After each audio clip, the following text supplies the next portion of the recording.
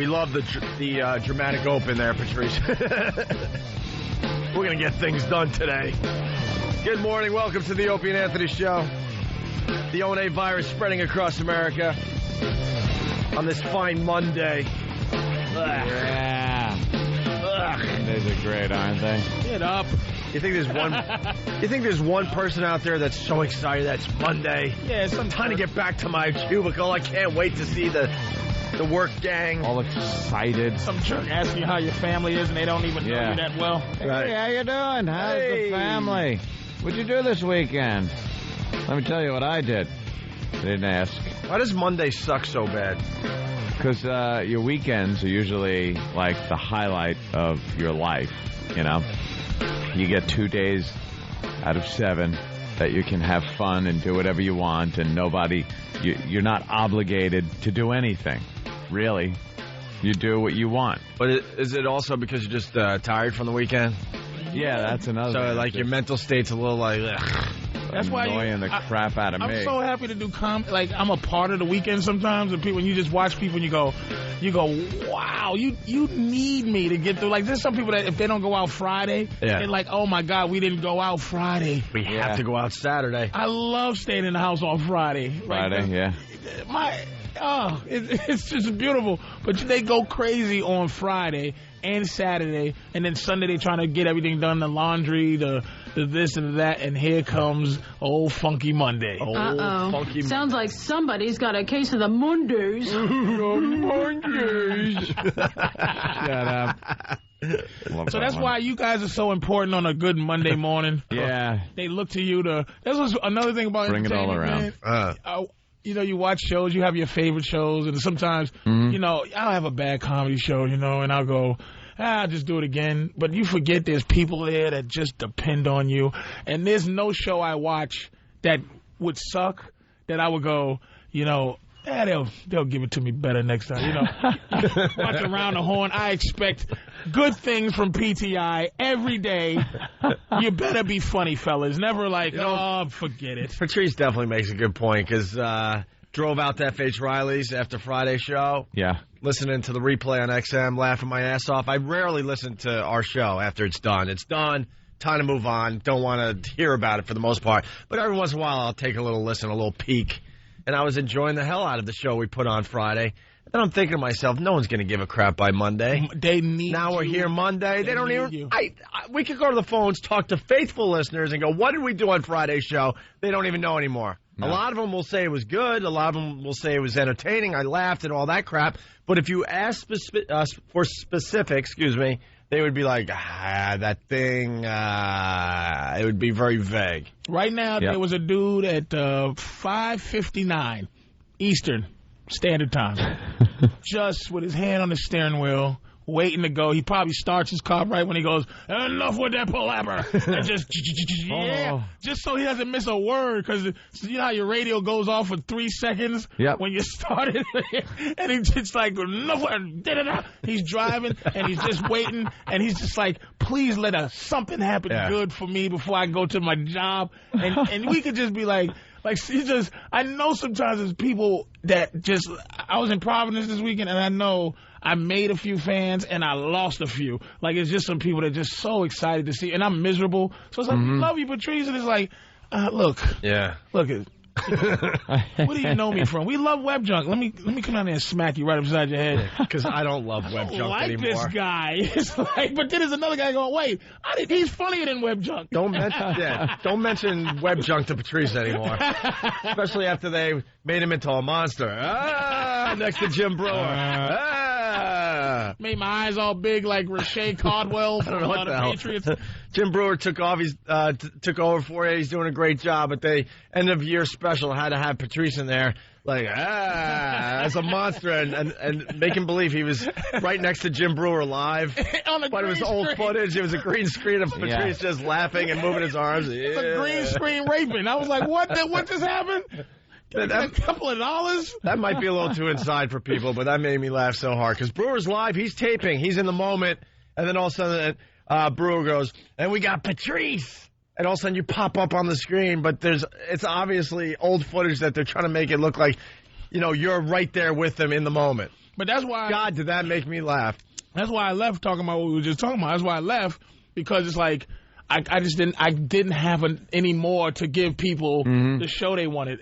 By this time, I would have been like, hey, look at this Japanese guy kicked this other guy in his scrotum. Dig it. It would have been jazz junk.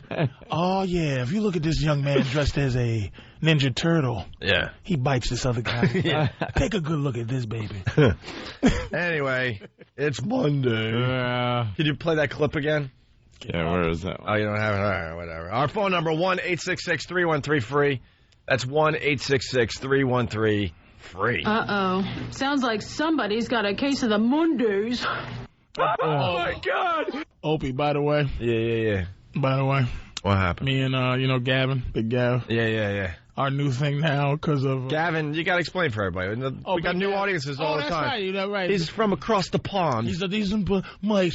He's from Birmingham, Mike. And you Yanks, big. Right. He's as big as any house big as you've ever seen. He's the scariest looking dude. He fills up a doorway is the easiest way to explain Gavin, but he's so polite and nice with that nice little English voice. With his glasses, and he fixes them, and his big bald head, but he's a nice guy. He's the type of guy that would rip your head off your body, but he would be very nice about it. Horrible, like horrifying dude, but the nicest guy. Ever. One of my best friends in the world. Yeah. So our new thing is, I showed him that David Caruso thing. Oh, the CSI thing? Oh, man. Yeah. And our new thing now is just to go, anytime somebody's talking, just to go, that's what happens when worlds collide. When worlds collide.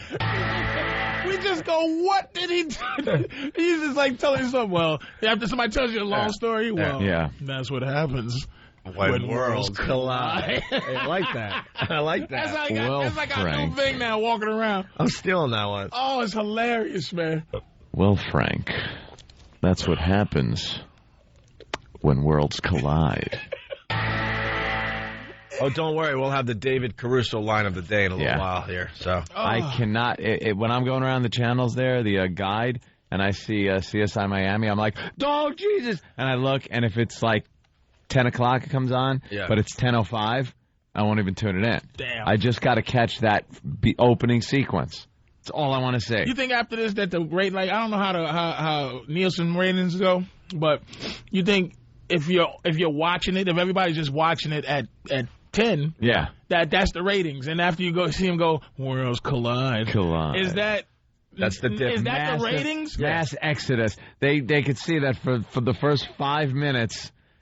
It's packed. But does it matter if you turn? Well, ever since the video hit YouTube, I'm sure everyone's just watching for that first scene. The opener. Yeah, right up until you hear. And they show the friggin' swamp boats and everything else. It's over. TiVo, the credits.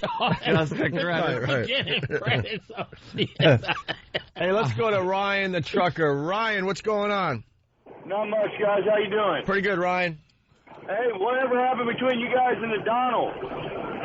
Donald Trump turned on us, called us two slobs in the New York Post last week. Yeah, I remember. What a douche! And then we said, and then we've been calling him like crazy. We had Roland calling him like crazy. His office to just get him on our show and let's talk this out. If you hate us, then tell us to our face you hate us. Come on the show. What'd you guys do?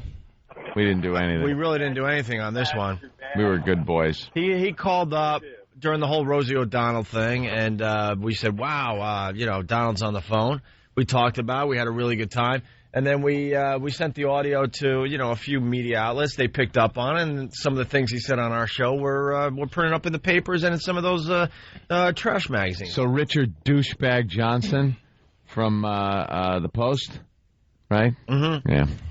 He wrote that we were begging Donald to come on, and said that it was a surprise. And Donald said, I wouldn't just call them. They called me, and they're slobs. I wouldn't. Why would I go on a slob show like that? I turned down Larry King. And by the way, he did call us. Yeah.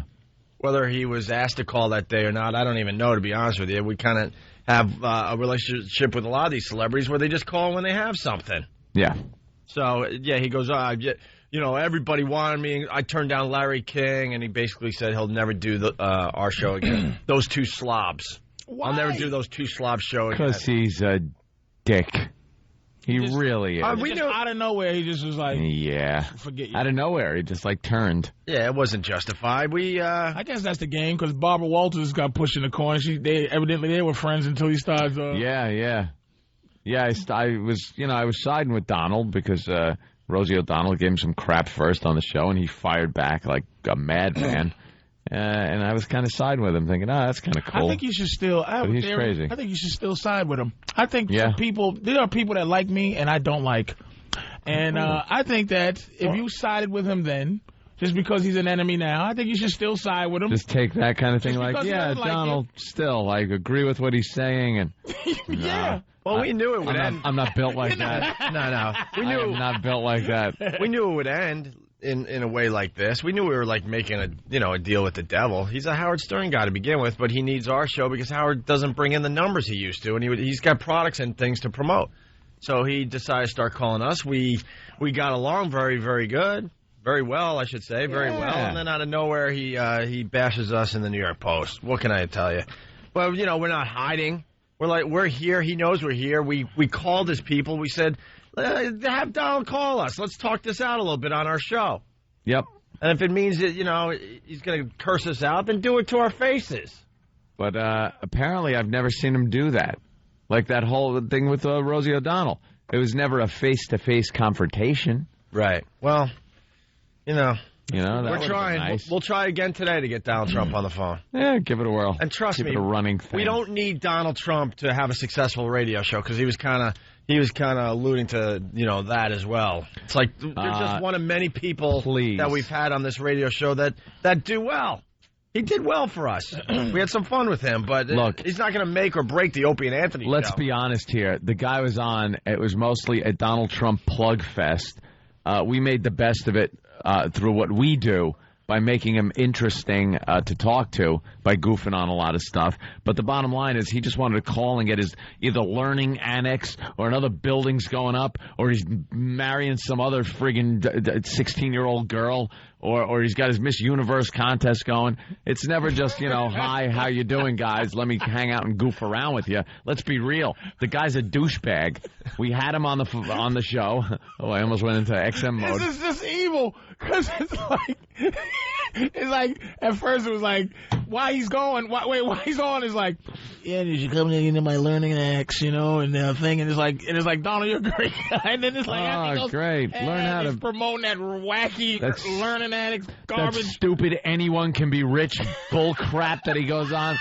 Let me tell you how you too can be rich. Really, Donald? You inherit all the money from your family, and then you build a bunch of things in the city at the perfect time. Right. It's like going into one of your casinos and rolling the dice. Right. You, Joe Schmo, can build a building in Manhattan. Yeah. Imagine Joe Schmo actually attempting that. Look at the skyscrapers. And it's Joe Schmo building construction is going to go up. Next thing and you it's know, just Joe and his friends with some I-beams. Right. And you're going to be the next Donald Trump. There are some unknown areas in Manhattan that you can build on. Well, hold on. Why not?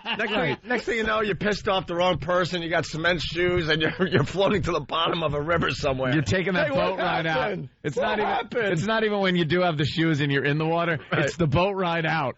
That's got to be the uncomfortable part where it's like, oh, what did I do? I just tried to be like Donald. I learned at the learning annex. And now organized crime guys are friggin' chopping my head up. And you're already going, all right, as soon as they throw me in, I'm going to take one big breath in. And I hope drowning is easy. But basic human survival instinct, you'd hold your breath. You just go, you try to remove those. You go like, please, Ghost of Houdini, get me out. How can I get out of cement? And the cement is just bringing you down at an unreasonable rate. Your ears are popping. You've never sunk so fast in your life. You look at the surface, and you still got hope. Maybe there's something gonna... Nah. Maybe this is just a gag. They're gonna pull me back up. Wake up. Wake up. Wake up. Maybe this is how they're doing my surprise birthday party. They're going to pull me up, and it's going to be a boat filled with my friends and family. There's a tank down there, and Ashton Kutcher will come out, and I've been punked. He's in a scuba suit. Yeah, he'll give me some air. And yeah. It's got to be anything but, oh, my God, I've just been killed by organized crime for building something where I shouldn't have.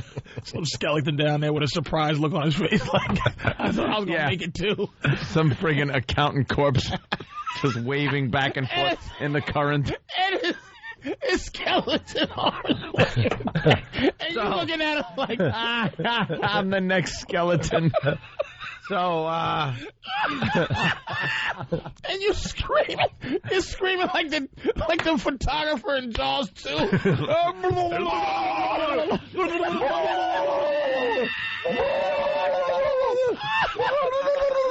Trying to remove your cement shit. Just trying your damnedest. Because you know you got about, 15 seconds to do it in. You're hoping for an old Popeye fist out of nowhere. God. Maybe there'll be a lump hammer down at the bottom. Yeah. Maybe I'll get lucky and land on a friggin' little sledge. Oh, my goodness. Could you imagine? No. That all of a sudden you do land right next to some tools. It's like, oh, here's some tools. Hey, wow. I mean, but everything just swings in slow motion down there, so you can't even get a good swing on it. Not even a powerful. You got all the tools you need to get out of the cement, but you're swinging in slow-mo. Got a chisel and a hammer and everything. You're hoping to be like, you just go, there are some magical things you hope. You ever see Creep Show? I love Creep Show. Ted Danson's going, I'm going to get you, dude. I'm going to get you. To Leslie Nielsen. Yeah. And then they turn, he comes back as a zombie and gets revenge. And can't even shoot him. And you're not going to do that. You're just going to be a dumb I can hold my breath for a long time. That was a horrible one. He buried Ted Danson and his wife, who Ted Danson was cheating on, up to their necks in the sand by the beach, at the beach. and it was during low tide. So as the tide came in, it's getting higher and higher up on him. And then you just see him completely underwater going with the seaweed next to him. Oh, was that great? Hey, that's one of my favorite movies. Just tell it to call you Billy. It takes Adrienne Barbeau in with the monster. Oh, and has it rip her apart. I haven't seen it in many years. I remember so old. It's 81, but it's hysterical. I remember the scene that Anthony's talking about. I don't remember the. He has fantasies. They're at a little dinner party, and people are talking. She's just like, you're a waste. What a piece of garbage you are. And he pulls a gun out and just shoots her right between the eyes. And everyone in the crowd goes, nice shot. Nice shot. And he wakes, he comes out of his fantasy, and she's just like, what would you do without me? That bitch. So he has some friggin' Yeti eat her up that they found in a box under the stairs. All right, we got to step aside. Listen, so Donald Trump, whatever. Well, Donald Trump douchebag. That's what I say. But we're calling his people. At least call us and tell us to our face what the problem is. Yeah, that ain't gonna happen. Fine, but we're not hiding. We're here. He knows where we are, and he knows that our people are calling his people. He should run the wussy annex. Come on, call us. Everyone's gonna get rich. Just go to my annex and pay me money. That's how you get rich. I'm gonna put on a learning annex. You too can be rich. All right. When we get back, first of all, Patrice O'Neill in studio today. You promoting anything, Patrice? Black Phillip, February 3rd on XM. This Saturday on XM. Yes, sir. Very good. This Saturday night on XM. After the razzle dazzle. When we get back, Patrice walked into our office nice and early. Doesn't say hello. He just said, what'd you say? Golf is not a sport. Golf is not a sport. Yep. We're going to explore that next. I completely agreed, too, when he was done. How about that? On the Opie and Anthony Show. Great point. Unprecedented. Here with everyone. Yep. We're back with the Opie and Anthony Show, the O&A virus. Yeah. Our phone number, 1-866-313-FREE. Talking about being tired this morning. Up. And Patrice isn't really tired because he slept 3 hours before the show today. I usually never sleep before I come in. And I just think that's amazing. And I asked him, I go, do you even see the sun? Hell no. And he said, what was your... Yeah. I might get guilty at 3 in the afternoon. Yeah. But the morning sun. and the birds is chirping, and it's like, what a wonder. Open the curtain, and you take a sniff of air. Yeah. I hate the sun. That fresh morning air. You know why I love bad weather? Because I don't have to, then it's like good. Everybody else is in the house. I don't feel like a freak. When it's sunny out, I go, boy, I got to love life. Now, some reason I got to be out. Give me a horrible storm. So I got to go outside for some reason. So I can feel good about myself that I'm doing the right thing. Yeah, because you're fine during the whole day when it's sunny out, because there's always this possibility you go, I might go out. I might do something. But then when, 4:30, 5 rolls around, you're like, sun's going down, the pressure's off. I wasted the whole day. But you're happy. Now no, you get a little guilt first. Do you? A little guilt that you didn't go out, but then you're kind of happy that, it's done. But like Patrice said, bad weather, that's huge. Then you look outside and go, no reason to go out there. I love rain and snow. I love miserable weather. That sun, I've never seen the sun come over anything. No. It's dark now, and I'm very happy. At about 8, I'm like, bleh. Around 8, you're going to get depressed. And you see all these people who are up, and you just go, ugh. There's nothing worse than being in traffic with just people who have to be in traffic. Have to be up, and it's just, I bought some blinds from one of these, the Home Depot type place. Yeah. And it's from the U.S. military, the ones that shut when the atomic bomb goes off. Close the blast doors. There's aluminum foil. There's some space material built inside the folds so that when you put them down, it's lightless blinds. Lightless. Oh, is that great? There's a little sliver of light that comes through that I get mad at. I'm really like Nosferatu when I have no respect for the sun. Well, me and my girl go into a hotel when we do road trips and stuff like that in the hotel, and I'm in a city where there is no reason to leave, to go outside. I lose track of everything. I don't know what time it is, what day it is, anything. We pull those two plastic little rods. The hotel curtain sticks. The hotel curtain sticks. Wham them together. And then that's not even enough. You got to make sure that, because you got the little wavy folds in the curtain. You got to make sure those points of light that you don't want overlap. And then I get hangers out of the closet that clip for pants. So they got the clips, and I clip the whole thing shut, so nothing gets through.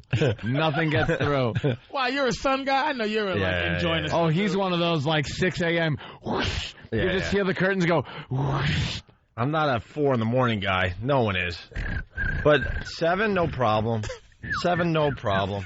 When we had Opie holds his finger up and a bird just. Dude, best time of the day though, because no one's around. Less asses. What's that? In the morning? Yeah. When we were off for 2 years, I was getting up early, enjoying the day. Again, you got people that just have to be up, so they're kind of miserable. Yeah. Saturday, I was playing a little poker over Pest's house. Had a great time. But that thing didn't end until 6 in the morning. You went up? What? What happened? Played a little Texas Hold'em with some of the pests from people? the show. Yeah, I actually interacted with human beings. He interacts with human beings. Yeah. Very rare. Look at Patrice looking around. He's very rare. But occasionally I do get out of the house. You hung out with people? Hung out with people. You talked to them? Fans of the show.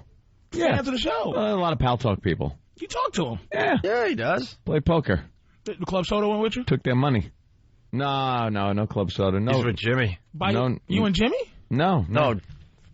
Club Soda is with Jimmy. Is with Jimmy. Oh, with Jimmy. Yeah. But you went by yourself. Yeah, me and my girl went, hung out, played poker. That's it. I'm impressed. I'm impressed. Patrice, we do regular things. Occasionally. If it involves... Patrice is looking at us like, what? See, if it involves poker, then I'll do it. I went a couple of weeks ago down to Jersey to Kevin Smith's store that he's got down there, his comic book store, because he has a poker game. So I drove an hour and a half, hung out, real people. And what happened when people were like, hey, man, what's going on, man? Hey, man, what's it like that? Hey, how's Hope? I just sit there and go, I'm playing cards. Yeah, leave me alone. Nah, I do talk. He's socializing. Somebody makes you socialize. You don't go, warning, malfunction. Warning, warning, someone is talking to me. Leave the environment immediately. Leave. Wow, that's a great damn story. Right, I didn't realize you talk to people. Listen. 6 in the morning, though, when I was leaving, and it was that blue color that happens in the morning. Starting to get. It's just starting. It's warming up, and everything's blue out. And I'm like, creepy just before. I've got to get home. Why did I stay out so late? Get home. Driving that Viper or whatever you drive. That Viper. Miles an hour. It's the Escalade. All right, listen, let's get into this for a minute or two here. Bill from Waterford on the instant feedback. Patrice, how is golf not a sport? You compete against other players, and there are no judges involved. No, you don't. You physically exert yourself, and you need skill to hit the ball into the hole in the fewest amount of shots. That's Bill. Then you got it. Bill. Hold on. Then you get stupid. You get Smokezilla from Whackbag. Any event that you could participate in and be eligible to draw a Social Security check should not be a sport. Good call, Patrice. Golf is not a. I was sitting there, and I've been listening to this argument that the sports guys have been having lately, trying to figure out who's more dominating at a sport than Tiger Woods. Is it right now? Is it Roger Federer? Tennis dude, right? Or was Michael Jordan the most dominant? Golf is not a sport. And I'm going to make it very simple, my argument. It is not allowed to be a sport unless there's defense.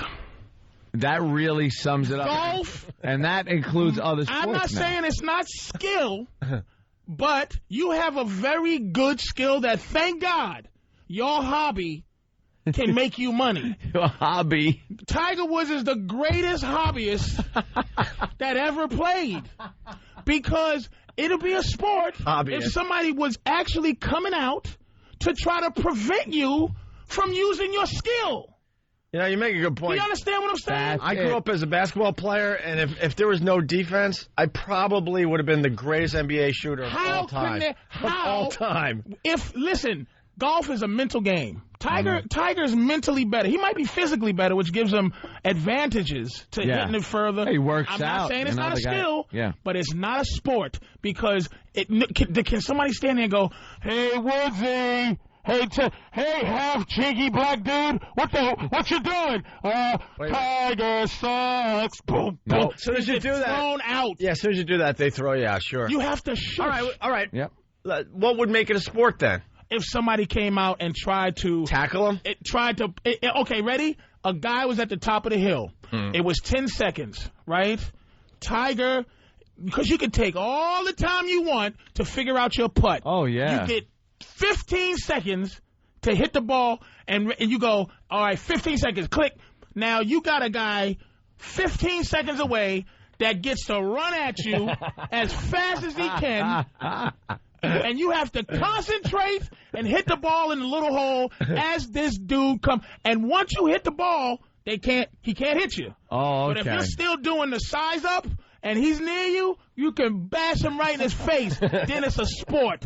Bicycling, not a sport. Skiing, not a sport. They said bicycling sport in the office. Oh, you did make a good point for that. Type, because they run in teams, so some of them block, and there is a competition between people, so it's competitive in that way. If it's defense involved. There's defense involved because they do kind of run block for each other. Ping pong is more of a sport than golf. Because you have a guy that is trying to keep you from making your shots. Bowling? And keep the thing. Bowling. If you had midgets holding the pins. And they can lift them up. And you can lift them up. Or you can, if you had to learn. How about a midget goalie? I mean, midgets lifting up the pins, that's just silly. You got to hook that ball around them. Just midget goalie in front. To make it real. Yeah. Yes. You know what? You're right, Ope. I'm not even going to exaggerate this. You can't exaggerate. We're going to figure out how to make bowling and golf a sport. It's add some type of realistic I got an idea. defense. Well, with golf, I got an idea. What about with landmines? Well, that's dangerous. Well, that's not realistic. That's death. I got an idea with bowling. Well, yeah. You don't want to die when you're doing a hobby. All right. Involves the midget. Puzzle. Involves the midget. Got the bowling. Go ahead. Involves a midget. I'm bowling. And this is legit. It could actually work. Okay. You have a red zone, a little square box that the midget must stay in the middle of the lane. Now, in order to get a strike, You really got to be good and hook it. The skill you gotta level. do that hook. You can't just sit there and roll straight on. Hold on, but what about? You can't just roll like you know how we bowl. This is legitimate. Wait, the midget can't dive to the side? No, he's got to stay in the box. Always stop, but it teaches it's not really defense. No, it is defense. It is. You can't pull the lane away. Well, wait, hockey. Wait a second. There has to be some kind. Yeah. There has to be some kind of interaction. You can't. There are hockey. Yeah. Because the puck is so small though, but the goalie has a workable space. Right. To do. Now, if you can get the ball past the midget in that zone. In the zone. No, I say he gets the whole lane. Back and forth. Back and forth. Then let me tell you something.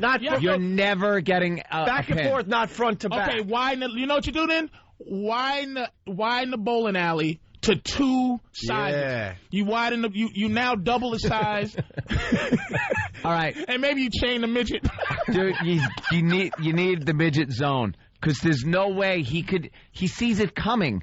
He kicks it into the gutter every time. But as soon as you figure out that not shot, one guy that could get you around. As soon as you figure out that shot where it curves over and he can't touch it, then he's not even playing defense anymore. There's nothing he can do. You got to be. Let me tell you something. That's where the guy becomes an athlete and a competitor in a sport. You now he just bowling. masters that one shot, and then there's no defense. Sometimes they don't. Sometimes they got to hook it, and it doesn't quite hook like they want, as close to the gutter. Opie, how can you have a skill where your practice doesn't involve competing against someone else to stop you from having your skill? Mm-hmm. Where your personal ability is the only thing you're going against. Your score is the only thing you're going against. Gymnastics, not a sport, because no one is trying to prevent. Now, football, you have even basketball, which I think is the maybe other than baseball, maybe hitting a small object at 100,000. Does basketball really have defense? I mean, let's be honest. I'm saying here's the thing about basketball that makes it very difficult. It's almost as if you were juggling, and a guy was trying to take your juggle things out of your hand. So you had to juggle and back up and move while you're juggling. That's what dribbling a basketball is. So if you're dribbling it's reverse juggling.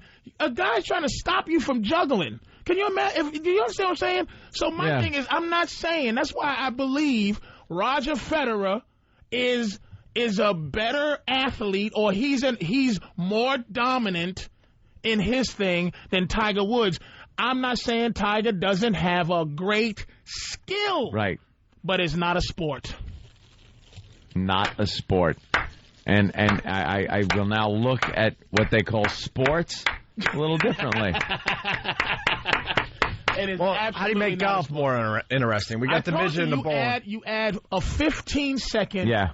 I can stop you. Can you add animals? Well, no, like crazy dogs that might run on the course and just grab your ball and run. You can add distraction. Yeah. You can add. Like they're showing the next game. Some dude, some 7-foot monster, is trying to keep you from putting a ball in a small hole. Now, if somebody was trying to prevent Tiger from putting that ball in a small hole, it is now a sport. Yep. Simple as that. Skiing is not a sport. Swimming is not a sport. How is skiing not a sport? Because it's a skill. What do you want? Linebackers on the side of the hill? That when you're doing downhill like skiing, 80 miles an hour, the guy should be able to bump you like football, bump you off your route. But if you can ski down a hill as fast as you can, which I'm not disrespecting what it takes to learn that. Amazing. But it's not a sport. It's a very physical hobby. I like how he just writes it off as a hobby. It's a hobby. It's like building models. Hold on. Physical hobby. Let's go to Don in Jersey. Don, what's up? What's up, guys? Hey. How you guys doing? Good. All right.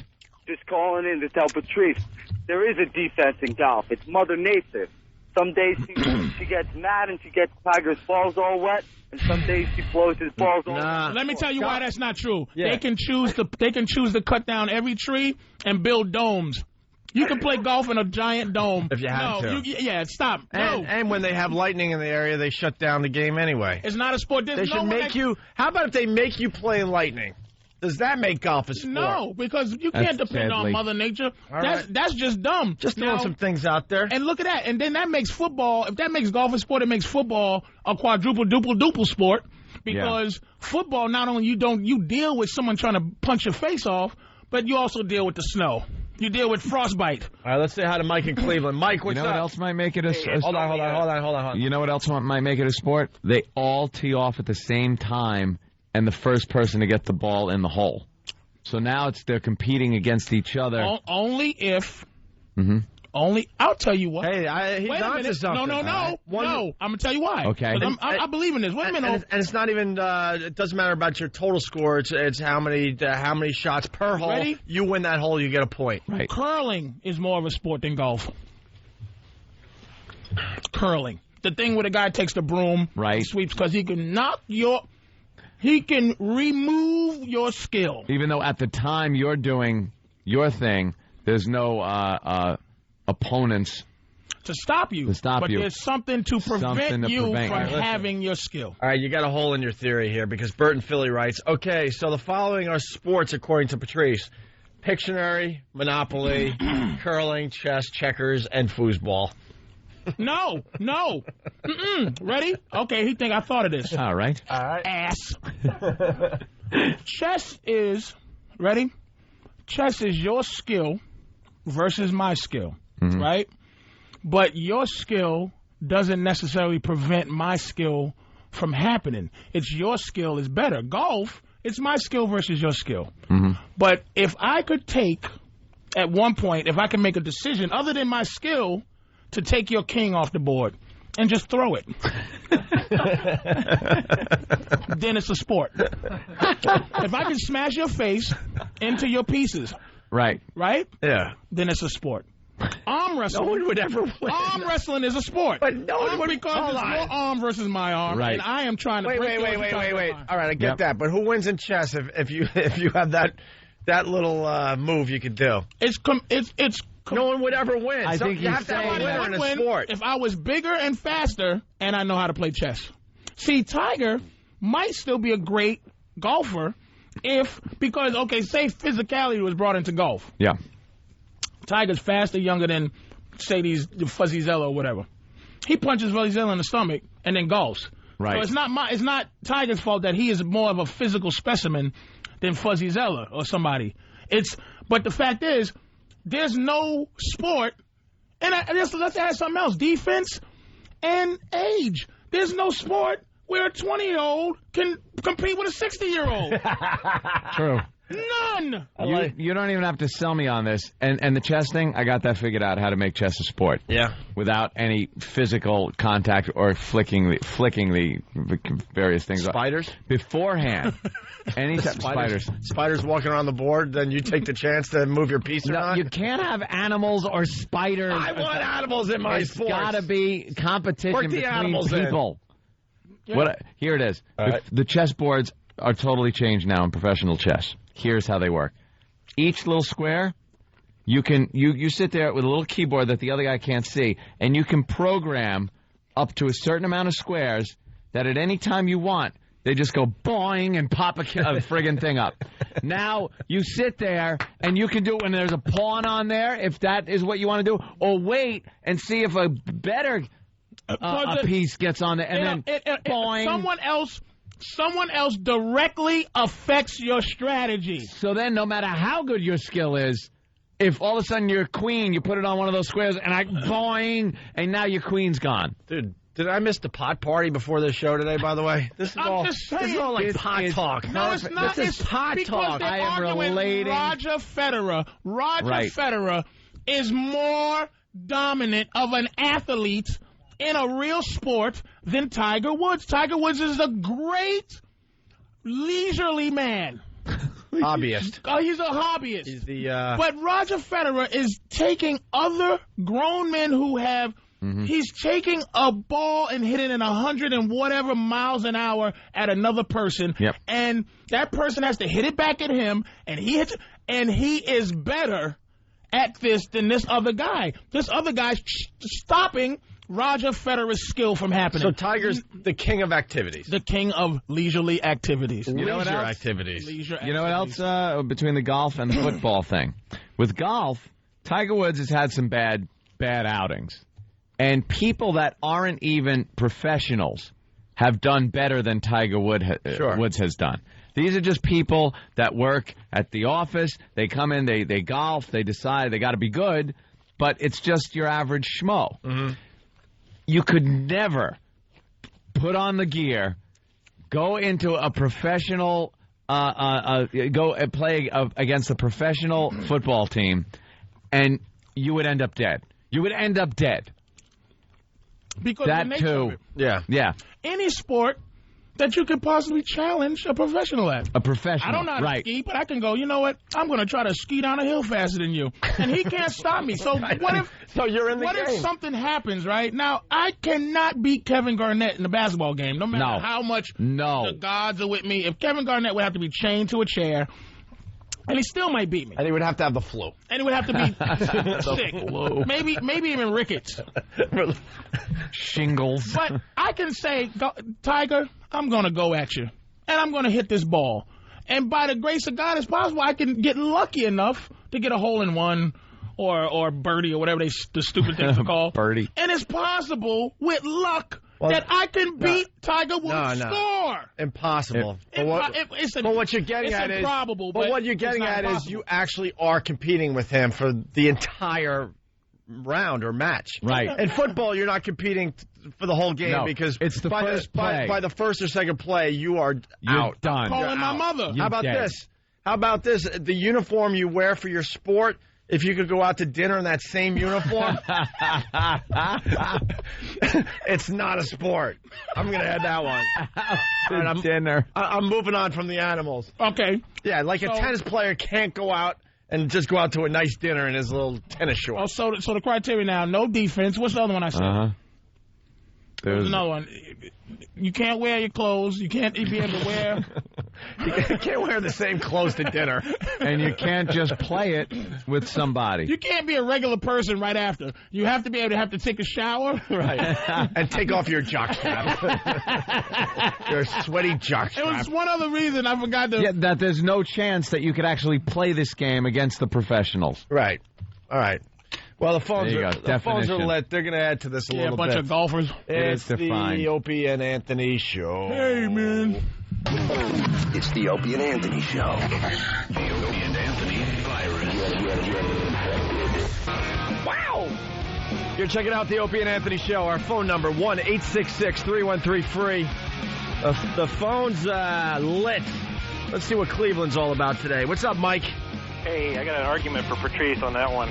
It's only a sport if it can kill you. That's an argument that's kind of for what I'm saying. The possibility of dying during golf, again, is maybe hit you. Yeah. Or runs over your foot, your foot's infected.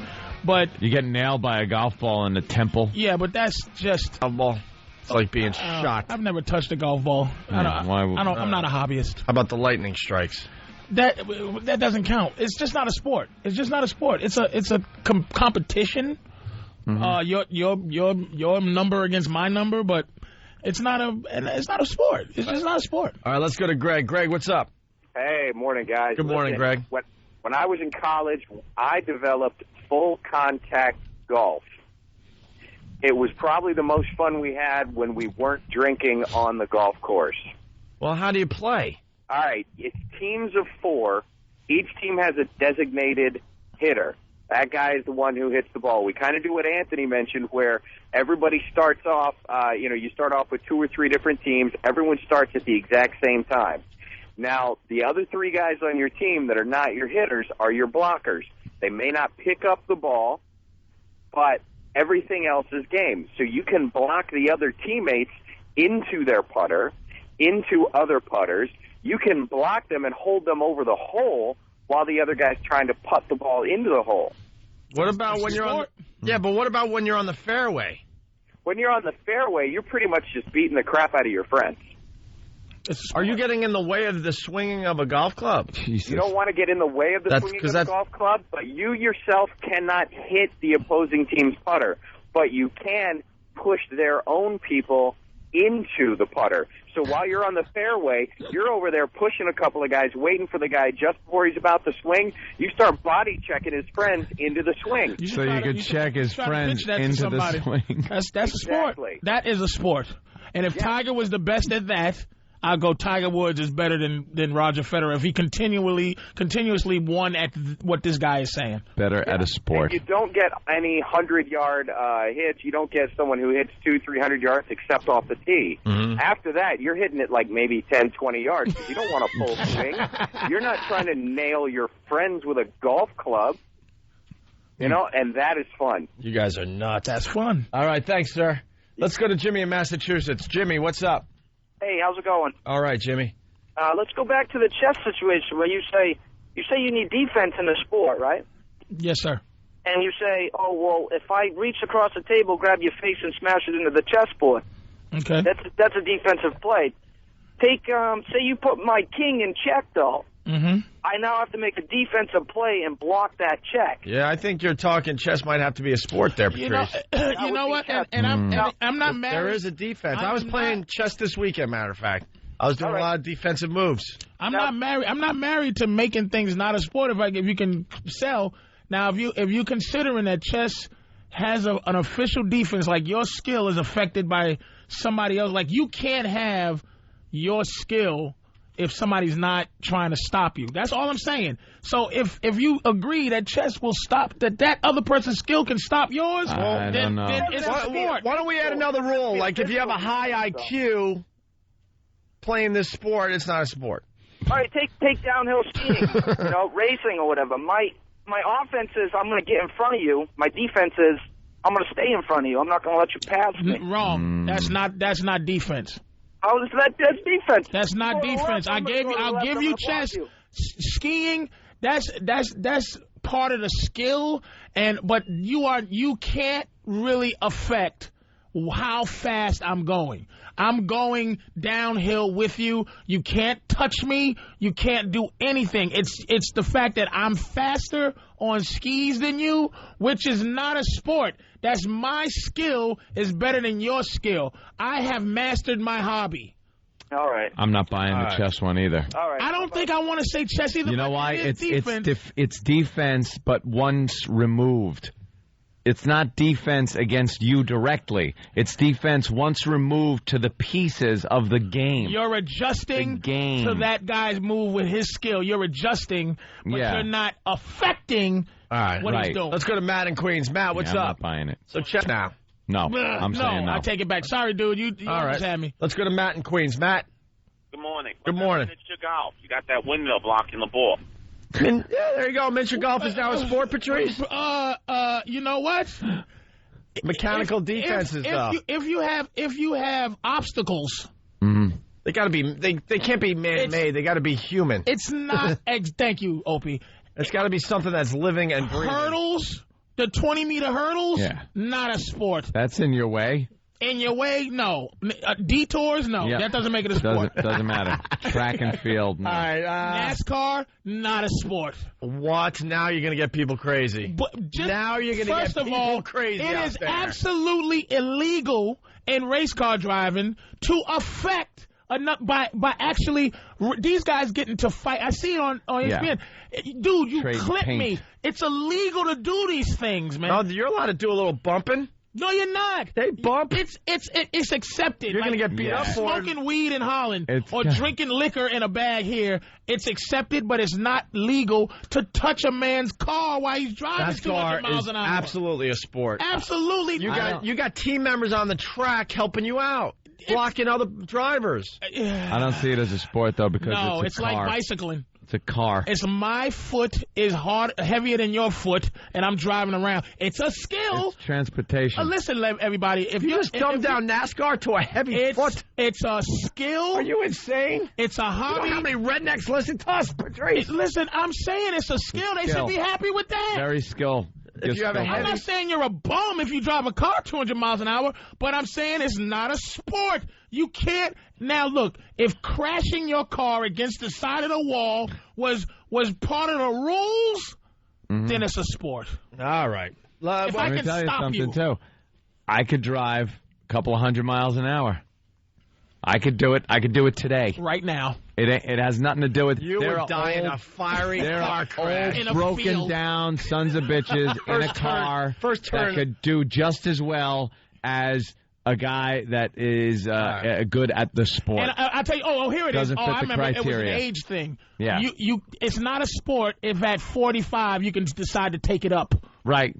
I was reading about this old NASCAR driver over the weekend. Yeah. He's going to be, 70, 72? Oh, and he's Jesus. Say, stop. Not allowed. Stop. Yeah, Not allowed. Look it up. It was in the paper on Sunday. Skill, finesse, all that is there. But sport, I never thought of NASCAR as being a sport. How about Dave in Philly? Dave, what's up?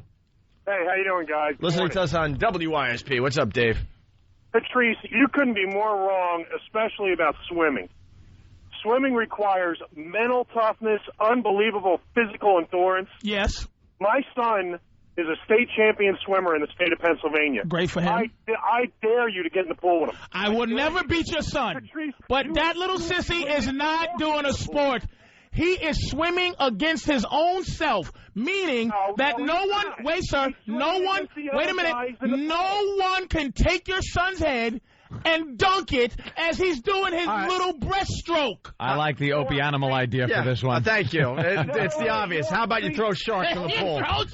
Is it now a sport? It has to be You're something. swimming faster and you're trying to avoid the sharks? Wait a minute. Now, water How about polo a giant is a octopus? sport. That's a sport. If your son played water polo, sir, he's an athlete. Wait, he is an athlete anyway, but he's not competing in a sport. The only sports that you're picking on are sports that black guys suck at. It's not my fault. Maybe that's why they invented those sports, so you can have something to do. Okay, yeah. Because your son is a swimmer, you're angry because he can't compete with those big giant N-words that will smash his dumb little butterfly. I'm going to tell you, something is not a sport if you have the term butterfly in it. I think he's right, Patrice. You people can't swim. We can't swim, but that's not true. We play hockey now, and you let us in there. Our ankles are stronger. That's true, I know. And he's only a state champion for Pennsylvania. Oh, my God. How does he do against Florida? Come on, man, dude. Your son is physically gifted, maybe, and he's probably good at it. He's probably skillful at it, but he's not in a sport.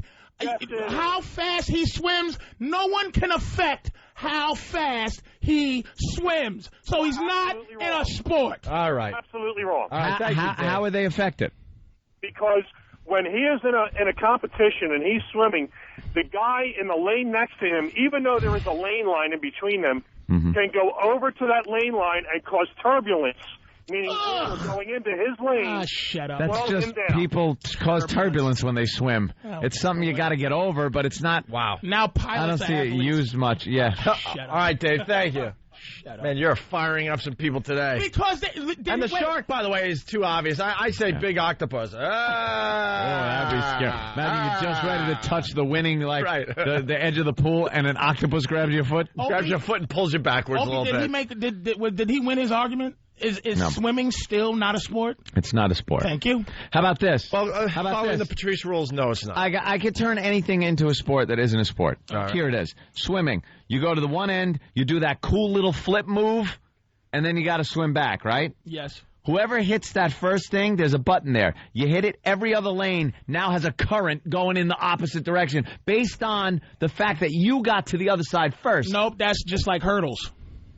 But you were the one that did it. Another person. Yeah, I got to the end first. What if you have your opponent works a wave machine? As you're trying to do it. Okay, wait a minute. Let's figure this out. So he has a wave machine. But he has to. And it's important how it has to be fast physically exerting to him. Right. So. Oh, now it's completely a sport. So, but the only person that works the weighing machine is the other swimmer. Right. So you're trying to... if he wears himself out, he's going to suck at swimming. Exactly. So he's got to balance. It's a fine balance. Now that's a sport. I'll go with that. That's a sport. That's a sport All now. right. God, people are just waking up, tuning in, going, did these guys smoke pot before their show today? This is a legitimate argument. Hot talk. And you know where this comes from? It comes from people, again, if you didn't listen, Roger Federer, who's more dominant in their sport? Mm-hmm. Right. Roger Federer or Tiger Woods? Tiger Woods is dominant in his hobby. Roger Federer is dominant in a sport. Here's another one. If you have a lint brush in your equipment bags, can't talk today. It's not a sport. Brush. If you can wear a sweater vest, right. If you can wear a wife beater sweater, if you can wear your same clothes to a christening, if you don't have to take a shower afterwards, Yeah. swimming you're already clean. He'll call back and go, dude, you dumb Negro, it's chlorine. You know, the eyes can burn. You can swim in a freshwater lake. The guy never got... Yeah, we can all do it. if after you complete your sport, you can jump in your car and go to a wedding without changing, that's not a sport. How disappointed was that guy once he found out his son is not an athlete? We can all... obviously, we wouldn't beat his son Of course swimming. not. But I could do it. I could jump in the pool. I could swim to one end. I could swim to the other. Let's go to Sonny. Sonny. Hey guys, how the hell can Patrice turn around and say that skiing is not a sport? Is it because dominantly? I mean, I'm starting to agree from that guy from Cleveland that black people don't participate in all these sports. Ready? Hold up, sir. I hear your point. Here's the Kramer situation. Mm-hmm. I made them mad enough to start going racial. Right. Great points. No. And if you can name a sport that black people don't, wait a minute, ready? I'll turn this to, I'll destroy the racial thing. All right. Listen. The 100-meter dash is not a sport. Black people. Black people. Right. Sports. All right, with the agony of defeat guy rolling down that mountain on his skis. He got defeated in his hobby. He slipped. If he got tripped and it was part of the... Yes. Thank you, sir. Do you see where I'm going? Now... If you could trip skiers, then it's a sport. Sir, those old fast-running Negroes, I don't think Jesse Owens was doing a sport. Right. Jesse Owens wasn't... Javelin throwing is not a sport. Yeah, he's beating up his own people there, Sonny. Yeah. So that's what I'm saying. It's not a racial thing. He's saying track and field, all track and field, just about, right? I'm trying to think real fast. Yeah, track and field in general is not a sport. It's athletic. It's an amazing skill. You're fast and running, but it's not a sport. You cannot put skiing in the... Yes, skiing is absolutely in there. Yes. Tons of people get killed. Where's the defense? Tons of people get killed by the obstacles, and the obstacles are dangerous. I didn't say it wasn't dangerous. It is not a sport because me going down a hill is not affected by another person pushing me, hitting me, or touching me, so I can do it freely. And if I suck too bad and I can't miss a tree, that doesn't make me a all right, listen, Patrice. Just to get everyone on the same page, because people are just tuning in for the first time. Basically, Patrice said, you need some type of defense to make it a sport. Defense. That's what we're getting at. So, with skiing, let's say. Where's the defense? Let's say defense is a guy with a blowtorch just messing up the course a little bit. Would that be good enough? Doing something. Or next thing you know, you're flying down a mountain and you hit like a patch of grass or dirt. Ready? That would affect your performance. We're both going down. Okay. And I know, okay? You know what? What makes skiing a sport? Any James Bond movie where they're skating down and this dude, and he can do a smoke screen. He's next to you and he's poking you with those sticks. Right. He's kicking you in your face. Now and that's you hard. fall and you win. Because put it this way, if you're better than me and I can beat you by stopping you from being better than me, by doing something that counteracts your ability.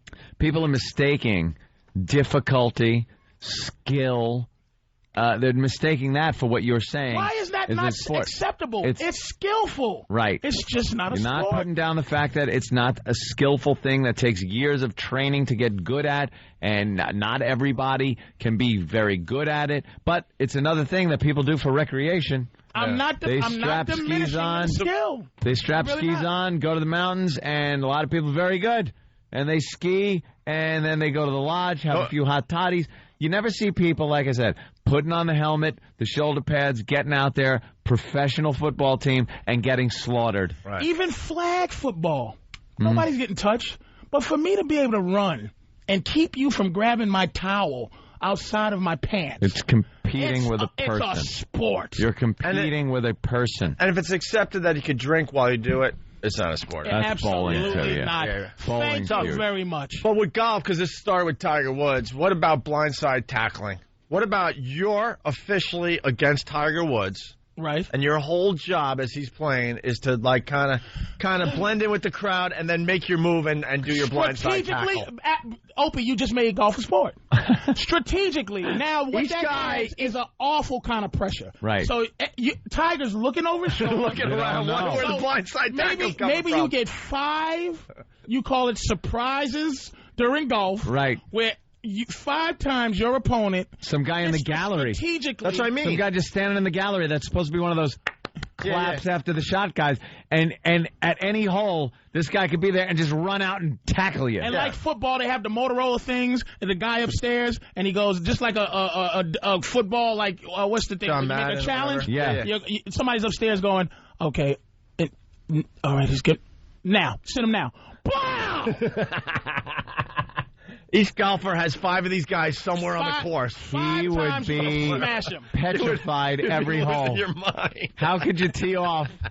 How could you just... And you can't, there's no home field advantage in golf because no one can talk, no one can go. Tiger used no fans of Payne Stewart. I think Payne Stewart died, but I don't know. Oh, yeah, you know what? Hold on really fast. No fans of him can affect. Patrice. You can't even say Tiger sucks. Yeah, let me throw that in there. Yeah. It's not a sport if you're a viewer or whatever and you're not allowed to cheer and yell or root for your favorite during guy. the game. Absolutely. Yeah. During game You can't have during concentration during a sport. Yeah. Huh? Just tennis. Yeah, tennis. They No. Wait a minute. That's point, Dan. We're talking aspects, Dan. Tennis is a sport because I'm trying to stop you. That is a sport. So we can do that with no audience. Right. You can play football with no audience. But I'm saying that football, dude, you're dealing also with people yelling. You're dealing with this guy calling you stupid. Negroes don't play. Now, I got to deal with that as I'm trying to smash somebody in their face or they're trying to hit me in my face. Yeah. That's a sport. But golf, all right. Kill that squirrel. Hold on, we got a couple more calls, then we're going to move on here. Joe in Jersey, what's up? Yeah. Hey. I agree with Patrice to an extent. And the whole thing is, a sport is something where you compete against another team. Teams have a lot to do with it. You know, if I can't score more than you, it's not a sport. Thank you. Well, because golf you can score more than me. You can score. Yeah, but you know what? I should be able to shoot ahead of you then. And if you get up to my hole and you can pass me, then you could tackle me and stop me from making a putt. Yeah, There's plenty of ways to make it a sport. Yeah, let's go to Chris in Pittsburgh. Chris, he knows how to make skiing a sport. Go ahead, Chris. Patrice, I think the only way you'd be able to make skiing a sport, let's say that Anthony is the skier. You stand on the hillside with a hose and spray him as he tries to get down the hill. Yes, all right, that's good. I have to be the skier. Right. I have to then ski. Yeah, you can't have a designated hose guy. And it has to be strategic. That would be the hoser. It has to be a strategic time where I can use the hose. Can we sell this to ESPN? We're coming up with a great show, man. Are you kidding me? Let me tell you something. Can you imagine if we... Should I... Huh? Even open my mouth about this today, because this is a show. This is so a show. This is a show, and I was. You get people to real sports. Hold on, you get people to sign away their lives, and you play golf our way, the Opie and Anthony and Patrice way, where you got 5 guys on your team somewhere ready to blindside you. Blindside tackles. Oh, I'm telling. I was sitting there going, should I? Because who wouldn't watch? It's like, okay, who wouldn't watch a downhill skier and you don't know where that? We make them a sport. The fire hose is coming. The fire hose guy is. Fire hose guy. Oh, God, I'm so pissed. Just knocks him off his feet. Who wouldn't watch that? Who wouldn't watch that? Who would watch golf every Sunday if you knew at any given time there was going to be someone's going to come running out and just blindside him? Kind of like the new Tiger Woods commercial where he tackles the dude. There you go. Imagine if you get to see that during the actual sport or the competition, whatever. And Opie, did you see that they made a big deal out of that Tiger tackled the dude? Yeah. Because Tiger innately knows he's not doing a sport. So, but he's athletic. So when he did that, they was like, "Hey man, Tiger." He was showing that he is an athlete. Hey dude, you got to be careful. They got stuntmen for that. And Tiger's like, "I can do that." Right. Did you see how upset, and I think it was the first Jackass or one of them, that the golfers got when they blew off those air horns in the bushes? They'd hide in the bushes, wait for these guys to tee off, and blow the air horn. Hey, now. Yep. Should be able to do that. Opie. All right. That's good. We start with golf. We'll end with golf. Here's Ken. Ken, what's up? Hey, fellas. Hey, man. What's up? I think Patrice is absolutely right. It is an acquired skill. It is not a sport. Anything like bocce, darts, bowling that you can play while drinking a scotch and having a cigar is definitely not a sport. It's an acquired skill. Thank you, sir. Thank you. Yep. Anything you can play at a nudist camp is not a sport. Billiards could possibly, under my rules, could possibly maybe be a sport. That's kind of like chess. But it's kind of like a chess one. You're through a second generation of defense. You're not physically your body defending, but you're putting balls in position. It's not a sport if it's just obstacles. Right. Okay. But we've all played extreme pool. Who hasn't played extreme pool where you're allowed to shoot at the guy who's trying to shoot? Oh. You get a little drunk and it becomes the a whole balls are new launching thing. off the table. Oh, yeah, it's smacking into each other full speed. What? That idea. I love your idea. Oh, yeah. No, just kidding. He's doing nothing. Get him in there right now and pitch it. And pitch it. Get him to pitch it. All right, why don't we move on? We got the 72. He's 72. NASCAR run at 72. Good old James. No one with Hilton, a swollen right? prostate should be able to do anything. Run the 72. I believe he was Ford Model T. Gets it out there. Crank it first. He was just passing him at 200 miles an hour. He's doing like Probably wears a 38. scarf and big goggles. Those big goggles, yeah. Driving gloves and a hat. Can I go with the hack line? He's going to have his blinker on the whole time. Because he's old.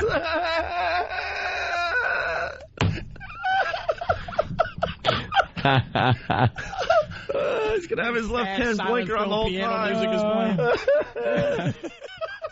Loser. No blinkers in NASCAR, so it's impossible. It's got to be based on reality. Yeah, good old James Hilton making a NASCAR run at 72. At an age when some 72-year-olds are having their licenses repossessed, James Hilton is cranking it up on a racetrack at the Daytona 500 at 185 miles per hour plus. Yeah, they've been joking about it, Hilton said the other day from his shop in Inman, South Carolina. They said Jeff Gordon came into the garage area too hard and ran over my walker. You're driving around in a little rascal. One of those little souped-up little rascals. Whatever, he's gonna. His car, it should come with a Tommy gun and someone trying to kill him on the running boards. Right. Muggsy. That would make NASCAR a sport if you could have that going on. Right, you got your guys. You got your guys shooting out tires as you go. Out. Or the other people from the other pit crew, when they come into the pits, they can throw down those police spike strips when they're ready to leave the pit. Brand new tires. We got Winnie. We got him. Well, Winnie, what's up? Make it fast, will you? Okay, I just want to know, is mugging a sport?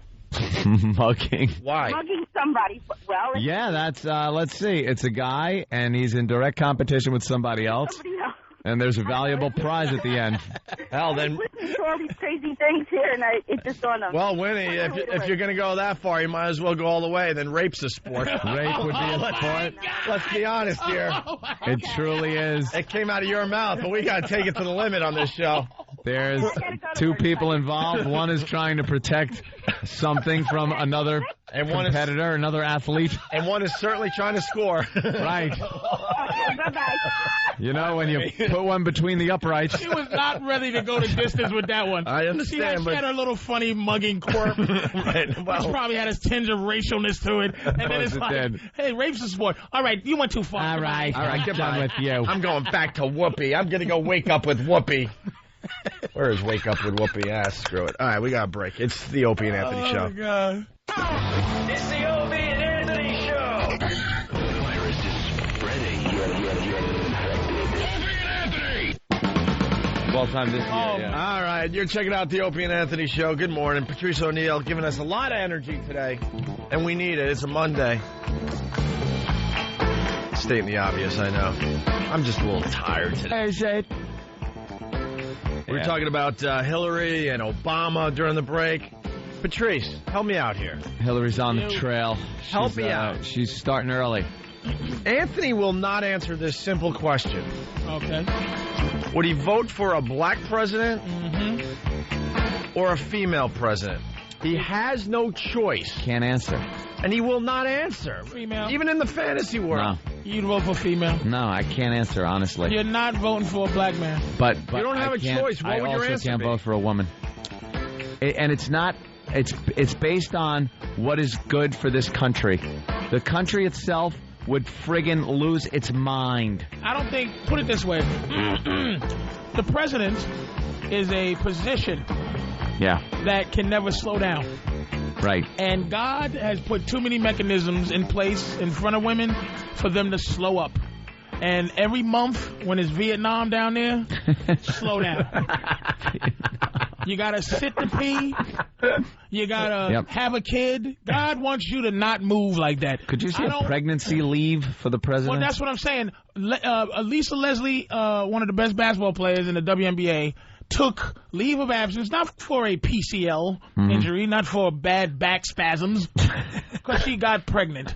And you're not allowed to... And she had to take, what, 1 or 2 seasons off? She had to take season off. The first season to have it. Second season to love it. To nurture it. Now you're messing up. That's why it has to be a male president, because you have to move. Yeah, hold on, but the age requirement for, being the president takes that out of the ball game. Don't matter, women have Hillary's babies. not going to have a baby. And this is just the first one. You want somebody having menstrual cramps deciding on whether we're going to rocket something or not? Or going through menopause. Then, all right, older broad's going through menopause. She's got her hot flashes when she's sitting in that chair next to a diplomat. She's sweating in the Oval Office. I'm getting a flash during the State of the Union address. We don't need our president taking Levitra.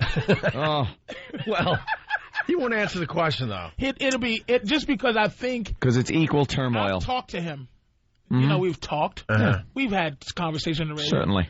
I feel out of your isms... Racism is more prevalent in me your than sexism. Sexism. Yes. But no. In certain places, yes. In other places, no. In this studio right here, as I do my job on a daily basis, sexism way outdoes racism. I would rather have 18 black people, I have no idea who they are, than one woman come in here and spout off her bull crap, woman, whole crap, radio kryptonite garbage. Okay. So then So it's in certain situations. That almost made sense. But in your isms, he's had a lot you're of saying isms there. that your sexism is greater than your racism. In the presidency, I believe my sexism comes in more than racism. So I still haven't figured it out, though. But it's still too close. I'm still dealing with it. I don't think this country... Obama, I think it's very extreme for this country to feel like they can vote for an Obama as president, but they certainly can vote for Powell. Think they can vote for Colin Powell versus Hillary Clinton. I think it would be Colin Powell. But Powell screwed up like a real white person to white people.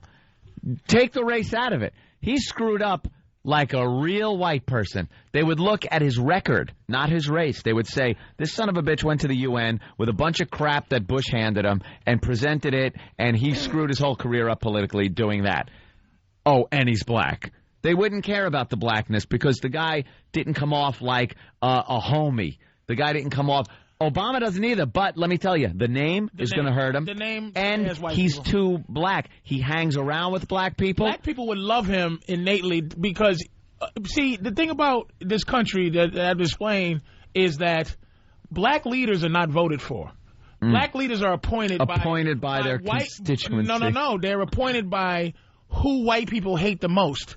White people appoint black leaders. You know, Al Sharpton, white people hate him. Right. Like, you are a black leader. But they haven't, good point. They have not put Obama as a black leader because the guy is so, they don't hate him. So they're trying to eliminate his blackness. But black people, he has this thing where black people are going to love him, and that's why he's going to be in trouble. It's bad for white people to come off as if they hate Obama. Right. It makes you look bad. Hillary, if Obama was Bill Johnson, some white guy, and he was running on the Democratic ticket and had as much heat as he does and against Hillary, Hillary would be bashing the crap out of this guy. She is going out of her way to be polite to him, saying, well, he's a bit inexperienced, in office, and she should be laying into him. Yeah, but she should be using the N-word. They might be running mates, though. Might be, but that never stopped the Democrats. I understand. Before the primary, it never stopped them from bashing each other. It's a bit different this time around voting for some is reason. Covert. That's the thing. That's another thing is that I don't think it'll happen because you can be a covert racist and vote. You don't have. They don't say, all right, Fred Smith from Iowa, who'd you vote for? Yeah. It's like, shh, we don't tell that. But if you had to say who you vote for, then it's all right. I don't see him. And you had a thought about the top grossing the artists of the year, concerts of this year, and that's why we won't have a black president or a female president. Yeah, number one was the Rolling Stones because whenever they come out of mothballs and tour, the money just rolls in. They made $150 million on tour last year. Amazing. And what was number two of the year? Tim McGraw and Faith Hill. Tim McGraw and Faith Hill. I rest my case. Who was first? The Rolling Stones. Whenever they roll them out, they're going to win. They're going to get first. And you got Rascal Flatts. Rascal Flatts is third? Yeah, then you got Madonna. All right. See, this is why. Country. Tell you the truth, you got... Country. Then you got Kenny Chesney, another Kenny Chesney. These are the people... You friggin' idiots that live in the cities of this country. L.A., New York City, Chicago. These are Boston... These, you don't think like the majority of this country. The majority of this country is throwing around the N-word like crazy when Obama comes up. They're throwing around the C word when it comes to Hillary. They're not voting for these people. And they're the ones that have the masses. Those are the numbers. You get the cities, and it's like, wow, we are such a free-thinking society. Look, it's the first time ever we're really seriously going to have a black candidate and a women candidate. Shut up. Look who friggin' is going to the concerts and what concerts they're going to. You don't get excited by the possibilities of something different. Stop it. It ain't going to happen. It's going to be another white guy in office for 4 years. I agree with you. It's going to happen. Hey, well, Hillary was... And if the Democrats don't smarten up and see that and get a good white candidate in there to run... We're going to go right back to having a Republican in there for 4 more years. How long is it going to take for this country to be ready to vote? Flying cars in Mylar suits, my friend, before we ever see black president. Space food. Martian colonies. Squeezing your food out of, like, toothpaste containers. Martian colonies. Yeah. White people are very afraid. Even when the president of Mars... The president of Mars can be a black guy. I will give him the presidency in Mars. Well, because he just has... President of Mars! Yeah, because he just has to rule over amoebas and stuff. Come on, man. Oh, y'all are awful. We'll give you Mars. We'll give you Mars. There's something living in that, like, black muck. president of Mars. White people aren't afraid. Or if a meteor gets ready to hit the planet, there'll be a black president. Your president. Morgan Freeman. Help us out here. Here's a problem, too, with black president. If it's a black vice president, I'm sorry to cut you off. Yeah. It's possible if, like you said, if a white guy ran for president and Obama was his running mate, still a tough sell. It's possible. That's going to be a tough sell. And if something happens to that guy, oh my goodness, Obama will be the president. So Pope mobiles and all, just keep that guy in a bulletproof glass case and carry him around. Is it still that bad? Yeah. Anyway, it's still that bad with the rest of the country. We are free thinking, nice, the major cities, but it gets crazy when you get out there. Did you hear Hillary over the weekend? She was kind of cute, talking about adorable? Evil men. Oh, really? And how she knows evil men. Yeah, she was she's married to one. Oh, okay. Or is married to one, technically. Good for her. Hillary Clinton was on the campaign trail in Iowa today, but absolutely shocked people with a comment that some believe was a shot at her husband. But what did she really mean by the news? Just sucks. Shock politician. Look at the face she's got on the front page of the Post. She's smiling and pointing. Yeah, just having fun with this. But the news winking. makes it sound like she was definitely going after her. That could be a you son of a bitch. Oh man, Look. That was I support my husband, and well, they know it's in the best interest of her running for president that they all of a sudden be seen together. These two idiots haven't even kissed in public or held hands since he was thrown out of office or whatever. Since he was out of office, they obviously got some kind of arrangement. She's running. They know that you got to look like a family. So he's going to support her. There's no love there. Get out of here. Who's buying this crap? I think, by the way, she is absolutely the best looking first lady I've ever seen. Do you? I think she's the Laura Bush. No. Let me think. Jackie O in her thought. You thought Hillary Clinton was better looking than freaking Jackie Laura O Bush? in her day. Absolutely. No, Jackie O with those alien eyes. I'm sorry. In her day. I apologize. Not the old Jackie O walking around Manhattan. Yeah, I'm talking about the young one. Her eyes were too far apart. Absolutely. The young Jackie O. I'm sorry about that. I take that back. When they first hooked up, Jackie O and Kennedy, when they first hooked, Jackie O was cute. I forgot about Jackie Then O. she turned into some monster walking around New York City with a big friggin' ant glasses. I was a fan of Lady Bird. Ooh, Lady Jesus. Bird Johnson, you're so Wow. How do you like that?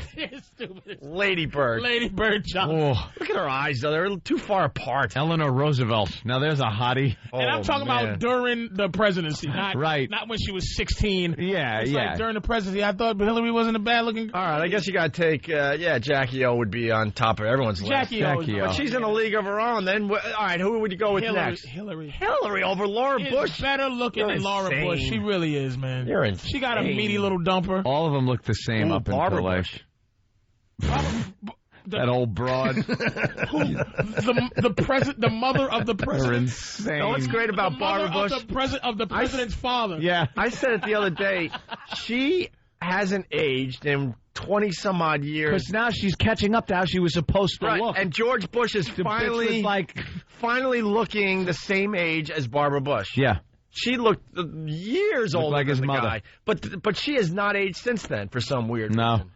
She's cryogenic. She went from freezing. She went from 39 to 70 in one she year. looked 70 at 39. Right. So now it's caught up. But now she's been all her life. But now she's looked 70, 75 for the last 20 years. She's going to wake up one morning and George Bush Sr. is just going to look over it and there's going to be a pile of dust with a white wig on it. She's just going to completely disintegrate. I hate to say that, but Barbara, she might have been the most uncomfortable. Yeah. It was almost like that deaf comedian who. You don't want to watch it. You try to listen to the funniness that she's going, and I am the new, and you're like, wow, I got to pretend that this is not happening. Mm-hmm. Every time I saw old school Barbara Bush, I just would go, this guy looks better than this. Yeah. He deserves better. Like, this is truly love. Not only did she look exactly the same, she hasn't changed her clothes. Yeah, right. She wears that blue suit with the bouffant hair, the big afro, and the white string of pearls around her neck everywhere. It's scary. Laura's a good looking. Laura Bush is good looking. First lady is she a got good go looking. funny eyes, I think, a little bit like a Reba. but she's not bad. All right, let's. This is what Hillary was up to over the weekend. Hillary Clinton was on the campaign trail in Iowa today, but absolutely shocked people with a comment that some believe was a shot at her husband. No, you But believe. What did she really mean by it? In many ways, New York Senator Hillary Clinton's first foray onto the 2008 presidential campaign trail was a success, even exceeding some of the campaign's own expectations. But if critics were looking for something to complain about, they may have found it in her answer to an audience member's question. It was posed, what equips her as a woman to deal with some of the world's evil and bad men? She repeated the question, and the reaction raised eyebrows. Well, the question really is, we face a lot of dangers in the world, and in the gentleman's words, we face a lot of evil men. You know, people like Osama bin Laden comes to mind. And what in my background equips me to deal with evil and bad men? And that's when she was pointing at her husband. She compared her husband to Osama bin Laden. Man, No, she was just trying to have some fun. She was making a mockery at the press. Right, a joke. Like, you made my husband evil, and I'm shut up. To her, he was evil. That wasn't shocking. Wait a minute, to her, the husband was evil. She was just having fun with it. They weren't sleeping together, and I'm gonna tell you, Bill Clinton was such a pimp. I believe that she knew. There's no way he didn't say, look, I'm getting a little side. And she's like, sweetie, I don't care. Yeah, but keep it on Not the only QT. did she know, she was getting some of his, she was doing something on the leftovers. side, too. Yeah, she was doing something. They were working they were working that angle together, I bet He blew it. That's what. Well, I think her making a joke out of it is kind of good for her. Okay. I could see that. Yeah. Because a lot of the, I think when the Republicans start getting a hold of her, it's all going to be about, you couldn't even keep an eye on your husband. You're supposed to keep an eye on our country. There's going to be a lot of that going on, so she better get this out of the way quick. It's going to be a lot of fun as we move forward here. This country is desperately trying to get a Democratic president. Yeah.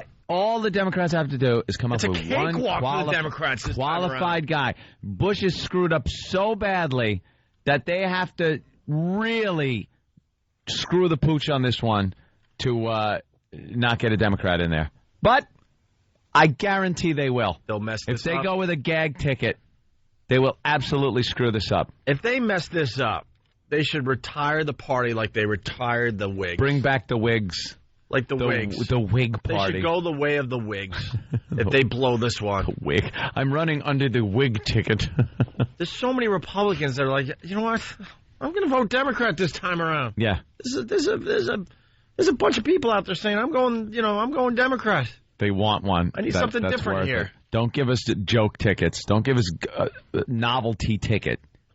It's a novelty. Oh, it's a woman. Obama is not a novelty, but this country is just too racist to deal with it, man. Yeah. All right, listen, really fast before we take a break. Good old No Filter Paul was at it again. When did this happen? Friday? Yeah, I think so. That's when I got my news alert on the my email. What? That's when I got my news alert on the email from him. Oh, he tells you when it happens? Oh, yeah. Sends me the file. I laugh my ass off. No Filter Paul did a assault on the media on Friday, and he also put together a montage of a lot of assaults on the media. That's right, the rock montage. And it's up on opieandanthony.com. He did a very, very good job. All the assaults on the media that have happened over the years. Where is this available to view? opieandanthony.com. Okay, because you got to see this. He does the assault on the media. This woman is doing a report. Oh, the new one's up there. Yes. Yeah. And then, of course, it's part of the montage that he just made on his own. Thank you. The new one, he is behind the reporter with the sign, Opie and Anthony, Opie and Anthony. That's only half of it. When they go back to that female anchor, her teeth are ready to just explode in her mouth.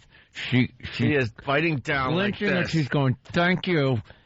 She is more pissed than I've ever seen a newscaster. Yeah. Livid. Well, we don't think what they do is news. We don't think what they do is serious. We don't think anything. Newsertainment. That's what it is. Newsertainment. News, not a sport.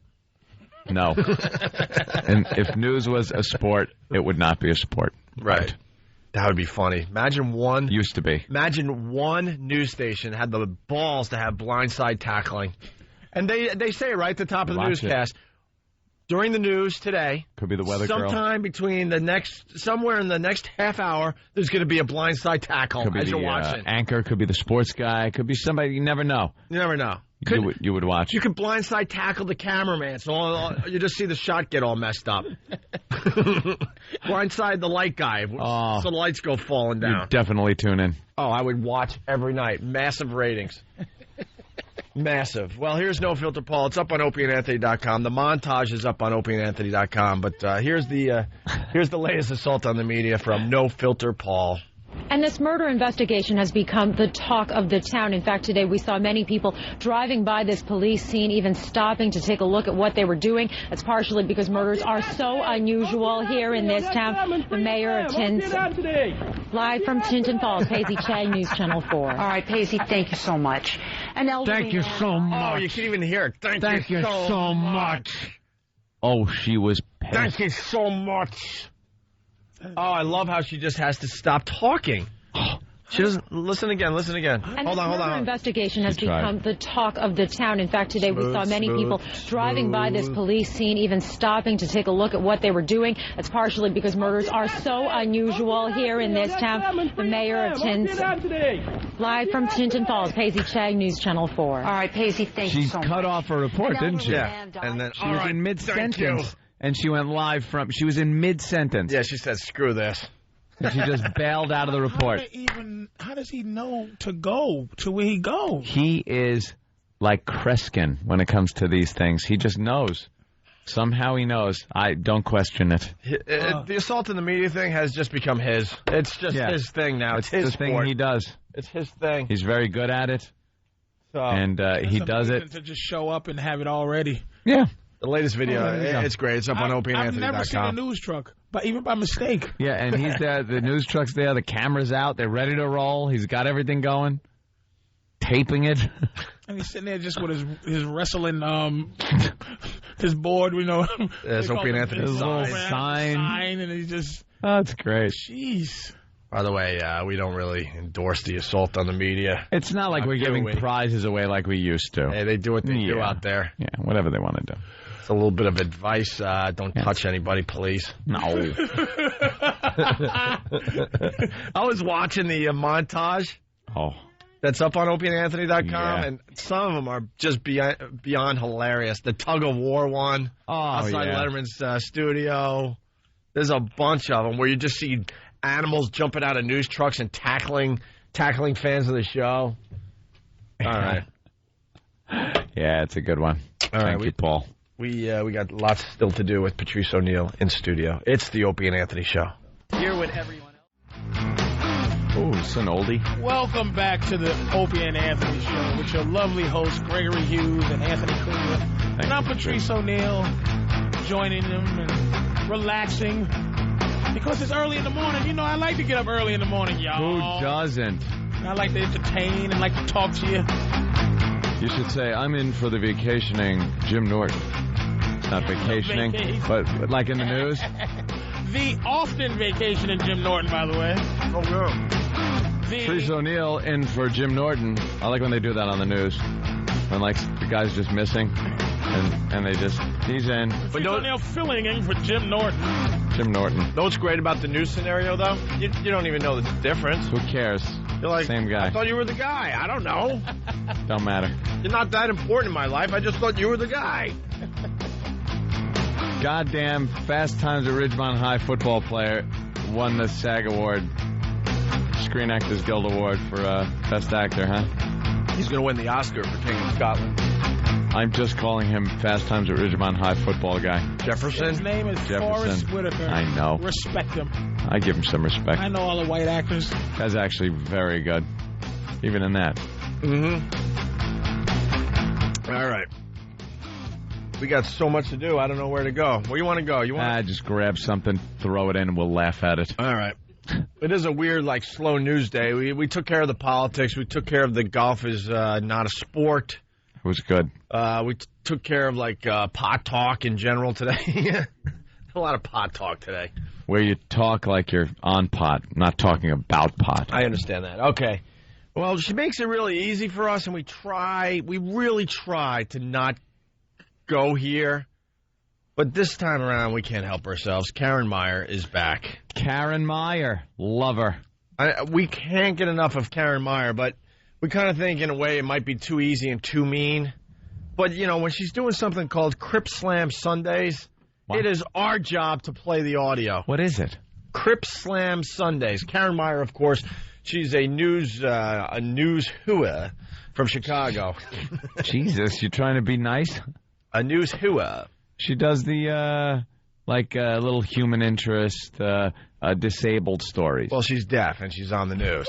She's deaf. Which is just amazing to me. It's amazing to me. They have to run subtitles under her reports, because you really can't understand what she's saying. See, if Karen Meyer's allowed to do the news, then I should be allowed to just play on the PGA Tour. Yeah, why not? Why not? Why is she on the news? Except for the fact it's something people talk about, and it's a freak show. Gimmick. It's a gimmick. Style. A lot of these people have style. She has substance.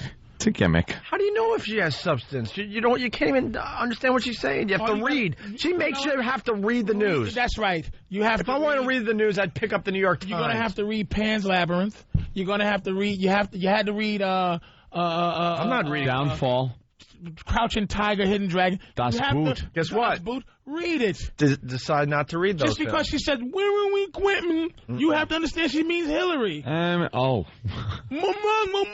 You have to understand that it's Barack Obama. All you got to do is listen to her. Listen with your heart, not with your ears. She's making a mockery of us broadcasters. How about that? Fuck you, Opie. She's making a mockery of the business. That get through, Al. What do you say, Al? What do you say, Al? That make it through? What do you say, Al? Al? Walk off, Opie. That's a judgment call that Al's going to have to make. What do you say, Al? He has no idea. He's throwing his arms up in the air. I don't know. It kind of sounded like it, I guess, with a W. So Karen, what does she do a story on? It's Crip Slam Sunday. She does the disability stories. I don't know what Crip Slam Sunday is. We're going to find out here. No, we're not. Is that anything? Oh, yeah, I would love to know. Is that anything like Blood Slam Tuesday? Yeah, I'm thinking the Crips. Is it the Crips? She's kind of ripping us off, telling Fred who, because back in the day, we started a thing called Crip Bouts. Ah, yes, cripple fights. Fights, and we want to call it Crip Bouts. And someone reminded us that maybe you shouldn't show favoritism to the Crips. Yeah. And we're saying no, Crips as in cripples, but I guess it was too close, and it got people nervous. So we changed it into what, Cripple Bouts or something like that? Yeah. Something like that. All right. Well, she's doing Crip Slam Sundays. Well, it's live performances by people with disabilities about disabilities. All right. See, you're right. We had to go here now. I got to hear this. This is like people performing, and they have disabilities, and their performances are based on their disabilities. Correct. Oh, I love this. Remember this city. Nothing better than a comic with CP or something that goes up. Or, this city on Ma. Oh, my God. Oh, it's despicable. And I want to hear every moment of it. All right, here's Karen Meyer. She's out of Chicago, by the way. It's the final countdown. Why does it have to be bad 80s songs, by the way? That's all they hear. They don't know what new music is. Because that was the last time they heard. I get it, they're deaf now. Oh, God. Nate on me. Nate on me. I'll be done.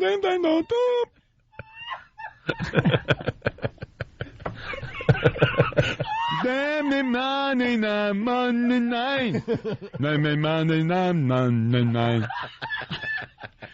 Come on, Nani.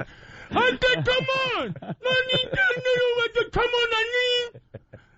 I swear, Nani, you're lousy. Irene. Can someone do Kaja Gugu, please? Nah, doom, da da da da da da doom, da da da da. Are you watching? I can't tell. How's that? Did you watch? Are you by the mind? Mark night and Mark night and Hey, man, if Mondays were deaf karaoke night, who wouldn't go? Who wouldn't go?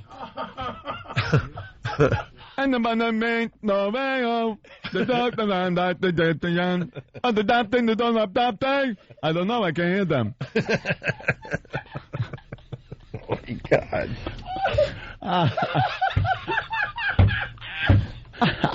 Oh, God. My ears are sealed. My ears are sealed. You spin me. My baby, my baby. Lip it. Me be good. No. Don't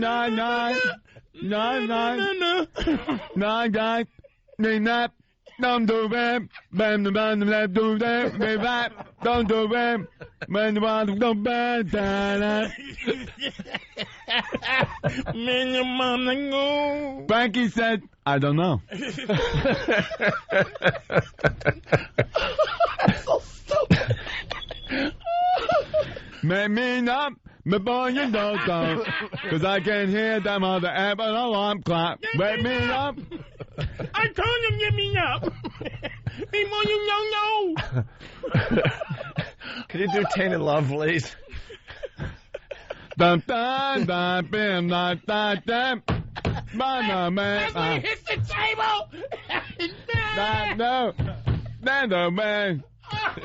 Dun dun dun man, ma ba be do man, man. Oh. Yeah, why are they all bad 80s songs? Yeah, Patrice. Wait, I got one here. This is an actual deaf person singing a song from back in the day, yeah. Okay. Yes. I got a new life. You would hardly recognize me. I'm so good. I'm a new person. Ba ba ba ba ba. Oh, dear bother, you're not the one for me. Fancy talk for a whore. Enough, I saw the signs. I opened up my eyes, I saw the signs. You'll do what we tell you to do, you dirty, low-down slut. Understanding, I saw the signs. Just opened up my eyes, I saw the sign. No one's gonna drag you up to get into the light where you belong. You belong. Hey, I smell bit. Yes, of course.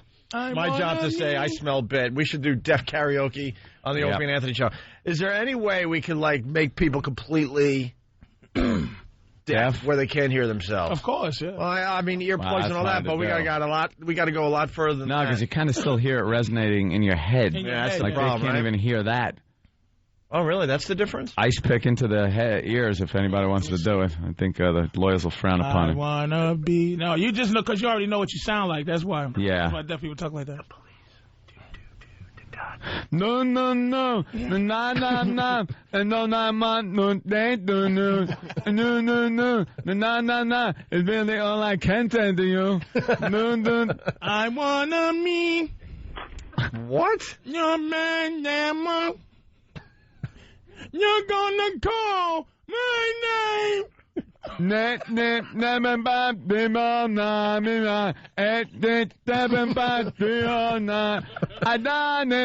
done it, but I can't hear the call. Hey, let's go to Sean. Sean, what's up? What's up, boys? How we doing? All right, Sean. I can't hear Mexican radio. All right. Punching out. Oh, boy. There's always one. Party's There's over. always one. Party's over. What's up, Jim? The bit is over. The bit is over. What's up, Jim? This just isn't funny. My son's deaf. This is irreprehensible. What? Or irreprehensible. Hey, are you the owner of this radio station that we're on? No. All right. All right. Then carry on with the bit. You can't hear it. But you know what? I bet you As long as you don't tell the son what happened today. People are always defensive against the thing that the people. hits too His close son to would home. probably be rolling. Yeah. If he heard it. If he could. No, what happens then when he you wouldn't do be deaf. 99 loof balloons and deaf is not funny? When you do a show like ours, the problem is everyone laughs until it hits too close to home. And then it's like, hey, I enjoy everything else you guys do. Exactly. But the deaf thing, not funny because I got My son's a sissy swimmer. My son is deaf. It's like, all right, we get it. I'm diabetic. You still eat cookies. All right, let's go to Dom. I couldn't hear it through the grapevine. I couldn't hear it through the grapevine. Let's go to Dom in Jersey. Dom. Hey, what's up, guys? Love you. Hey. Hey, I wanted to hear what Domo Arigato Mr. Roboto would sound like. It probably would sound the same, no? Yeah, no.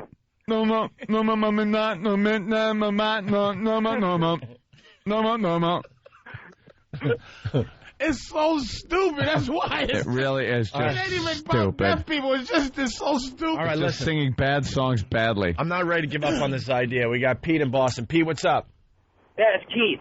All right, Keith, what's up? Maybe I'm deaf.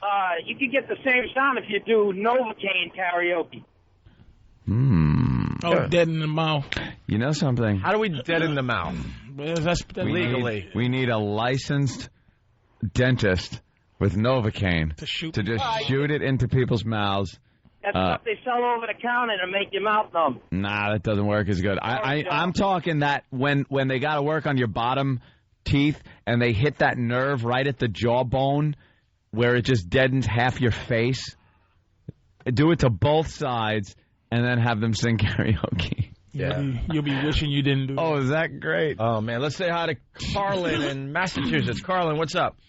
Hey, you mentioned deaf karaoke. There's actually a bar in Quincy, Mass. that has a deaf rapper on karaoke night. Oh, wow. We need audio. Wow. We need audio. I'll see what I can pull off the board. But, I mean, the guy starts and goes like 2 minutes past the end of the song because he just has no idea.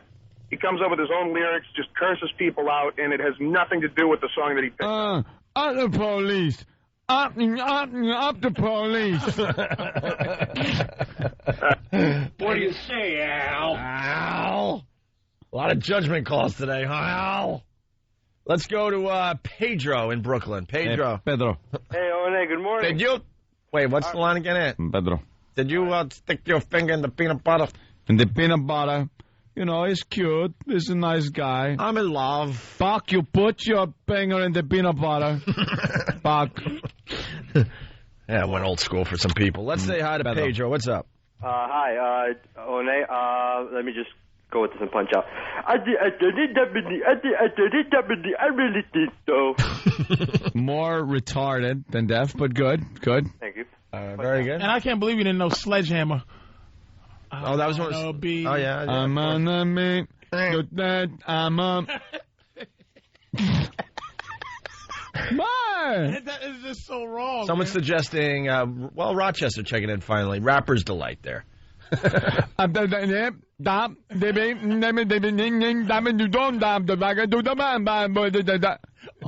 W's whip wop.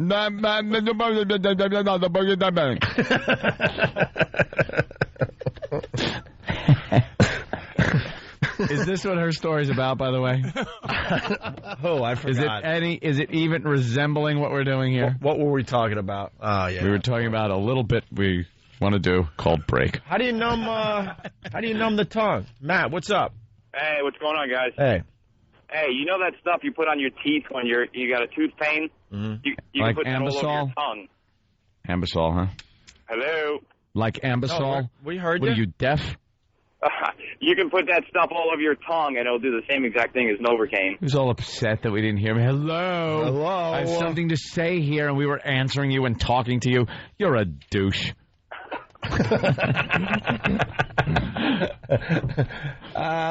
Gooch is always good for one. Gooch in Cleveland, what's up? Oh, Mickey won a penny, you don't understand.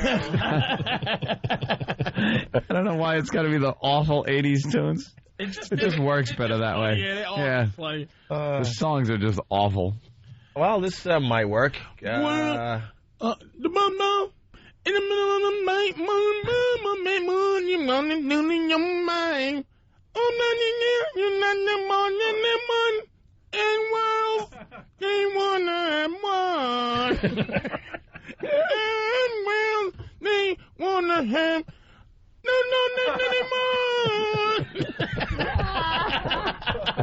I like that. I had no clue what it was until the chorus. Yeah. Let's go to, it looks like Cameron. Yep, that's me. Because everyone spells Cameron, C-A-M-O-R-N. Cameron. That could mean one thing. Craig is on the phones today. What's up, Cameron? I got an idea for you. How about Chubby Bunny karaoke? Chubby Bunny karaoke. Do we have any marshmallows? Yeah, let's. I guess that does make sense. E-Rock, I mean, they could shove in their ears. E-Rock, throw some marshmallows in your mouth and see if you could sing some bad 80s song. We want to see if this will work. We'll test it out on the show. Certainly taking our chances with the E-Rock marshmallow bit.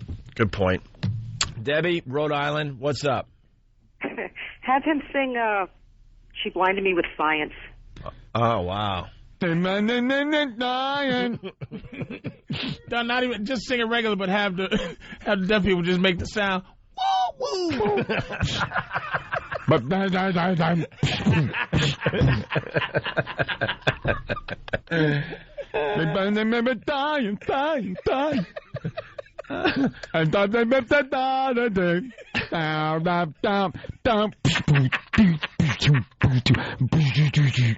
oh boy, we got hell.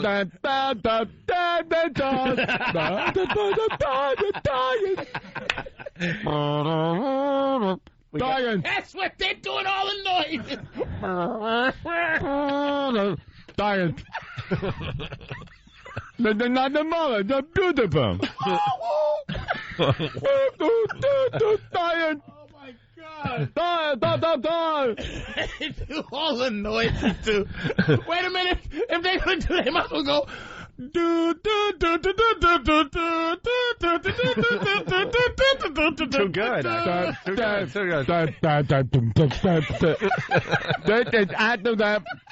Acting folded.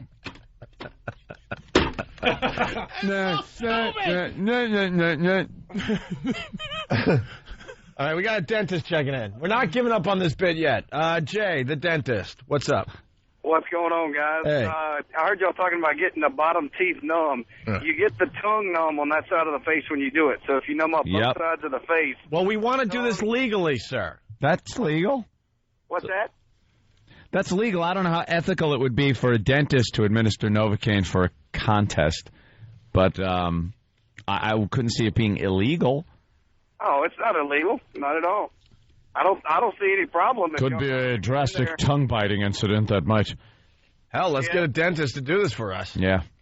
Yep. They as long as they sign the papers and stuff, I don't see any problem. Right. See, there's another show that said as long as the releases are signed, we're fine. You're damn right. All right, thanks, guys. Isn't there a part of the brain we can just push Novocaine into that would numb the entire head? Can't we just hit him on the side of that with a ball-peen hammer? I think so far marshmallows is... Marshmallows. But they could choke. All right, listen. We'll get into the Karen Meyer story, I guess. That's where it all came from. Maya. She's in Chicago, deaf reporter on the news, and she does this thing called Crip Slam Sundays. We'll have some audio from that next. I bet it's poetry.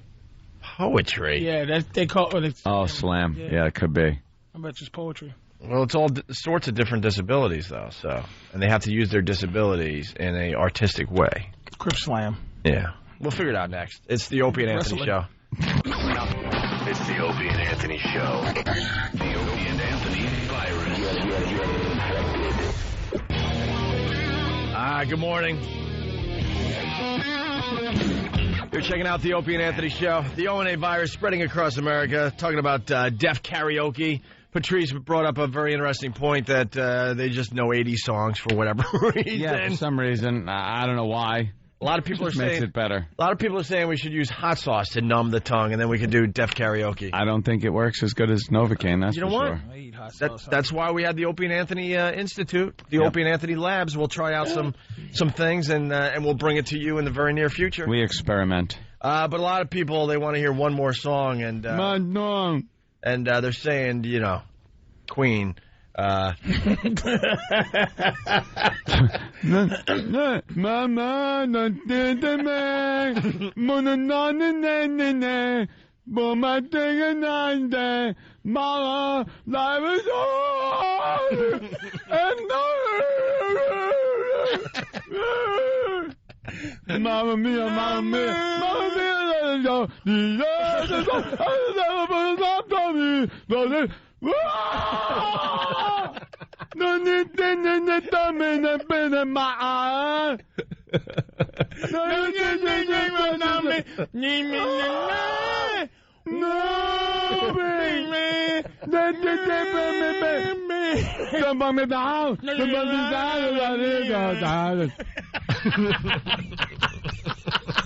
Mamma mia, mamma mia.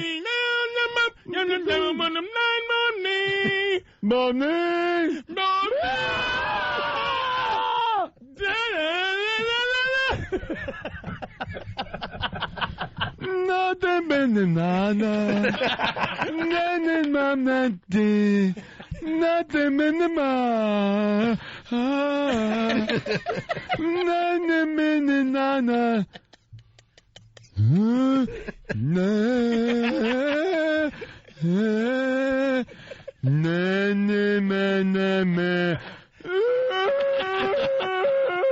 Oh my God. Jesus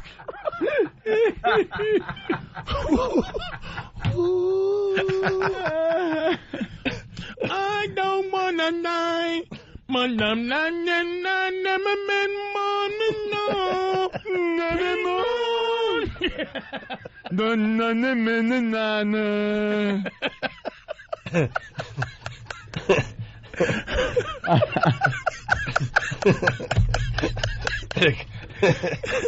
Oh, damn, that's just so dumb. Ooh, I can never listen to it. And the bum bum no but the dumb Wait,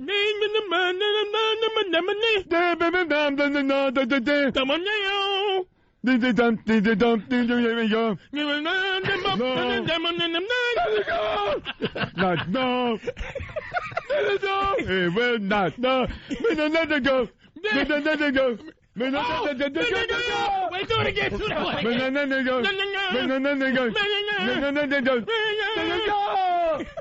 Mamma mia, mamma mia.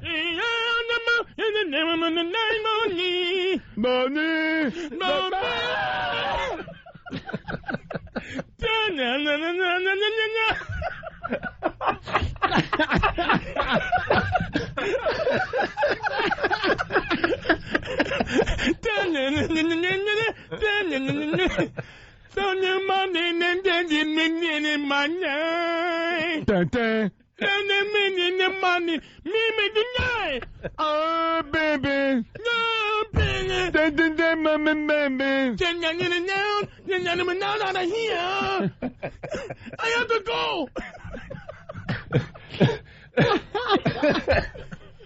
Oh, my God. Isn't that horrible? Wait, you gotta get right out of here. I got to go. Time to go.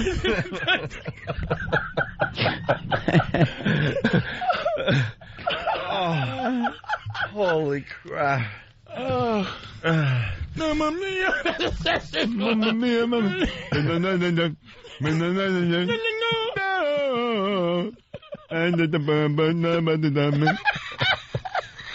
You've got...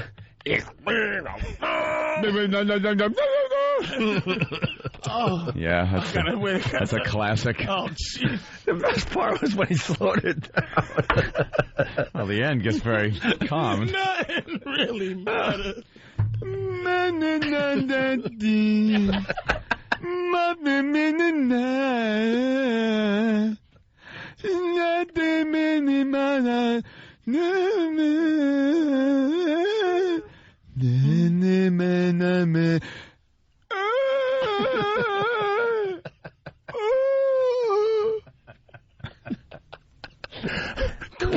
Deaf Queen to Deaf Queen Hall.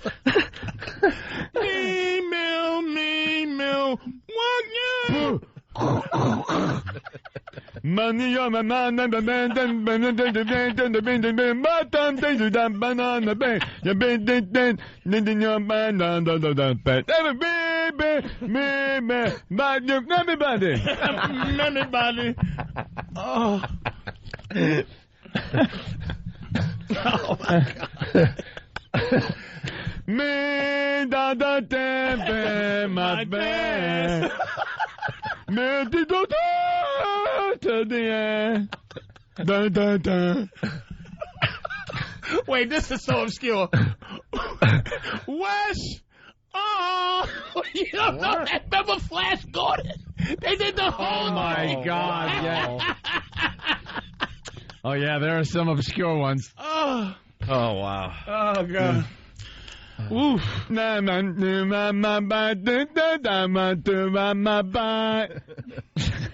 Let's say hi to Ken in Jersey. Ken, what's up? How you doing, guys? I just I pulled like 7 abdominal muscles. I can't even think right now. How about that horrible Celine Dion Titanic song?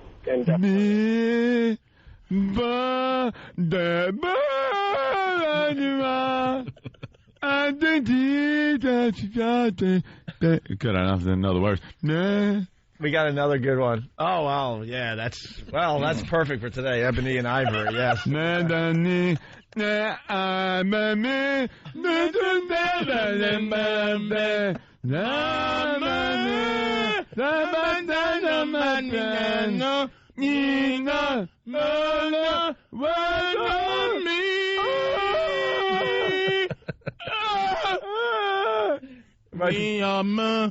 Nan nino nanane me amanun nan good. Hey, everyone, none with. We might have one more. Mike from Deer Park. Mike, what's up? Yo, what's going on? Hey, Patrice. If you're going to have two retards singing together, you might as well have them sing Paradise by the Dance. Oh, forget it, man.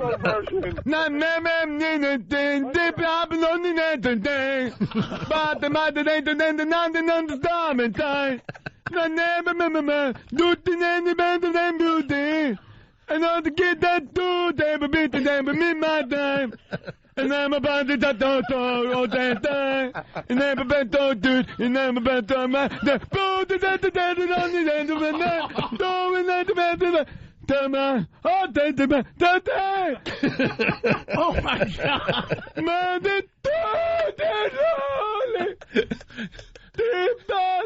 I get the Belly down the tub to pick him up. Only God stolen bait. Oh, God. That's why I bow to you. I bow to Anthony. Oh, man. I'm a Meatloaf fan. Oh, boy. Let's say hi to Joe in Pennsylvania. Joe, what's up? Joe? Joe. Don't.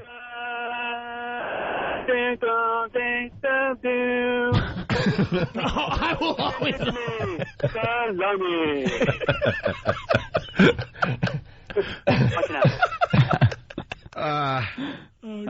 that's horrible.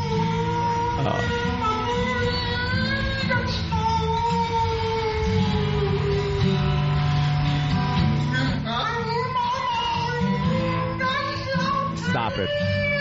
No way.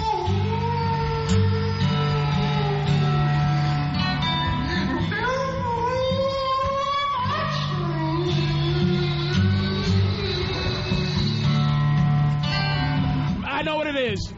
What? I know what song it is. Stop the song. What song? Baby, I love you. Hey. No. It's a bit of everything. It sounds like... I know you made me, I love you. Really? Absolutely. I'm thinking Patience by Guns N' Roses. Baby, I love... Or a little song is. Poison or something. You know, baby, I love... Whatever that song is. Can I start over? It's Yeah. that's what song it is. We've been trying to figure this out during the break. A deaf person? I was listening to the It's music. on YouTube. Listen to the music.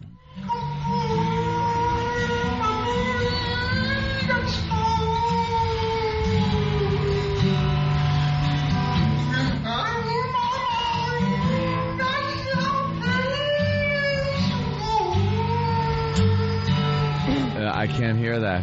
Wait, no. You got to keep going. I am. I'm just stopping for a sec because someone else is saying knocking on heaven's door. Knock, knock, knock. No, it's there's not knocking enough on heaven's door. repetition there. It's Baby, I love... Whatever that song is. Baby, all right, I love... I don't even know what that song is.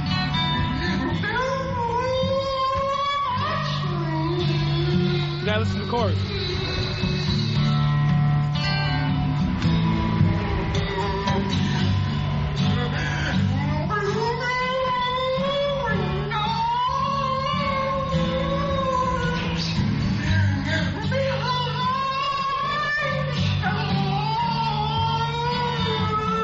To the music.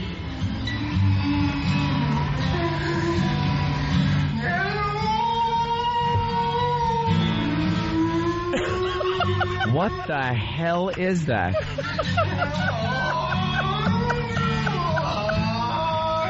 I'm not sold on Baby, I Love Your Way. No. I'm not sold on it, Patrice. No. I might be wrong. I don't know what that is. Do we know what song that is?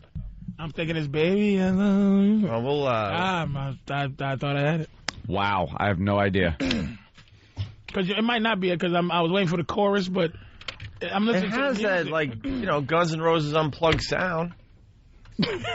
Is he playing his own guitar? Does it at all?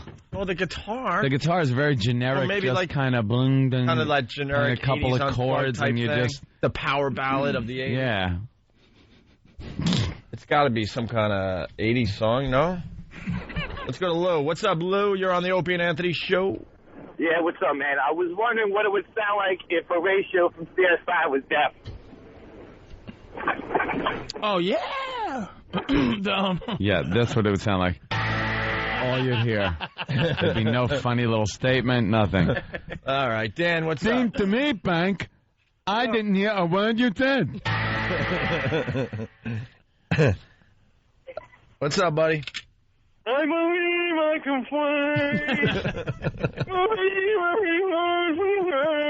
fly. People just enjoy doing it. I don't know why.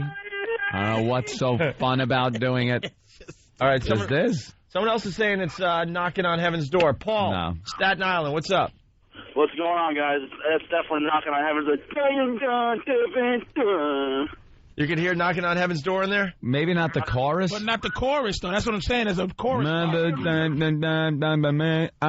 that anymore. Oh, someone might have the answer. Thank you, Paul. I'm thinking knocking on heaven's door myself until I saw this. Greg, what's up? Angie from the Rolling Stones. That's what it sounds like. Is the guitar work, Angie? No, it doesn't sound like that. Yeah, because he would be screaming. Let's hear it one more time. Angie, let me hear. I doubt it. Well, I like that version better anyway. All right, here it is again.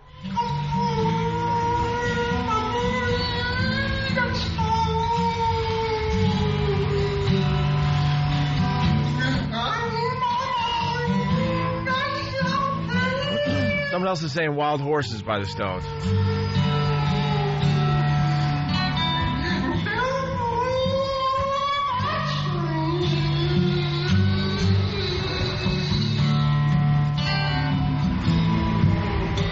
Take it to the Institute and pitch it down.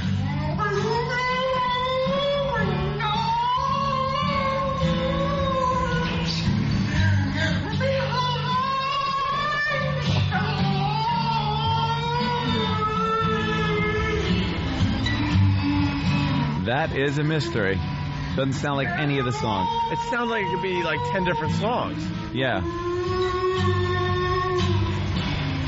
Oh, man, we got a puzzle on our hands. I know. This is going to bug me. It's bugging me right now listening to it. You know what we're going to do? We're going to try to figure out what that is tomorrow on the Opie and Anthony show. How about that?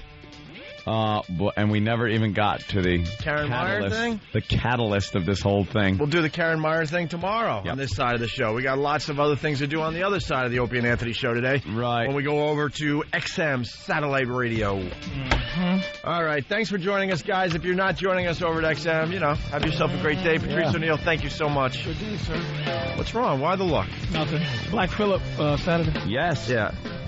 Over at XM. Nice. We're out of here, guys. Thanks. Get the show on the road. What I'm saying? We're important people. We sure are.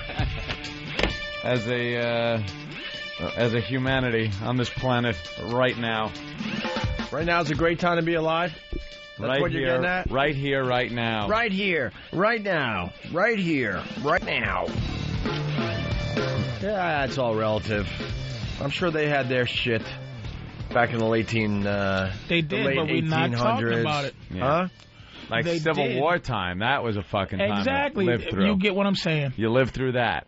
What are you trying to say? I'm just saying. World War I, World War II, living through that. Absolutely. Big Those times. are big times. The in-between shit, if you were alive during that, who gives a Korean fuck? War time from 1950 Yeah. to 60. It's like, 60s, huge changes going on, technology really starting to take off, but Vietnam. I mean, we live in a shitty time. It's like, I always think we live in a Space time program. that, like, if you're 85 years old, there's one day you might be able to say to somebody, you know, I lived when there were pigeons. Yeah, there were pigeons. There were. Granddad, you knew pigeons? Yes, I did. Yeah. See, Yeah. there's a picture of one right there on the hologram. Woolly mammoth. The woolly mammoth people are important people. No, I don't think people live with woolly mammoths, did they? Yeah, they did. Yeah, they did. It was important. But That's what I'm saying. It's a very important time. They didn't go away So that important long ago. they decided to draw some of that shit on the walls and go, Asteroids. look, I gotta fucking draw this shit. I gotta do it. So the future people do will it. know I was here and fucking We found out during our time Pluto is not a planet. Right. I think the hold biggest on, thing. before we move on, we are the future people. Man, are they disappointed? They got to be disappointed. They had these cave drawings, leaving stuff for the future people. Oh my God! Imagine what they thought was going on. And look what we're doing with their future. Nothing. They had high hopes for us. High hopes. The future people. They had high hopes for us in fucking the 50s, and we're letting them down. Here's what time we live in. There are movies that had 2 years ago as the future time in their movie. Oh, I know. Just last night, there was this movie on. Peter Fonda was in it. And it was some futuristic movie where they were on Mars, and there was some kind of vampire thing going on Mars. Really awful movie, but it was 1990. The future. And you're like, oh, why do they do that? Doesn't that take you right out? 1990. We didn't even have iPods yet. I think Aliens Fucking was 90. like 2029 or something. Yeah, like we're catching up on the first Aliens. That first, where's the Nostromo? Build me that motherfucker. Do you think that by this time people would think that there'll be that whole Jetson thing right now? Back in, I would say, 1970 or late 60s, early 70s, where I started remembering things, like things meant something to me. I was becoming like a little person. Right. A little brain. I would think about what the fucking year 2000 and beyond would be, and it sure as shit wasn't this. It wasn't cars. It wasn't 1960 except for now. It's the same really fucking special. thing. Me and my girlfriend sitting at a diner one day. Hold on, look up the year 1970. Maybe let's put this in perspective. In perspective? Maybe there are some crazy things that happened since then. There are a lot of things. Cable great things. TV. Sure, I'm not talking about that though. We were looking out the window of a diner, and it was one of these it's a town where not much changes over the years. So I looked, and there's the bank. And the fucking, stationery store, and maybe the different owners every so often. But I'm looking out the window, and I see, an old telephone pole, and the wires are strung. And I go, you know something? Someone could have looked out this fucking window in 1970 and seen the same fucking shit. Pretty much the same. Right out the window. Yeah. I go, the cars are different. They're sleeker and stuff, and the buses are different, but the clothing a little bit different and stuff, but... It's the same. Look at this motherfucker walking down the sidewalk. In 1970, some motherfucker was sitting in this diner looking at some motherfucker walk across the sidewalk. I'm looking up. I don't see any spaceships. I don't see flying cars. I don't see fucking, we have the ability to fly to other planets. Yeah. I thought there would be the biggest invention, and the one I'm waiting for, but the one I thought would possibly happen, is a transporter, the fly. Yeah. That's the only thing I'm waiting for. That's is a the tough fly. nut to crack. Yeah, how the hell are you going to figure that out? Who the fuck is going to get into that son of a bitch? Not the... You're right, though. I think... Who the hell is going to figure that out? He's right about disappointing. I think... That's a hard one. I think people now, if you zip somebody from 1901 to now... It's almost... They come running in the room like, I gotta meet the future people, and they meet us? Jesus. And it's just the guy from Shawshank Redemption. Yeah, that's it. That old man walking around, it's like, oh, wow, things are faster. I'm going to go hang myself. This stinks. It is like an odd thing. I think the biggest change, and nothing since has really been that big. Computer, I would say, computer's huge. Huge, and that's what right now is all about, and I really think we're at the beginning of it. It's only been a few years. I think if you zap somebody from if you brought somebody from 1901 here, dude, the only thing that they would be astonished by is computers. No, flying. Fucking flight is the biggest thing ever to ever happen to humanity. Going from nothing to the Wright brothers to fucking jet aircraft, winging you across the country. I'll tell you why I disagree. Why, sir? I disagree with the plane. That's not the biggest invention. Birds? Biggest.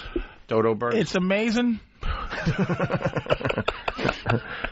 Dodo Look at Opie bird. just Hurts. He really has ADD. You go, I don't give a shit. No, I'm listening. I want to hear Here's why I don't think. Patrice's Wait, do you think planes, Opie, are the biggest? I don't think. fucking.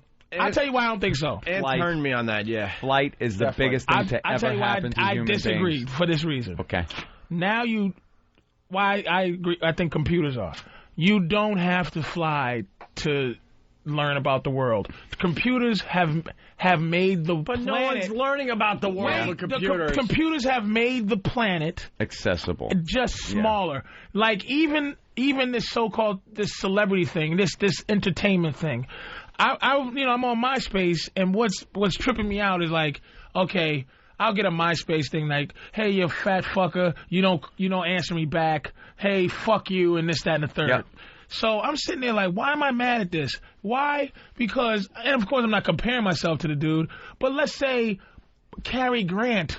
People send things in the mail and cross their fingers hoping that a man that they thought was better than them would send them write something him back. a fucking signed picture. They did not go, fuck you, you asshole. People weren't that comfortable, and I think computers made the world less. Everybody's just conglomerate. You know what though? It's just a better way of doing something that had been done for so fucking long. The town crier, the fucking message guy that used to run and give the message to people, and then they'd give something else back. It's like it's a great. I mean, of course, Flight is fantastic, but Flight, all of a sudden, you have the ability to take a fucking army and drop it somewhere, and it's only because of Flight. Like Flight, you can grab.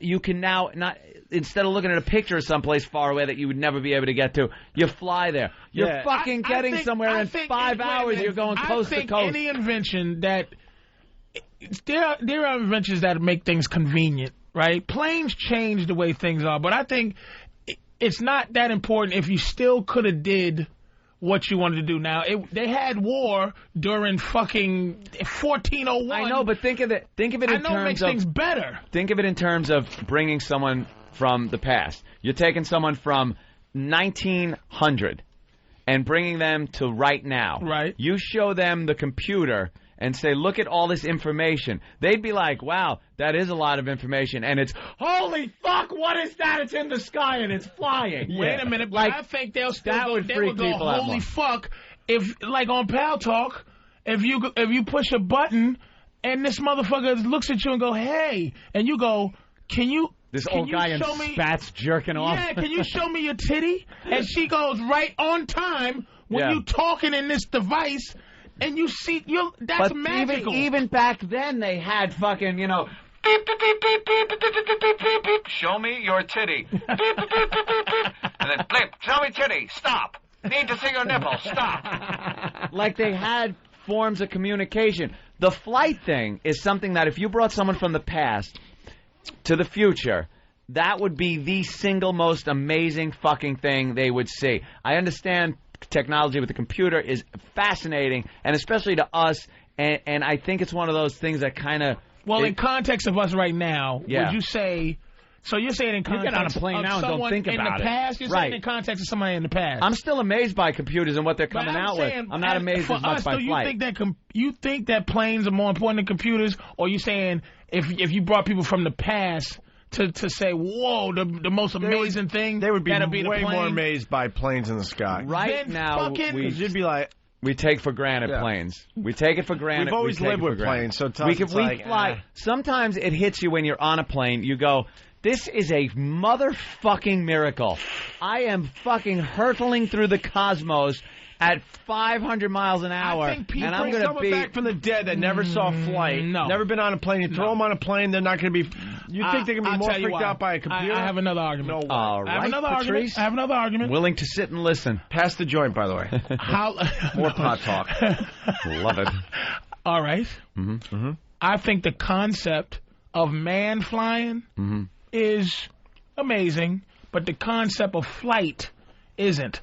So I think that if you're a caveman or whoever you were back then, and you looked at things and you knew that, okay, Isaac Newton was what 16 something. Yes. So he saw birds. They knew of scientific reasoning for why birds flew. They knew scientifically why and how things fly. Right.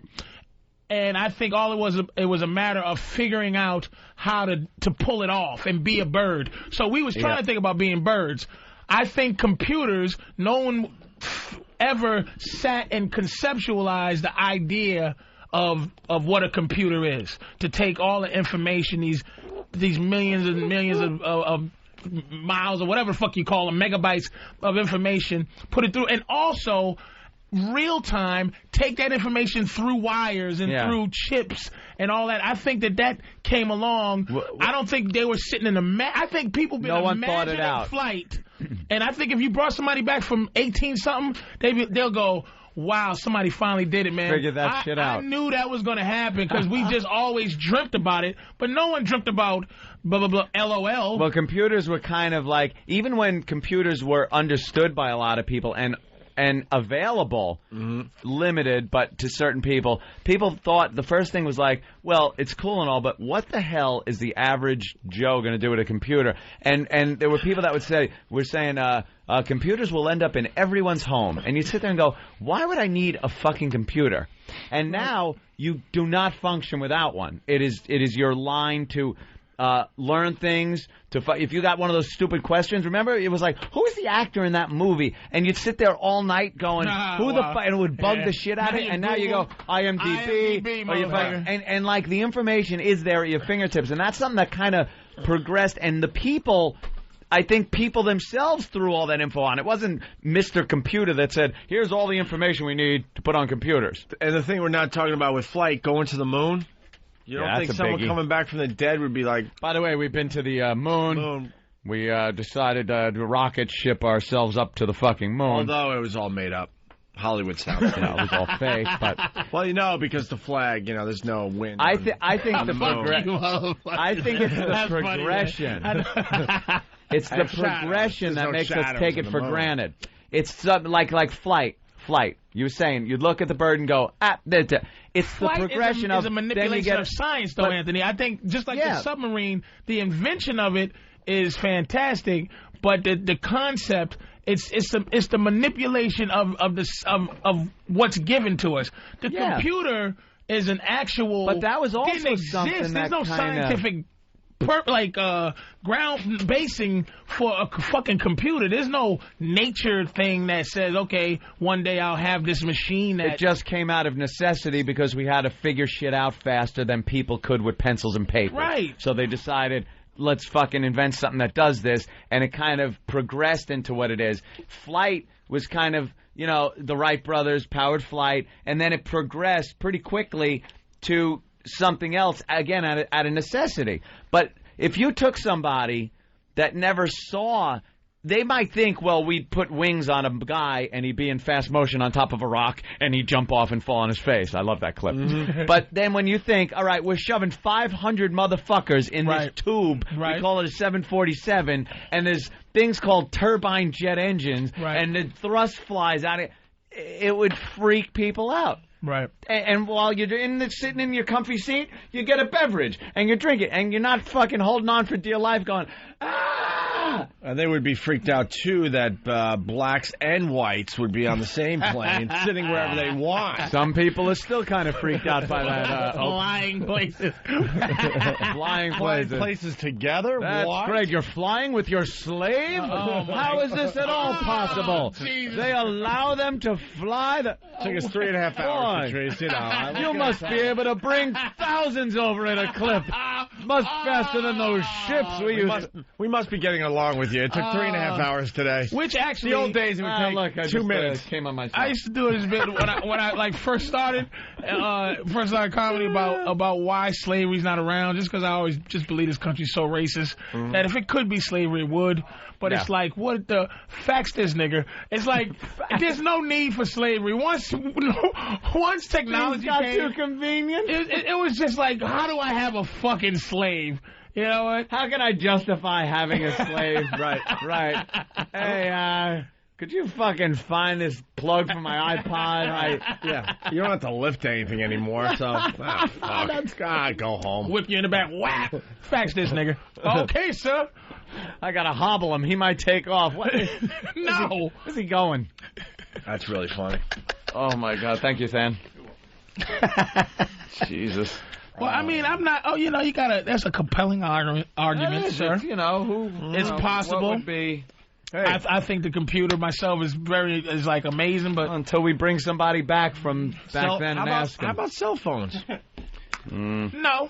It's just another. Like you said, it's a progression. Beep, beep, beep, beep. It's another communication device. Someone comes back from the dead and it's smoke signals. And you explain to them you could reach anyone, anywhere, anytime.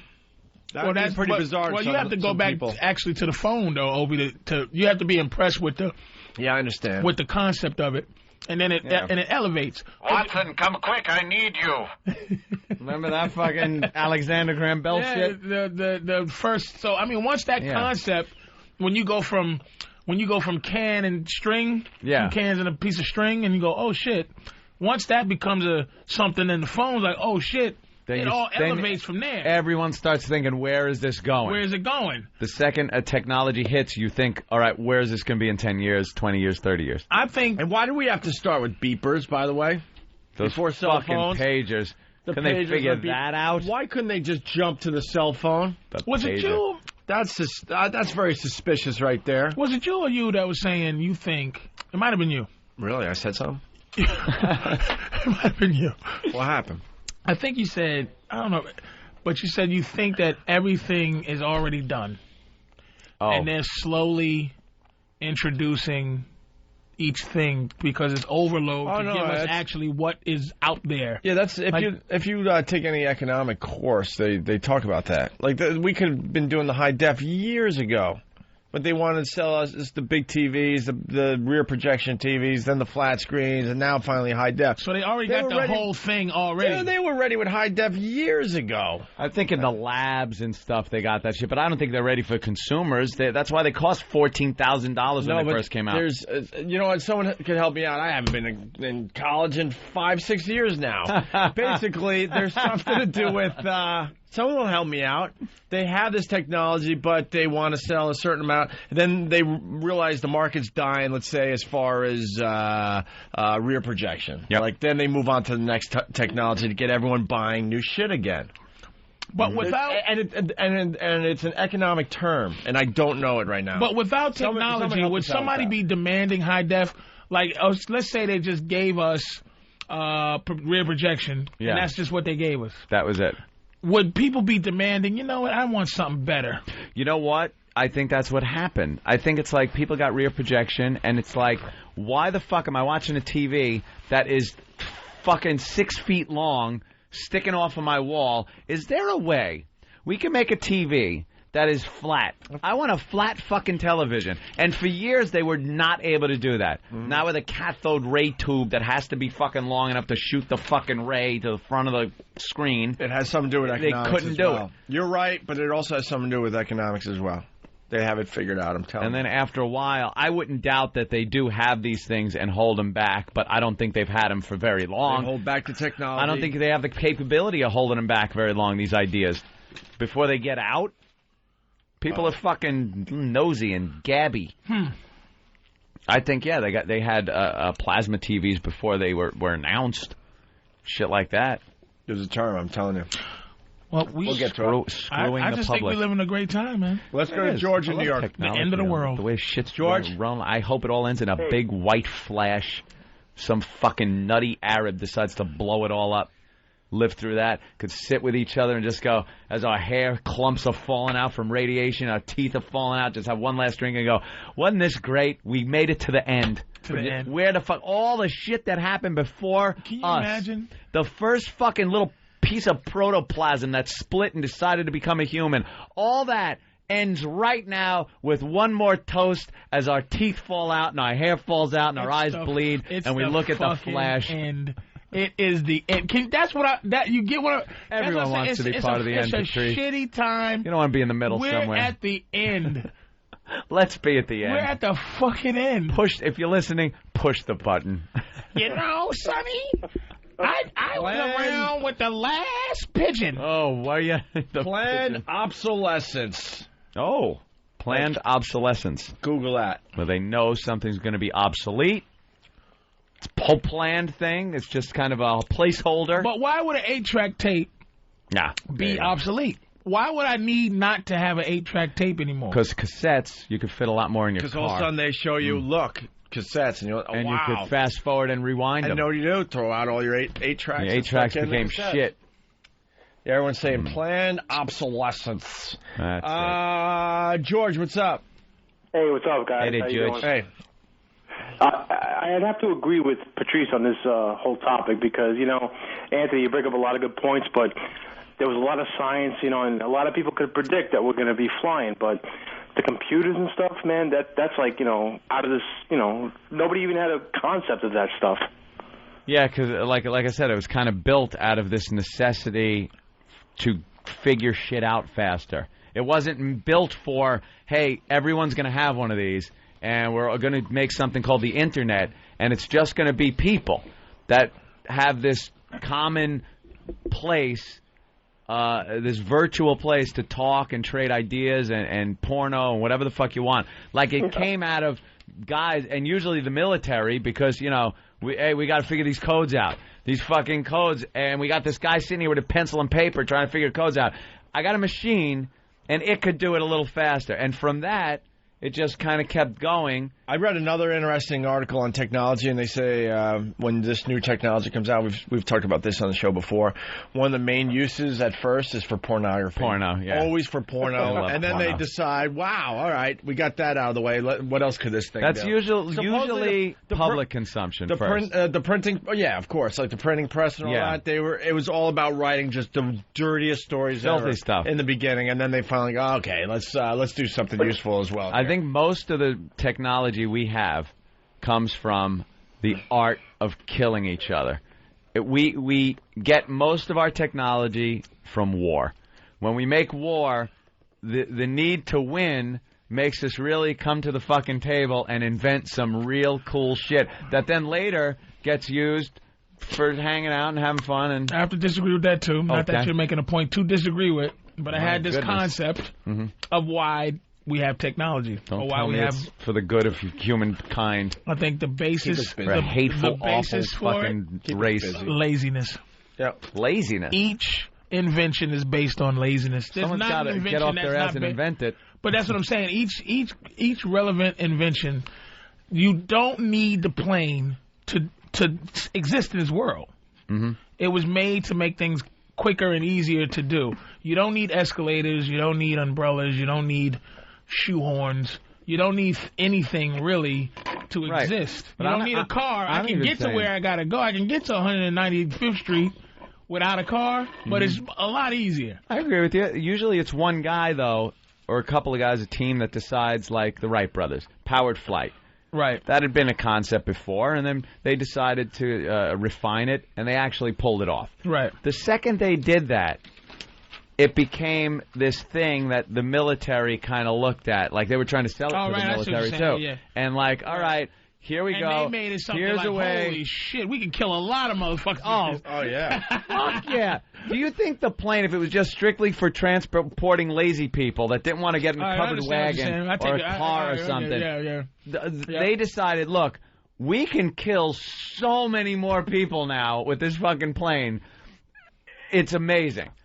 Build me a shitload and put a space where I can fit bombs in them. Now, this is a question. This is, like you said, pot talk. Is there a person that had the patent on the umbrella? Is there someone? Are the Wright brothers' kids getting paid for the plane? Yeah, they are. Yeah, the Wright brothers had a shitload of fucking patents. Yep. And so they're pieces of the plane that they got patented. Their family's getting whoever their family, they're getting paid. Yeah, they're still getting paid. Amazing. Hey, let's go to Damon in Cleveland. What's up, Damon? Hey, Opie, you're right about like holding back technology. I've seen it firsthand. My wife works in research. It's like medicine companies. Like say you're the first person to come out with a certain medicine, you would go along and pay other companies not to build the same medicine cheaper, and they can actually do that. My wife's seen it with different medicines, and I'm pretty sure they do the same thing with like technology. Like the first person to build, like say a DVD, for instance, you'll pay your competitors to back off or slow down just to make sure, because you have the patent on it first. You follow what I'm saying? Well, there's a lot of that stuff that's going on. When I was back in college in the late 1900s there, I read a book. It was from a senator. He was the senator of Hawaii. And they figured out that we are so behind with the stuff we know. We should have been way more advanced, but they slowed things down for economic reasons and other reasons. Maybe for, competitors and all that as well. I don't know.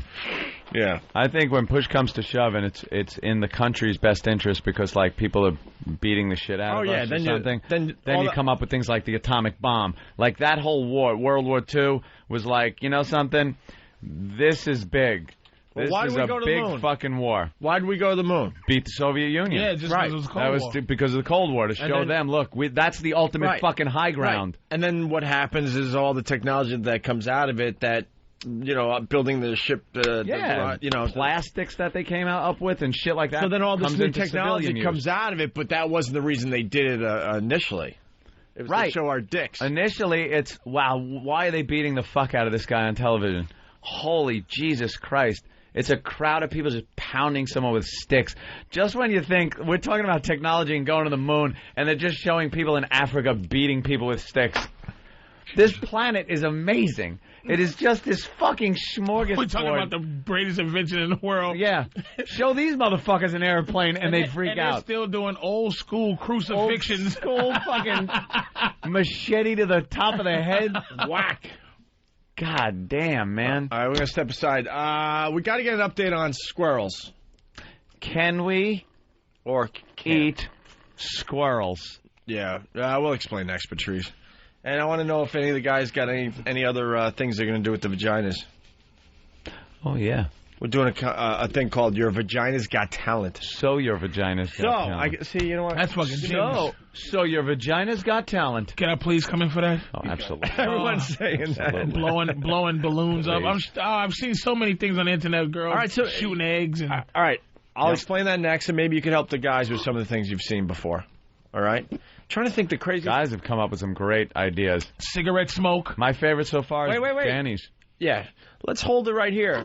I'm going to ask this question to the members of the panel here. Mm-hmm. What is the craziest thing you've seen a vagina do?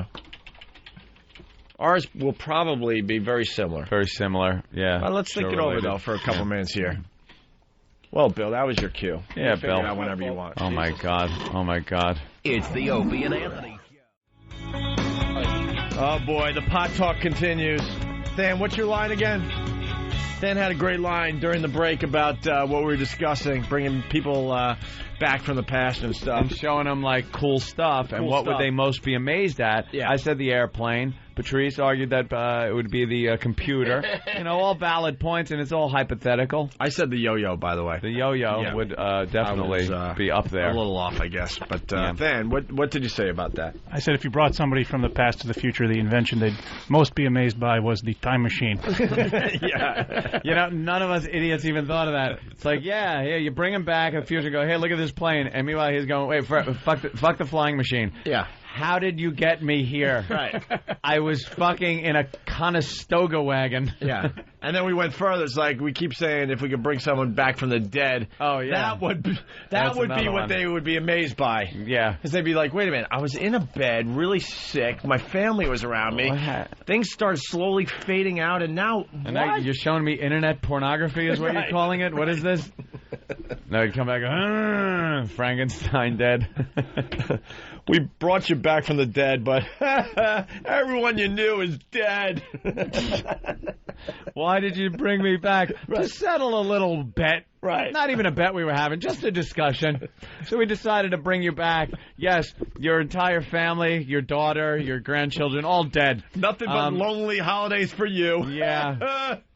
Yeah. But what are you most amazed by? Yeah, right. God, we really are smoking pot today. What is wrong with us? It's very deep conversation. Speaking of technology, you guys know what leet speak is? Leet speak, of course. Yes. See it every day. online. A lot of the gamers use a lot of elite speak. You know what elite speak is. You just didn't know it was... Pwned is elite speak. Yeah, you just didn't know it was called elite speak. You don't spell it with the E's either. Please use threes. It's use L 2 3s. 3 T. T. What does that stand for? There are other variations. You're an elite motherfucker. You're elite. Elite. It's usually some fucking fuck-headed dork bag playing a computer game. Yes? Wow. That was primal. Fuck me. Can I show you an airplane, sir? Thank you, Gail from White Plains. At least maybe we'll get their audio. Remember we said we wanted to interview crazy chick Sarah Goldberg? Of course we did. Crazy chick Sarah Goldberg from American Idol is going to be on Channel 5 here in New York in minutes. About to be interviewed. Can we change the channel, Lee? Where? Put it on. Where's... Put it on. Put it on. Oh, my God. How do you work this remote? Oh, don't even try. All right. Oh, look at me. I need that one changed. I'll do that one. Thank you. We love this. There she is. Oh, Christ, she's on already. World is sleeping. I stay up and think of you. How bad is this? This chick is nuts. And I wish on a star that somewhere you are. Why couldn't we get her on our show? Of me too. Did we try? We called her. Are people laughing?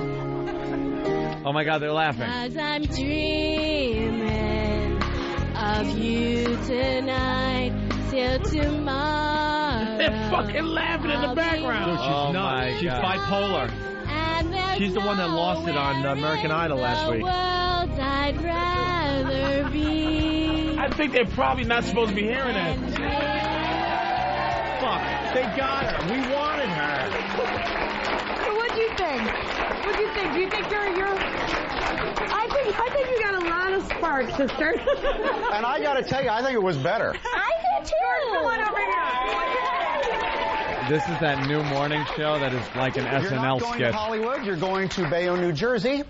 But, no, I mean, I think it's a big improvement. Oh, no, don't turn on me. No.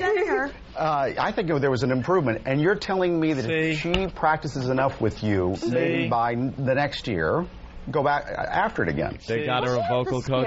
If she works really hard, I think she can do it. We're going to give you some vocal And they're not interviewing her right. I'm up for it. We would interview her until she goes nuts. Thank you, Jordan, very much. Who's that audience? Wow. You're a good sport. You're a good sport. It's hard to get up here. Trust me. I sang karaoke the first couple days. Have we seen me do it since? No, I don't think so. This isn't the angle. Machine removed from the studio. That's how badly nobody This wants. isn't that SNL, one of those talk show sketches. Sir, you're a good sport. You are. Very good sport. Good All right, sport. thanks very much, Jordan. See, they don't want to piss her off because they know she has bipolar. Hit show 24 Ah, fuck you. Stupid news. That's not the angle with her. She's nuts. Why don't you bring up the fact she's got bipolar? She's nuts. It's a new talk show. Look at the audience they had to drag in. They were just like off the street people. Oh, that's the John McEnroe audience. Street people. All right, yeah, Leet speak there. Yeah, Leet.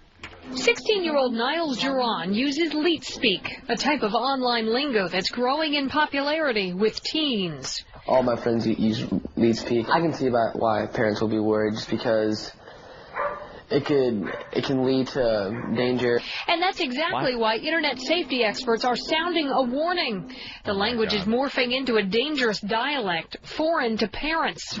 Scott Dollison is a cyber detective for the Westerville Police Department. This gives criminals, kids, whomever, another way to communicate covertly with one another without, parents maybe catching on to what the kids are saying. Oh, I see. Kids being kids. I've been pwned and I don't know what it means. What does it mean when I've been pwned? Ken from Jersey. I've been pwned. Ken from Jersey, 1337 Leet, faggots. Yeah. But they say it's a problem because it's a new language that parents can't understand. Can't understand. Oh, stop it. Stupid. Who cares if they can't understand what people are saying on Counter-Strike? That's pretty much where it's used. LEET is short for elite because it's common for more advanced computer users. There are online dictionaries and translators to help parents decipher some of the information. Experts say if you don't know LEET speak, you'll be in the dark. Sometimes it seems like every day something new's popping up with the internet, but yeah, I mean, it's something you really have to focus on and stay on top of to be effective. Niles' mom, Rosanna, was shocked to learn how creative and cryptic LEET speak has become. Her advice? Get involved with your child and try to stay in the loop of what's going on. It moves really fast. What is this LOL I'm seeing? Is this a new drug? Are you taking LOL? Are you hanging out with some Puerto Rican named Lol? Who's this black magic woman? What is that LOL? Fucking Kevin Meaney. He'll do this bit in 30 years. Nothing? That's pretty funny. I've noticed comedy. Never mind. He types BRB and then goes to the bathroom. Great. We are the children. Still doing the fucking bit. That's whatever. I seen that motherfucker get 10 standing ovations 10 years ago. He had new material for 1 year, and he's been doing the same bit since. God bless him, man. It got old after the first year, and that didn't stop him. All right.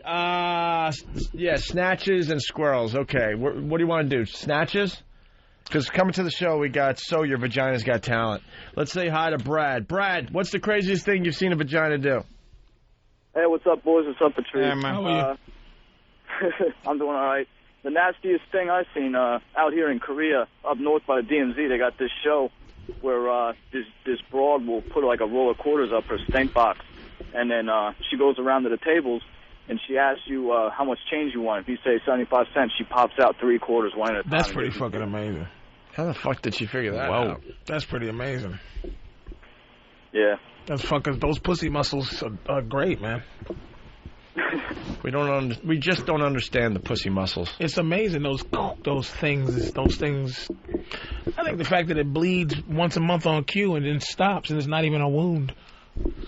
It's pretty scary. The fact that nobody shoots them every month, it just bleeds for no reason. Officer 911? Someone is calling my son a fucktard noob. Is he on the dope? He's on the dope. What's a noob? Is that like a boob? Is he sexually active? Fucktard. Let's go to Xander. Xander. Hey, how's it going, boys? Hey, buddy. Hey, I dated this girl back in college who she was really stupid. I could convince her to do anything, and a friend of mine said he convinced his girlfriend to put a toothbrush up her pussy. Jeez. So I thought, the girl was a gymnast, all through high school. So we kind of tried it out, and she was able to put a toothbrush in her pussy with toothpaste, and, brush her teeth, bending over really hard. Maybe that's what they were like, giving her a hint or something. Yeah, we're right. I think a girl would get a little angry at that. Could you put a toothbrush and toothpaste up your pussy? I don't even want to look. Let's go to Rich in Portland. Rich? Hey, what's going on, boys? Hey. Craziest thing I seen back in 90 and 91, I was in Okinawa, and I also heard a quarters trick, but she did 2 other tricks with it. She started off laid on her back and put a ping pong ball up her pussy, and you're wondering, what the hell? Boom, shoots it out 15 feet at you. And then she does the quarters trick, and then she'll afterwards put a peeled banana up there and slice it into pieces. You get drunk Marines to catch it in her mouth. There you go. Slice a banana in the pussy? Yeah. Wow. Slice it up with their muscles. This how can you slice a banana with your muscles? That's like saying you can slice it squeezing off a shit. But that's like squeezing off a shit. It's I see. You know what? I apologize for what I was getting ready to say. I don't think it's an actual slice. I'm thinking symmetrical slices. Yeah, like coins. You're like saying squishes small pieces. Okay. All right. All right. I thought it meant slicing. Yeah. Like so thinking like cereal. Fucking Paulie Garlic with the fucking razor blade and Goodfellas thin. Getting nice slices. Nice thin slices. No, it's a mess of a slice. Well, it looks like a fucking technically it's piece of sliced shit. Up. So the craziest thing we've seen a pussy do. I got 3. Go ahead. Yeah, well, I got to go with one, the bottle rocket. The bottle rocket from a girl's shooting pussy. A bottle rocket out of a For pussy. 4th of July, that's a terrific video. The cigarette smoking pussy. Saw that. It's complete with smoke rings. Terrific video. That was amazing. And then the cell phone. Cell phone, amazing. Cell phone Although up it the did pussy. not work. Although we couldn't get... We ought to try that again. You know why? Cell phones are better. Cell phones are smaller and better. Yeah. Maybe we can do that for... your vagina's got talent. Your vagina's got talent. Perhaps we can shove someone's cell phone up there, give it a call, and see if we get a signal inside a vagina. You forgot about the girl that threw eggs from her vagina. Right, that was amazing. That threw it at a blind guy. That was probably the most amazing thing we've seen a vagina do. She slung She launched vaginas, Patrice, from her egg. Back in the old days. I mean, she had to use her hips and stuff. On the old show, right? She had to use her hips and stuff, but she got it done. That's amazing. You said she launched vaginas. Oh, did I see? I told you. I'm a little out How of about it an today. eel? The eel. Seen it? You seen that one? Yeah, Seen that. Yeah. So you said you have suggestions for the guys. Here's the deal. The guys behind the scenes are, what is the cash prize? We're going to put up some money. Oh, I don't We got a hua coming in, and they're all going to do things with her vagina. See, you would think that the girl had to do something. There were going to be a bunch of girls, and it was going to be a competition of what they could do with their vaginas, but That no. might be the next step. It is. So your vagina's got talent. The guys have to figure out the best way to utilize the vagina that makes us go, wow, that's creative and talented. Oh, okay. Now, Danny's, which I liked the best, if he could figure this out, he's a genius. He wants to do some type of a Rube Goldberg thing where it's, one of those contraptions where a marble goes into a funnel, falls onto a little teeter-totter that hits the boot. The boot kicks the bowling ball. It goes down. And then... Like dominoes? Yeah, they hit some dominoes, which then hits a spoon. It flips it up. It does. And then, at the end, is a finger, which then goes into the vagina. That's the payoff. That's all After the payoff. all this contraption, this finger, like a rubber finger, will go bloop and stick right in her pussy. And if it all works, that would be magnificent. What a payoff. After all that, the payoff is just the payoff is, wait a minute. Is he coming in with the finger? There it is. Oh, he's got the finger. So he's got the last part of the puzzle. Or he's got the finger. He just got to work backwards now. How about backwards? A machine that runs on pussy power. How? Solve the world's energy problems. A girl that has powerful enough pussy muscles to shoot enough air out to turn a windmill, give enough energy to something to light a light bulb. Oh my God! If she can do it, though, see, we're working with one broad here. If you got a girl that could queef into a windmill that would generate electricity and light up a little light bulb, that would be fascinating. Huge. Vagina power. Pan's got a mic in front of him. What's up? Well, the one thought I had, because you had mentioned that using the sort of the Mentos and Diet Coke thing, that it would be kind of like a rocket. Yeah. I was thinking as long as we create some sort of device to make sure it does not go farther in her, with something with flaps, is to actually try to put her on a skateboard and try to propel her with the force. The thrust. If we could make that happen. That would be needed. This is a brainstorming session. I'm just throwing stuff out. I love it, but it ain't happening. I think any mixture that would propel her forward would explode her. I don't mean it would she doesn't break have those to shoot flaps. across the room if she goes at 1 mile an hour. I even mean just moving her. I think the pressure that would need to come out of her vagina would be enough where the vaginal canal itself would expand and you'd get no power out of that. You'd blow her fucking pussy apart. Fair enough. How about...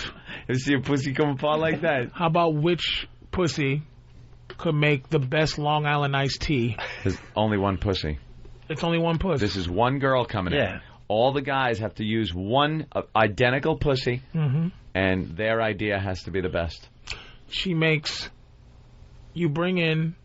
You have a Long Island iced tea made by a reputable bartender pussy, and you put it next to her. Then you pour all the ingredients in her vagina. If she can mix them and it tastes exactly like a wonderful Long Island iced tea. Call it cunt tail. Cunt tail. Wow, that's a good one. All right. Any other ideas the guys are coming up with? Rocket-propelled pussy. Wow. Great. Yeah, well, the one other, and again, this is just the broad strokes, is somehow putting a post in both orifices. Yeah. And then creating some sort of slingshot. Oh, interesting. I'm not sure what the end game is there. But you stick some kind of elastic thing with two Benoit ball type things, maybe. Yeah. One up her ass, one in the pussy, which would leave a sling for something. Yeah. And then you could go slap for her distance. taint with it. Yeah, we were thinking like maybe paper football. Oh, right. Holy crap. All right, well, they're thinking. They're thinking these things out. We got James Hansen from South Dakota. Have a chick shave a Hitler mustache, jam a microphone in her twat, and transmit one of Adolf's inspiring speeches from her hoo-ha while she manipulates her lips to stimulate the mouth. Oh, to simulate the Hitler mouth? Simulate, right. I said stimulate. Interesting. Stimulate the mouth. That leaves a little too much on her. Yeah. You got it. The guys have to kind of come up with it. That's why the Rube Goldberg thing is so I like cool. that. All right. Well, we're working on that in the lab still. And the ass is in. Have In we play? figured out if the ass is in play as it's small detail, not the main event? It's like a sidekick to but your an support. anchor point, a support. Yeah, sure. The supporting I'll declare it role. with her, I guess. Playing a supporting Hey, Steve, role. when are we doing So Your Vagina's Got Talent? It's a week from this Thursday. 10 days away. 10 days out. Ideas from the staff have to be in by this Wednesday so we can get them cleared with legal and with the girl. Legal. Here's where. Oh, God. Fuck. Why are we legal. clearing it with legal? Everything has to get cleared with legal now because of really the shouldn't. because of the Wii thing. That was the phone call I got. How the about other we day. take a Wii controller and show it we've already on talked Laura's about ass. What? They have to bowl. She's got to bowl with her pussy using a Wii controller. I want to get two of them in and have them play each other in tennis. That would be cool. Pussy tennis with the Wii controller. All right, where are we with the squirrels? Well, we want to eat squirrels there, Patrice. Well, we Sounds don't. delicious, and a lot of people eat I squirrels. don't. A lot of people do eat All right, squirrels. shut up. This How do came you know from that? the band. Because I used to do web junk, and they had a picture of a woman who, some shitty country place, redneck place where they Redneck white trash. cook squirrels like it ain't no problem. Here was the problem. In Jersey. Tastes like chicken. Somewhere in Jersey, people were warned to not eat squirrels because there was a toxic waste dump. Well, you can't eat Jersey squirrels. People in Jersey eat the squirrels. And there was a toxic waste dump, and people in that area were warned not to eat squirrels, which then made everybody say, people in Jersey are eating squirrels? Squirrel man. So we decided let's take advantage of that. We'll do what we did with the rats years ago on NEW. Have two cooks, chefs come in, prepare the squirrels, have people eat them, and see if they puke or if they like it. That's fine. To eat the squirrels, but I don't think that's an East Coast thing. So here's the problem. It'll be fucked up. Legal, Legal. Again, there's no way to prove or disprove if a squirrel has rabies. Right. And a rat doesn't? At the time. We had feeder rats that were actually used for food, and that's how we got away with it last time. Nobody sells feeder squirrels. They don't sell feeder squirrels. They must be trapped or shot. Right. And no one sells restaurant ready squirrels, we're finding either. I can get rattlesnake, elk, caribou, buffalo, ostrich, alligator, turtle, anything but squirrel is not on the list at any of the restaurant supply places. I had ostrich recently. Did you? Did you like Tastes it? like chicken. Oh my, no. They sell that shit I hear at AMP. it's beefier. Like the best steak you've ever had. No. Oh, yes. Really? Not gamey. Try it sometime. Gotta be gamey. Unbelievable. You motherfucker. What happened? Just enjoying ostrich. Big You got fucking nothing else to do with regal your life. animal. No, it's a May Brown. What other exotic animals can you murder? May Brown's Jericho Turnpike in Huntington area where my sis works every once in a Ever while. eat tiger taint? It's delicious. Tiger taint. They gotta fucking take it out with a core sampler. And then they just leave the rest of the tiger Fried to tiger limp around taint. in pain until it dies. Oh, God. Or it grows back its taint so you can take some more. Yeah, you can farm the taint, but the poachers just take it and leave the tiger to die. A little known fact about tigers, their taint grows back, so they just continually follow tigers around and take their taint. Delicacy. Baby seal eyes. Baby seal. It's a delicacy. Ask Opie, it tastes like steak. It tastes just like steak. Tiger taint. If it tastes like steak, why kill the fucking ostrich? Get a steak. It tastes better than steak. Does it? But you can't find a lot of ostriches around. Does this You gotta tiger go to a taint dumb farm have any zero and trans trip 'em. fats? No trans fats. It's very lean. I don't think that this taint is clean. Could you check to see? They clean it after. Or they it's go, wait a minute, they taken go. out. Motherfucker goes, hold up, nigga, hold up. This is a lion taint, motherfucker. I know the difference between a tiger taint and a lion taint. Everyone knows lion taint's a lot tougher, a lot more gristle. Bill has eaten seal eyes, baby seal eyes. No, I haven't eaten it, but it is a delicacy. The Eskimos mash them up, and I think they add sugar. It's like ice cream. Everything's a delicacy to an Eskimo. Bill, shut up. I love Bill, but sometimes he's just crazy. Wait a minute. Eskimos take seal eyes. And of course. And then they mash them up into like a paste. Yes. And then add sugar and eat it like ice cream. Yes. Why wouldn't they just put sugar on the snow and eat that? Or render some whale blubber and then freeze that and add sugar. What is it about baby seal eyes or seal eyes that is a delicacy? High protein. And they need the protein, I guess. Yeah, but up the there in point the cold? is, it's a delicacy to the Eskimos. Yeah. And that's because there's no McDonald's around. They also think whale penises are a delicacy. Yep. They eat the whale cock, I think. I think they eat the whale cock. Bone and all. Love that whale cock. What? Just mark it and use it in a promo later. What can I say? All right, let's say hi to Ryan in Connecticut. Ryan, what's up? Ryan. What's happening, man? Hey, man. Hey, I just want to let you guys know that it's not that big a deal to eat a wild squirrel. Yeah. I myself For you. actually have. And what does it taste like? The only thing is there's not that much meat on them. I mean, once you get them like kind of cleaning them up, there's not a hell of a lot of stuff there.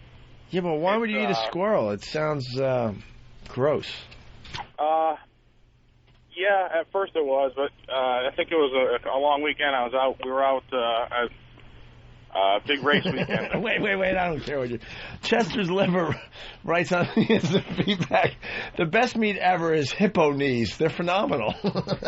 Phenomenal. Hippo knees.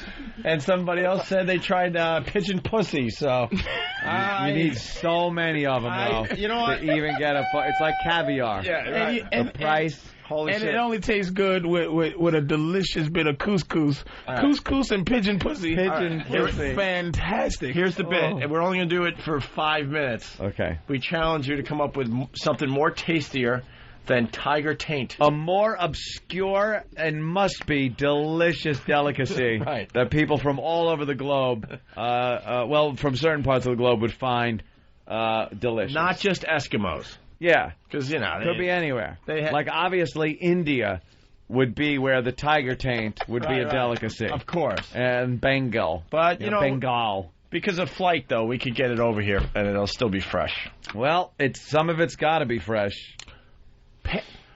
Panda toes.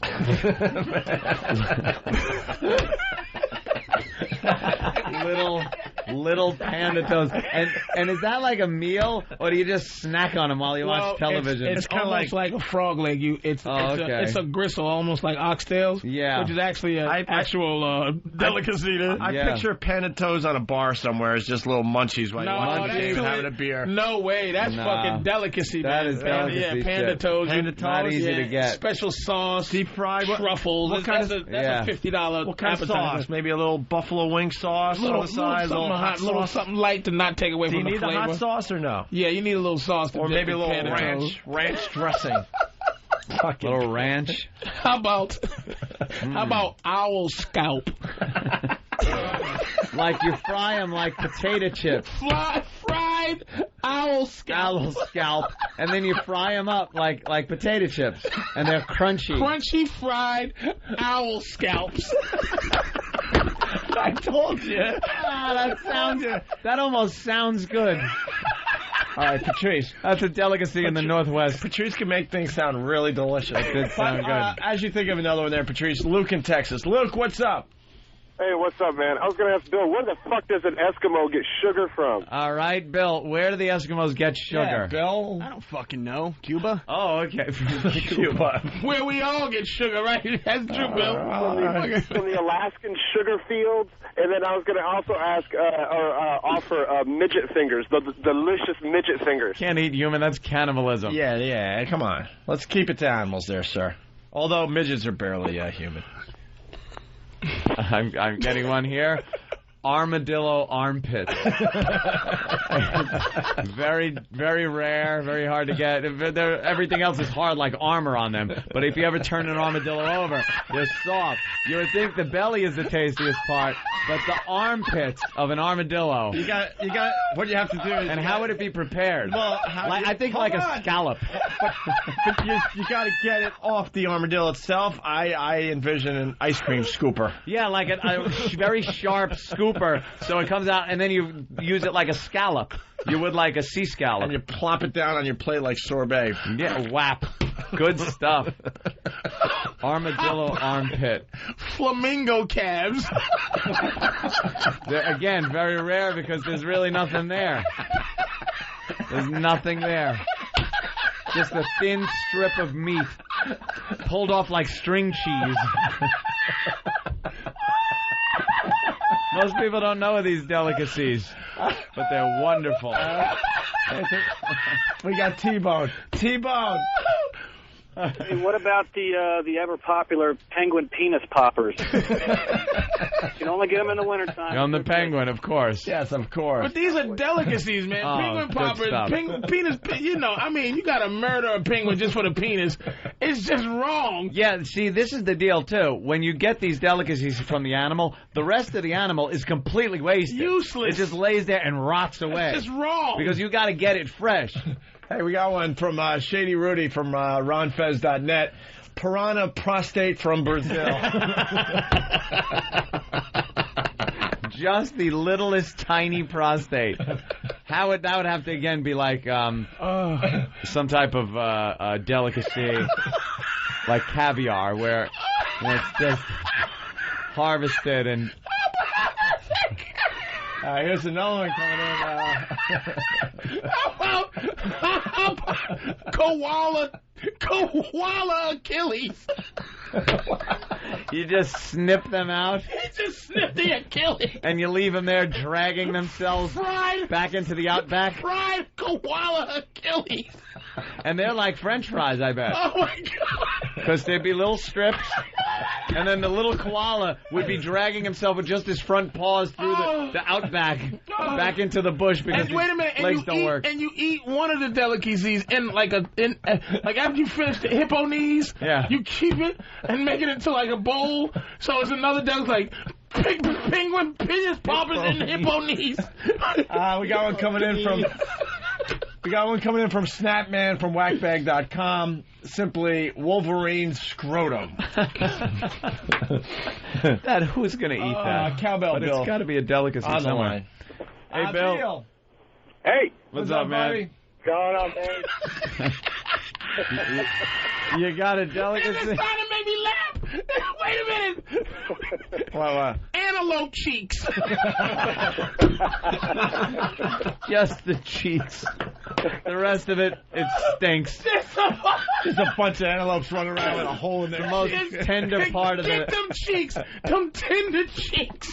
And you cook it just till it's not pink in Like a little cutlet, very rare. It's served up very rare. What's even funny is a small animal's cheeks just like some fucking.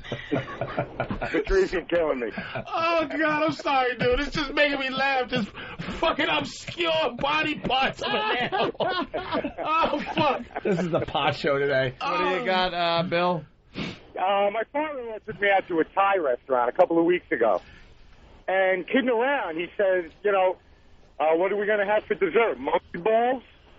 Who? So monkey balls. Oh, monkey balls. Right, so I'm laughing, and we get the dessert menu, and on there it says long ham. Long ham? what the fuck are long hams? He looks at me and goes, they're monkey balls. Get the fuck out of here.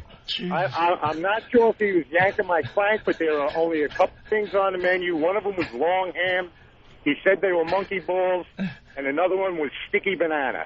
Sticky banana, yeah. I said, you gotta fucking be kidding me. I'm gonna get monkey balls and sticky banana. I don't want to know what the fuck that is. All right. I don't know if you remember. It was about 10, 12 years ago. We were at that Japanese place. Yeah. Right? They had California roll, different kinds of rolls. Do you remember one that was called out of cunt roll? Oh, yeah, out of cunt roll.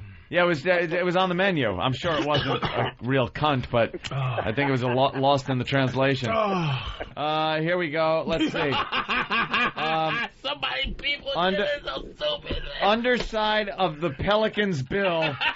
Oh, my God. You can't eat it, but it's a perfect serving dish for monkey palms. You gotta slice the monkey palm off and serve it in a deep-fried pelican bill. That must be white. That's gotta be white meat. Yeah. How about hamster lips? They're so tiny. Just sauteed hamster lips. You got to collect a lot of them. Here's one coming in from someone's cell phone. Simply stuffed whale blowhole. Wait a minute, that's fucked up. This is a fucked up thing. You got to kill the animal and just take that specific. Just take the one thing. So throw the rest out. You're out With the hunting. trash. You catch this giant, majestic beast, and you cut his blowhole out. Blowhole out with a special blowhole carving tool. And there's probably a place where the blowhole ends, so his entire blowhole system is fucked. Well, here's another one. Oh, my God. Elephant eyelids. Motherfucker can't blink. We gotta hunt him down. Yeah, the best part of this bit is the animal continues to live somehow. Without his eyelids, he cannot blink. Because they are a delicacy for the Eskimos. Oh, my God. Cheetah heels. Cheetah heels. And that's a fucked up. You take what's important to the animal. Right. Peanut butter and jellyfish sandwich. That's Bill from Pittsburgh. Oh, my God. Wow. Cheetah heels. You catch it and take his fucking heels. Oh, my God. That's not right. Wow. God damn, that is just horrible. Cheetah heel. I wish there was endless parts of the body. All right, Bill. Thank you, sir. All right, guys. Will. Cowbell Bill, everyone. Kangaroo hips. It's like eating ribs. Just delicious kangaroo hips. There's shit. a couple manatee tail jerky. You gotta make jerky out of it. Out of something. Yeah. Elephant bottom lip stew. Bottom lips. Just his bottom lip. Oh, goddamn. What was the one you just read, Opie? What did he say? Elephant eyelids? Oh, the eyelids. Yeah. Oh, shit. No, cheetah heels. Cheetah heels. Cheetah heels. Gorilla biceps.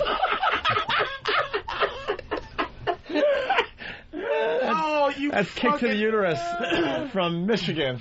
Oh, God damn. Gorilla biceps. Kangaroo pouches. Or pecs. You can either eat the pecs, gorilla pecs, monkey pecs. I got one. Kangaroo pouch salad. They make the salad in there, and then you get to eat the kangaroo pouch when you're done. From around it, yeah. Oh, shit. Holy shit. God damn. Oh, my God. That's some funny shit. Cheetah heels. He needs his heels, but the fact that he runs so much, they're really delicious. Breast of beagle. They're so tender. Beagle breast. Breast of beagle. Hey, did we blew up the phones, didn't we? Yeah. Fuck me. Oh, man. They got. We got to get another phone system. It's happened too much. Left more penguin flipper stew. Just the left. Just the left. That's what makes it so fucked up. Is like whale blowhole stew or whatever to cut out his blowhole just so we eat it. That's how fucked up we are. Right now, we only have instant feedback. We blew up the phones. More people are listening to the show. We're blowing up the phones more and more lately. To cut out the blow, you cut out the fucking blowhole just for your sandwich. Oh, we're hilarious, man, with that shit. I think we blew out the instant feedback, too. That's not updating either.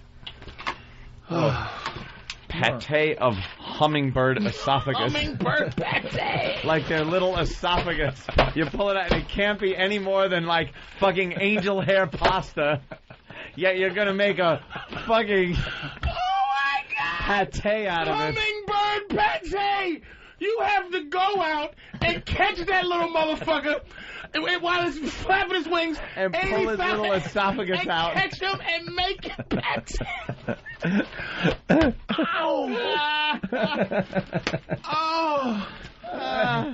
Hummingbird pate. Wow. How about eagle throat?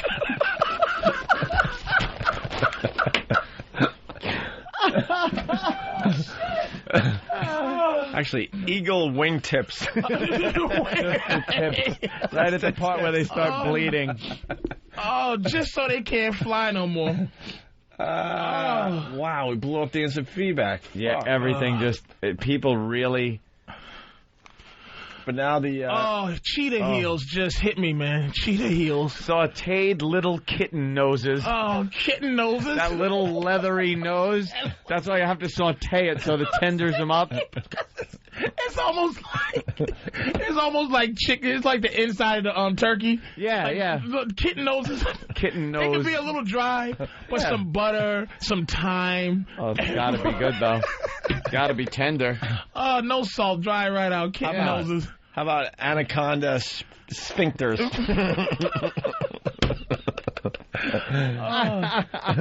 My favorite. Hey, the I phones think are it has working to be again. cheetah heels. Yeah, cheetah heels got me. Cheetah heels that got me, man. The award today. Oh my God. Jamie, what's up? Hey, what's up, guys? How about some condor tongue?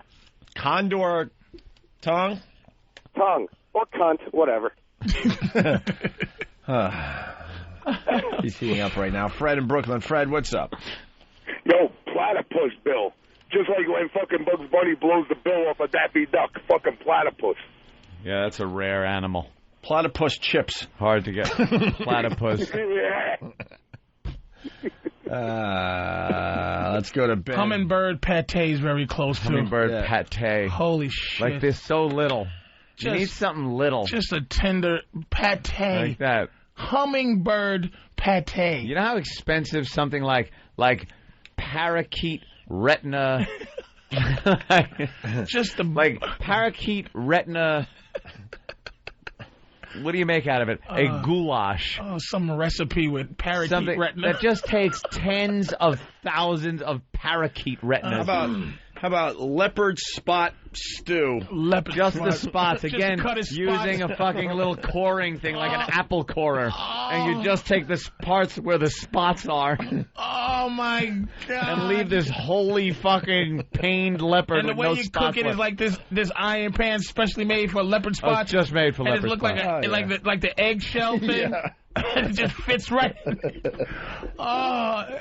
Glazed leopard spots. Let's go to Ben in New York. Ben, what's up? Oh, fuck me. Polar bear pituitary. You gotta just get to the base of the brain and carve that out and leave his bloody white carcass on a fucking ice shelf. God damn it. How about those little stems that hold the eyes on a hermit crab? You know, just those little stems, and you gotta clip them off. Clip the eye off, and then clip the stem, and the thing has got to be, what, a 1/16 of an inch long. And you collect up thousands of them. And you dip them in a little honey. And then, no, you make something like a wheatina out of it. Hermit crab eye stem wheatina. Just the little things that hold the eyeball on. The shit they use to look up? Yeah, that it kind of moves around and shit. Oh, my God. Oh. How about bat knuckles?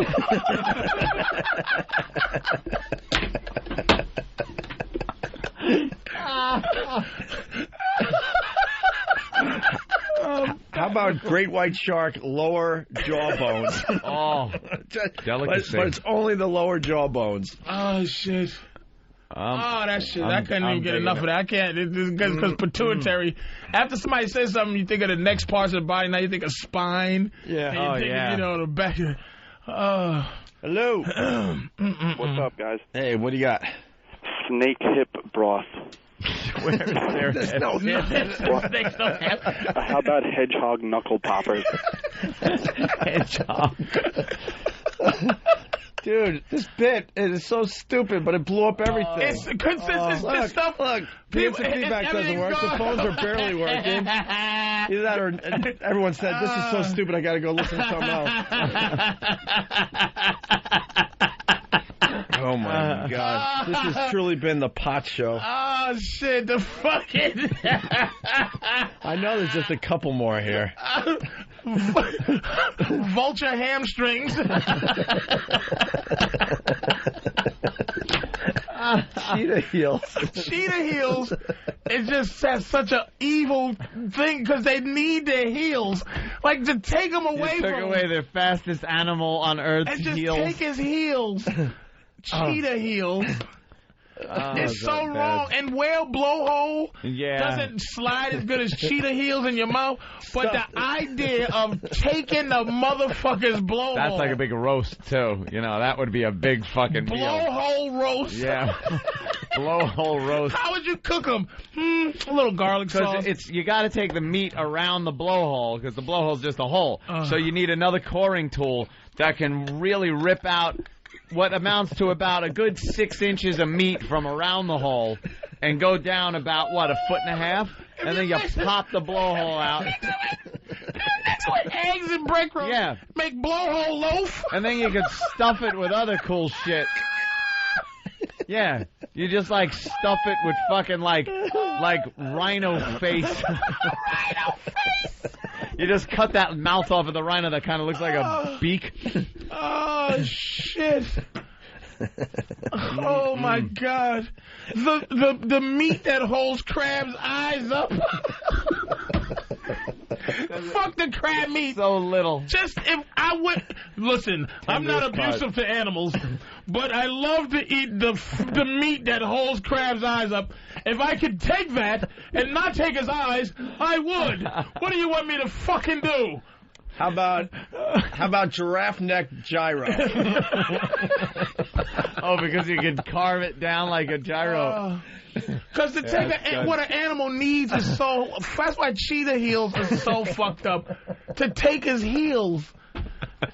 Oh, giraffe shins. Hitman, I think, has a delicacy here. Chimpanzee voice box burgers. You removed their ability to make sound. Chop it up into a chop meat and make burgers out of them. They're tender. They taste like beef. Dolphin larynx. Fucking porpoise throat. I'm gonna eat a male dolphin's Adam's apple. Oh, God damn. Oh, is that horrible? Killer whale stomach. Just the white part. You can have the black part. I want that tender white stomach. The belly. Oh, killer whale belly. Owl pupils. Just to eat what an animal needs to survive. Because it's a delicacy. Right.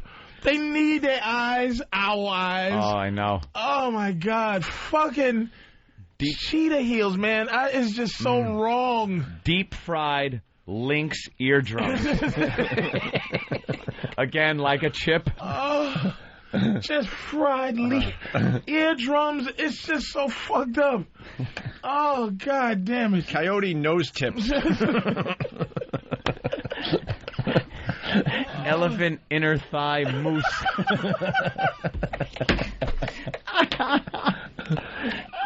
You really got to whip that for a while to get it to really stand up. Elephant saggy ass chili. Oh, God. That's good. Oh, fuck me, man. All right. 105. What is that? What happened? Oh, I was just looking at 105. What is that at? What? 105.9. Oh, that's WCKG, Chicago. Oh, okay. Buffalo chin. Just that hairy chin. They can actually mold it into a handle. And he dies because he can't hold his face up no more. You took the only thing that the buffalo uses to hold his face up. You motherfuckers, you. Oh, you bastards. Oh, you bastards. Took his face. Camel hump guacamole. I think people do eat camel hump, don't they? Make it into a guacamole. Oh, They're all delicacies. Delica's delicious. Anteater snout meringue. I can't get enough. Oh, shit. Because it's so wrong.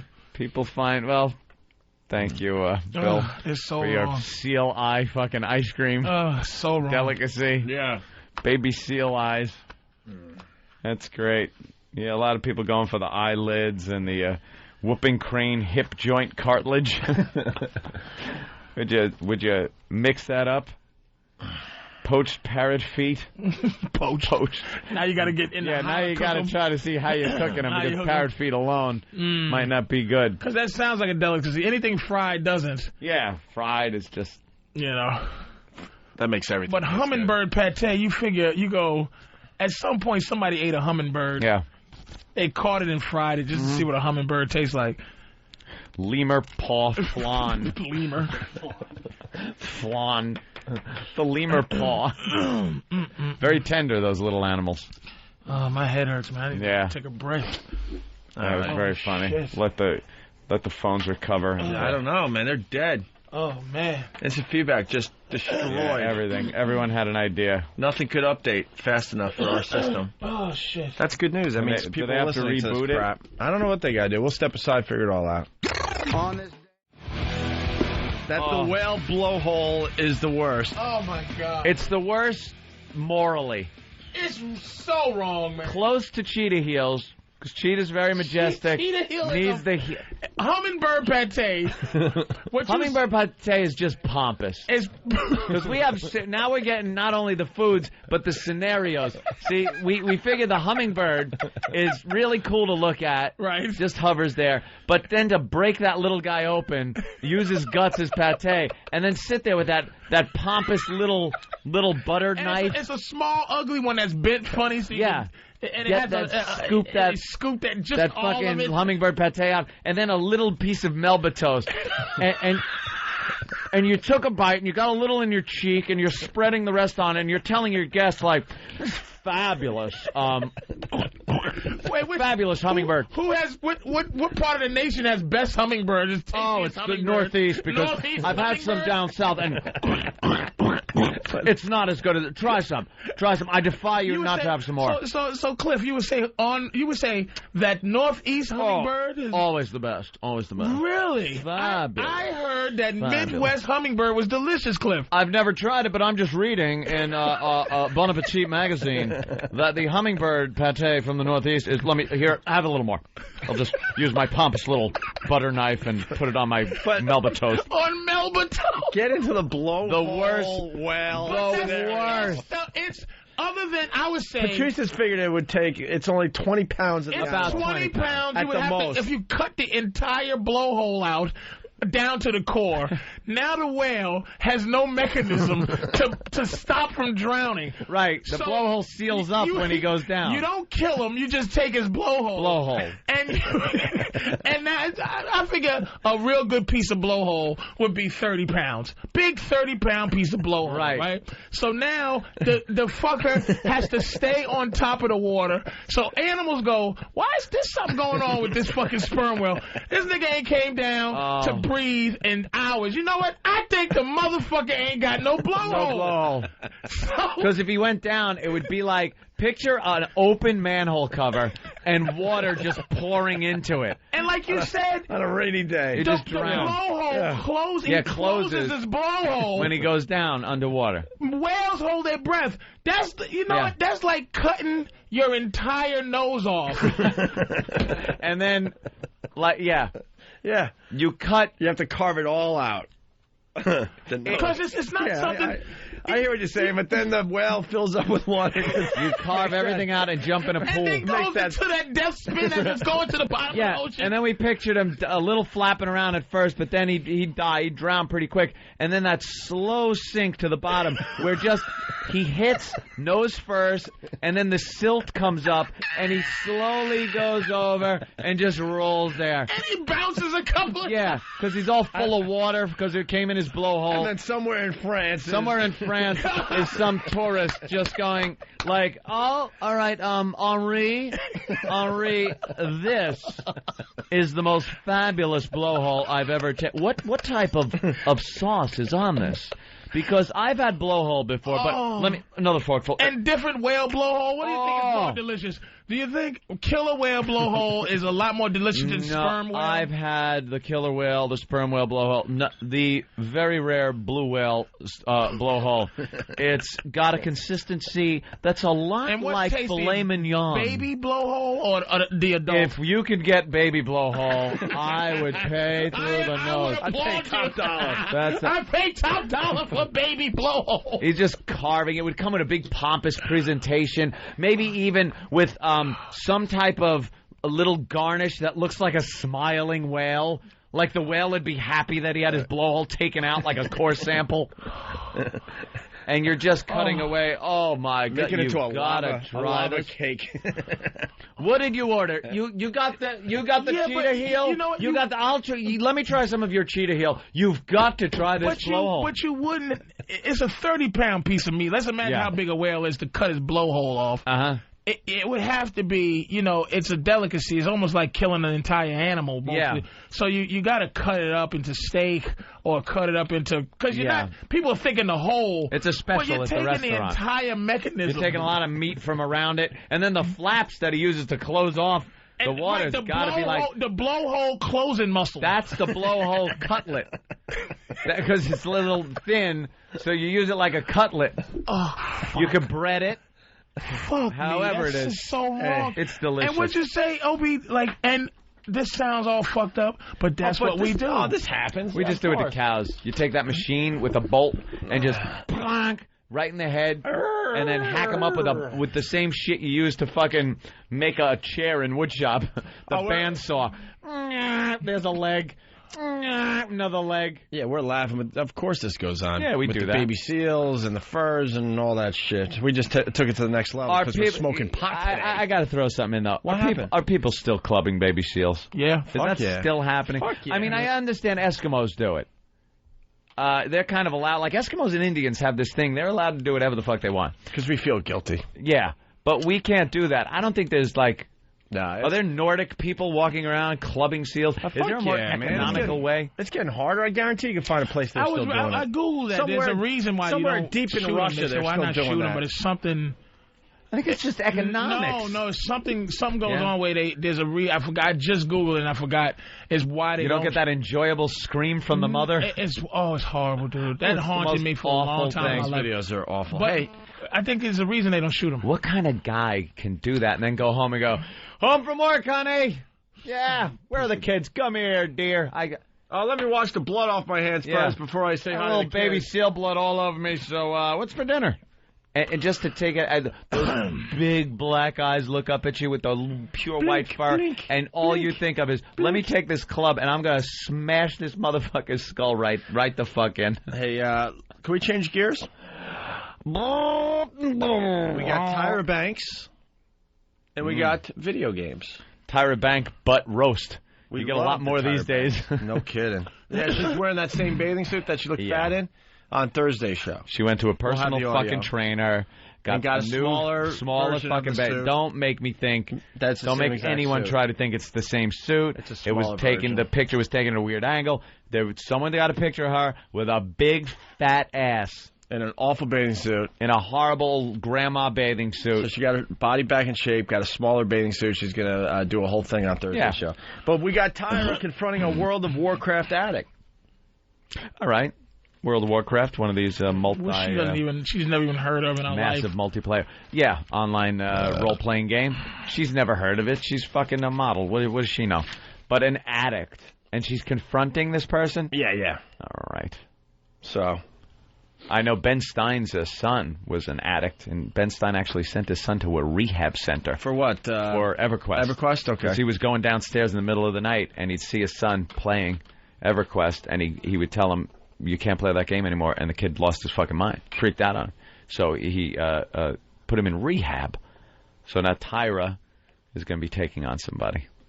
This is Autumn, and she is seriously ready to walk out on her fiancé, Sean, because she has had it. He has been seduced by a new love, but it's not. But she hasn't had it, or she would have walked out. Seduced by a new love. A lot of chicks get really fucking pissed at this shit. All really pissed. A lot of relationships have ended over these types of games. They're crack games. They're the games that they have no end. So what? What is her other option for him? Fucking bitch. What do you got? Oh, really? I'm gonna stop. Okay, I'll stop, sweetie. What's the option? What are we doing? Just stop. Okay, fuck off. Fuck off. I'll give you 10 reasons why I'm gonna clown. He has been seduced by a new love, but it's not another woman. The happy home of Autumn, Sean, and their baby daughter was recently interrupted by an intruder. What was it? I'm so tired and fed up with the same World of Warcraft.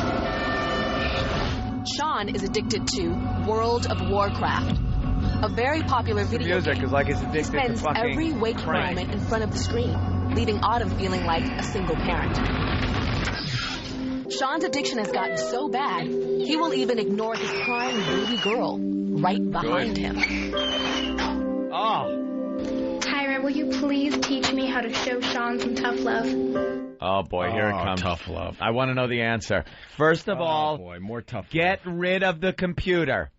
You must get rid of the computer. If you need it for email, that's one thing, but make sure all the games are removed from the computer and blah, blah, blah, blah, blah, blah, blah.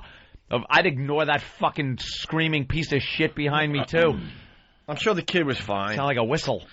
Let's see what happens here. Give me some examples of when he's choosing the game over you. I have 2 examples that really stick out. On his birthday in June, we were supposed to go to a birthday dinner, and he kept telling me 5 more minutes, 5 more minutes, and it turned into hours, and we ended up missing his birthday dinner. And also... You know what, though? He had a great birthday. Yeah, that was what he wanted to do. Listen to this. It's his fucking birthday. So what's Let the him do what he wants. Yep. He had a great birthday. Enough. Sounds like he did exactly what he wanted on his birthday. Shit. That's hilarious. Women always... 5 more minutes, 5 more minutes, and it turned into hours, and we ended up missing his birthday dinner. On a raid. And also, when I was in labor with our daughter, it took a while, so he went home to take a shower, and he ended up getting on the computer and playing for about 3 hours, and then came back to the hospital before I gave birth. All right, before you gave birth. Supposed to sit there and listen to you fucking yell? Oh. Yeah, I don't have a uterus. You breathe. This is between you and God. Yeah, I'm going to be gone. Just do this. I did my job. I pumped you full of hot lead, bitch. Yeah. Here's a bucket of ice chips. I'll be back in 3 hours. I have an epic weapon to get. Computer and playing for about 3 hours, and then came back to the hospital. 3 hours goes by in 2 seconds. He left you to go play the game while you were in labor? Yeah. That, Dr. Gary. You know, I think that's pretty intense. Oh, by the way, Dr. Gary. Dr. Gary, the dude please. from the Danny Bonaducci show. Help us, Dr. Gary. This is his new gig, helping out Tyra. What are they going to do for this guy? I don't know. They got a solution? Well, we got to leave. So. I need a solution. Oh, all right. Was there anything major that happened that would have sent him to the couch other than this computer thing? Yeah. A huge fight that you guys had? Yeah, just to set it up. Obviously, he's now sleeping on the couch. On the couch? Yeah. About something else, any of that? Not a huge fight. I think this is kind of bad, but I gained a little bit of weight after I had our daughter, and that's Shame on you. Goddamn rich cunt. That's what it is. I mean, I'm not. You got fat. I got to go online. I'm not sexy anymore, but I want you to continuously treat me the way you was before I tricked you into marrying me. When I used to look good, and now I look like a fucking piece of garbage. I look like a blowhole, and you're supposed to treat me the same way when I was faking it until I got you to marry me, and now I tricked you, you fucking dick. You think I'm gonna fall for the banana in the tailpipe? And he did. not a huge fight. I think this is kind of bad, but I gained a little bit of weight after having. Oh no! And that fucking phony tire didn't go. All right, sweetie, you fucked my whole show up. You became a fat bitch. Yeah, let's make believe it's about the video game. Oh no. Not a huge fight. I think this is kind of bad, but I gained a little bit of weight after that.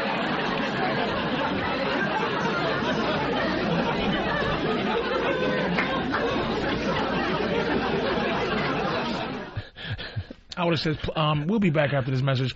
Remove her. Remove her. What's your name, fat body?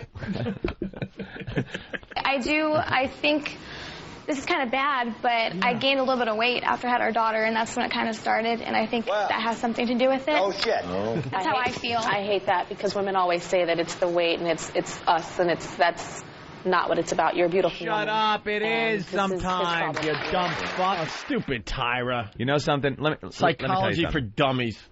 If you marry a woman who is fat, that's fine. That's what you're into. She comes fat. She comes fat. You marry a girl that is skinny and she gets fat, that is not, you're still beautiful. It does, no. Unacceptable. The guy will, now you are increasing the odds tenfold that guy is going to go out and start fucking somebody. Because he's into skinny chicks. And he got you because you were fucking too thin. And that's what we're inclined to do anyway. We're inclined to get new pussy. So these people, just women, she has to compete with other women. She can't be up there fucking deciding that she's gonna that love keeps us together. Men don't even love is almost when guys fall in love, it really is the end of our passion. We're more passionate in like stage, where we like them. Love is fucking no. You know what I'm saying? Because that's all we got left. So you got to have a bitch that keeps that sex appeal going, man. You can't fucking have a woman that... Because there's some fat girls out there that carry it sexy. Because they're fat. They've been fat their whole life. I look good. Exactly. But some skinny bitch who has to figure out how to be a fat bitch now? No. And she's mad that she got to go to Lane Bryant and all these fat stores? And the husband... Not good. Do you think the husband... Here it is. If you marry a skinny broad, and not bone skinny or anything, just a normal average weight for height girl, if you marry her and she gets fucking fat, your man is embarrassed to take you out. He's embarrassed to take you out in front of his friends because they look and go like, all the guy's thinking is, you know, when he sees a guy, one of his friends with a hot girl or something is, I remember when, I remember those days. And we're very superficial. Yeah, I mean, see, guys are superficial. These fucking girl shows and all this girl power shit, the women are always mad at us for being how we are. You know what I mean? And just because I'm telling you I'm inclined to fuck a bunch of different women, that doesn't mean I do it. It just means I'm inclined to do it, and not doing it is a chore. You're mad at me because I'm telling you it's difficult not to cheat, difficult not to have 3 or 4 girls on the side. Don't get mad at me because it's fucking, it is what it is. Work with me. Work the fuck with me. Patrice is the shark. And someone is getting mad that the shark is biting things. That's what I say. It is what... that's the animal we are. It's like, stop doing that, but I'm a shark. Like, here's the thing. I always say like this. If you had a dog that you love, and you ask a bitch this, you had a dog you love? And they go, yeah. Did it love you? Yeah. Well, how the fuck do you know? Did you bother it and make it say I love you every 5 fucking minutes? Gave me kisses. No. Right. It just existed and did what it did. This motherfucker, you know why he loves you? You continue to be around him, you funky fat girl. Let him play his goddamn game. More of this on Saturday night. Oh, yeah. Oh, yeah. Phillip, by the way. Patrice is doing a show Saturday night. Great relationship advice. Little ditty before we... Black Phillip, we're going to talk just a little bit. Yeah. Is why your woman loves you. Why scientifically we will never love at the same time is because your girl loves you because you're handsome, charming, funny, smart, right? And she'll say that. That's why I love you. And then she goes, do you love me? You go, no. Why? Why should I love you? Because I'm charming. Holy fuck. You're not charming. I'm charming. So holy shit, Patrice. If that's what you needed to love me, then that's what I'm gonna need to love you. So I have to make you charming before I can love you, bitch. Why wouldn't that run as a promo for his show all fucking week? No kidding. Holy shit. Well, it's going to starting today. Wow. All right, let's see what happens with Tyra and the guy that's addicted to World of Warcraft. Why do you think you play so much? I started playing because I was pretty scared of my daughter. I didn't want to get too attached for the SIDS reasons and SIDS reasons? Like sudden death syndrome? Yeah, that kind of got tangled over my head quite a bit. Have you had experiences with SIDS? No, I just heard a lot about it before. Okay. Dr. Gary, do you buy the whole SIDS scare? No. Me either. I mean, that doesn't quite feel right. I mean, I think scare is the right thing. Mm-hmm. I really do, Sean. I think that, you know, I know that you told our producers that you started playing this game when Autumn was 6 months pregnant of the baby. And in my mind, I think that what you were scared of is actually having to show up and become a father and at some point become a husband. You know what I would have said to that guy? Nope. What do you know? You don't like girls. Yeah. Yeah, faggot. That's pretty fucking funny, too. You know what the truth is? You could do all the psycho babble you want. When you start playing one of those games for a period of time, sometimes a very long time, sometimes a short time, it has nothing to do with your relationship. It has nothing. You get completely involved and immersed in a fun game. It's a human being enjoying himself, having fun playing a game. Sometimes it doesn't last long. Sometimes it lasts for fucking years. Keith the Cop was into that game for fucking a couple of years. I was into EverQuest for a few years. You just played it because it was very entertaining, very immersive, and a fun fucking game. How much did you sell your character for? I didn't. I still have it. I still have the character. What are you up to? You have some like amazing level things? 65. Is that good? I haven't played it in so long. I don't think it is anymore. If I logged on right now, it would take me probably 2 weeks to even figure out how to play it again. I couldn't go in a group because I'd be like the asshole that got everyone killed because I don't know what the fuck they're doing anymore. Character. Like the weapon that I had when I stopped playing is probably like a piece of shit now. And the hit points that I have in my armor and stuff like that is probably like tinfoil now. Yeah. So, but I did the other day. You still could sell if it's still the same concept. You could somebody would buy your character for top dollar, right? I've had that character for fucking 7 years. I'm gonna keep it. Let it go, dude. No. As a matter of fact, I just bought the whole fucking box set so I could reload it onto my new computer and maybe check it out again. But. I don't know. Maybe not. Let's see how Tyra handles this problem in the end. Yeah. Here's the solution. Because it's easier said than done. He says he wants to stop, so this is a shredder. And not just a shredder that shreds paper. This shredder shreds CDs, DVDs, and video games. And all of them that ever exist in the world? Doing some shredding of your favorite game. Before we do that, what does this mean to you? That is what is ruining our relationship. That's what's ruining our family. How about you shred a fucking roast? Thank you, you bitch. Shred the Twinkies and every other fucking donut you're shoving down your gullet. Put her loose skin in that same shredder right behind that fucking EverQuest. Shred the baby. How about you shred some lettuce? Jesus Christ. Shred the fucking game, and that'll save the marriage. Ours, man. Selfishness. Dude, know what I would do? Her mouth is a shredder for fucking How dare food. you trivialize what's making me happy, you fucking bitch. Know what I would do if that happened to me? I would you take the goon hand, bring her home. Goon hander. Goon hander right to the fridge and start throwing stuff out. My girl's like, you gonna play that? You coming to bed? You didn't know. I'm gonna do what I fucking want. Now, you're in your 30s, bitch. Are you gonna pout because I'm doing what I fucking want? You cursing me out? She got a key to my place. I really want credit. Every time she opens her mouth, bitch, you got a key to my home. Go fuck yourself. Oh, wow. Are you out of your mind? You realize you're pretty much the only person that can live like that. If you want to right? play a game, you play the fucking game. It sounds logical, It's Patrice, so but easy. Jesus. Dude, look, man, fuck it. It's so easy to do. It's all you got to do. You remember that game? Remember that game? Remember that movie War Games? Oh, yeah. That great line that you just live by is like the computer's trying to figure out how to play fucking tic-tac-toe. Tic-tac-toe. And it just goes, interesting game, Mr. Rockin', or whatever. Yeah. And it's like, the only winning move is not to play. Not to play. Don't play. Just be like, look.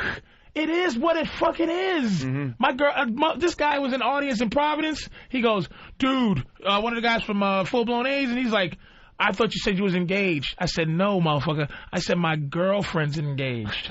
I said, I'm not holding her back from how she feels about me because she's always going to be elevated in her emotion. So I said, it's fine. You can get engaged to me. I'm not engaged to you. Fuck is wrong with you? I can't wait for Saturday. Holy shit. I can't wait for Saturday. I love it. It is as if he landed in a flying saucer, stepped out, and is spewing advice from another planet. Brilliant. I love it. But is it true? Have you ever met a woman as talented as a human being as you are? Let me think. She's sitting there sucking up your charm with the idea that she's going to give you some pussy in the end. So you're sitting there being this wonderful entity, and she's making a choice on whether you're great or not, and then that's based on you loving her? No, she loves you. She don't think there's part of her that is better than you? Might be, but she don't have to show it. She doesn't have to show it to get dick. She has to. Okay. I see where you're going. Let's say hi to Mike in Arizona. Right. He's got an update on your character. Mike? Hey, what's up? Hey. Hi. Hey, Ant, your character's gimp. They raised the level cap to 75. Yeah. You're gonna have to fucking you're gonna have to grind out 10 levels. No, I know. I know. How long does it take to get 10 levels?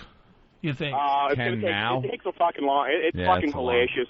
And not only that, you have epic 2-0s now. I know. I only got the first epic weapon, and that's a piece of shit now. And all my fucking I have a everything I got 73 shit. Ranger. I have a 73 Ranger, and I'm ready to kill myself. I can't stand fucking leveling anymore. You know what? I have one more thing to add. The only way to, it's kind of you can't beat him. If you can't beat him, join him kind of thing.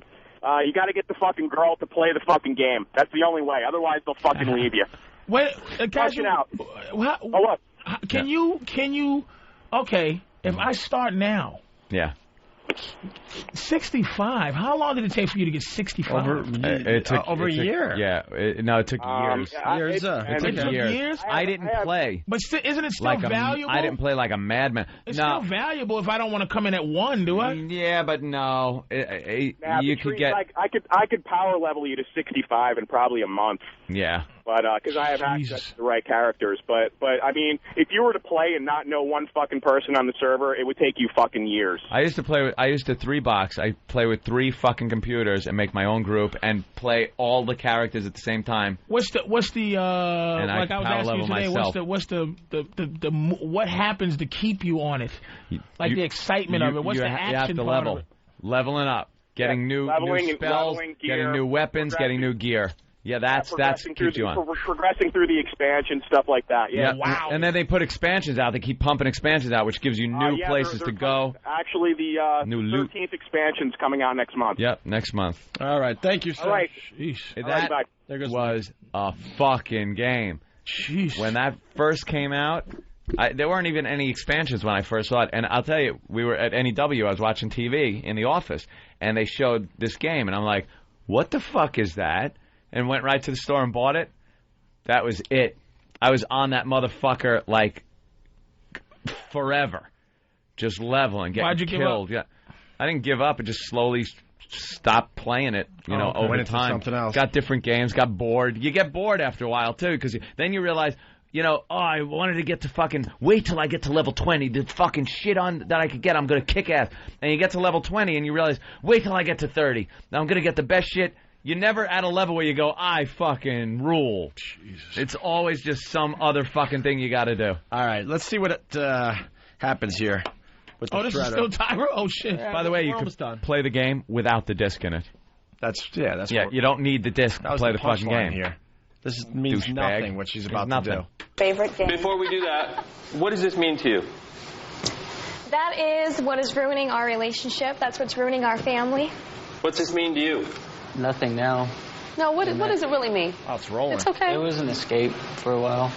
It is an escape. Yeah. Still. So this is your friend that's kind of, kept you company for a long time and distracted you and taken you away from your real life, has welcomed you into the artificial world of Warcraft. That's not a friend to me. Wow. Yeah. I'm very impressed. So you're saying goodbye. Goodbye. Autumn?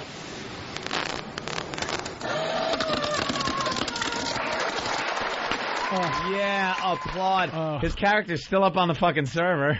How about you give away all your shit and then delete your character? That's a ballsy move. She has no clue. This guy can just log on anytime he wants. Fuck it. And not lose anything. Oh, she just... Patrice, would you shred your EverQuest game?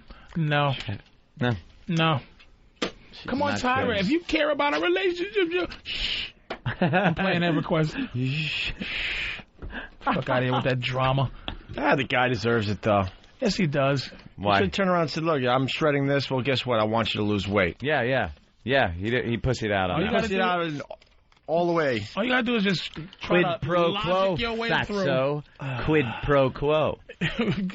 Lose weight. And then it's always like, the women love when that idea that they want truth, but they just want a good lie. And it's like, well, what do you feel about her gaining weight, sir? Well, it makes me sick.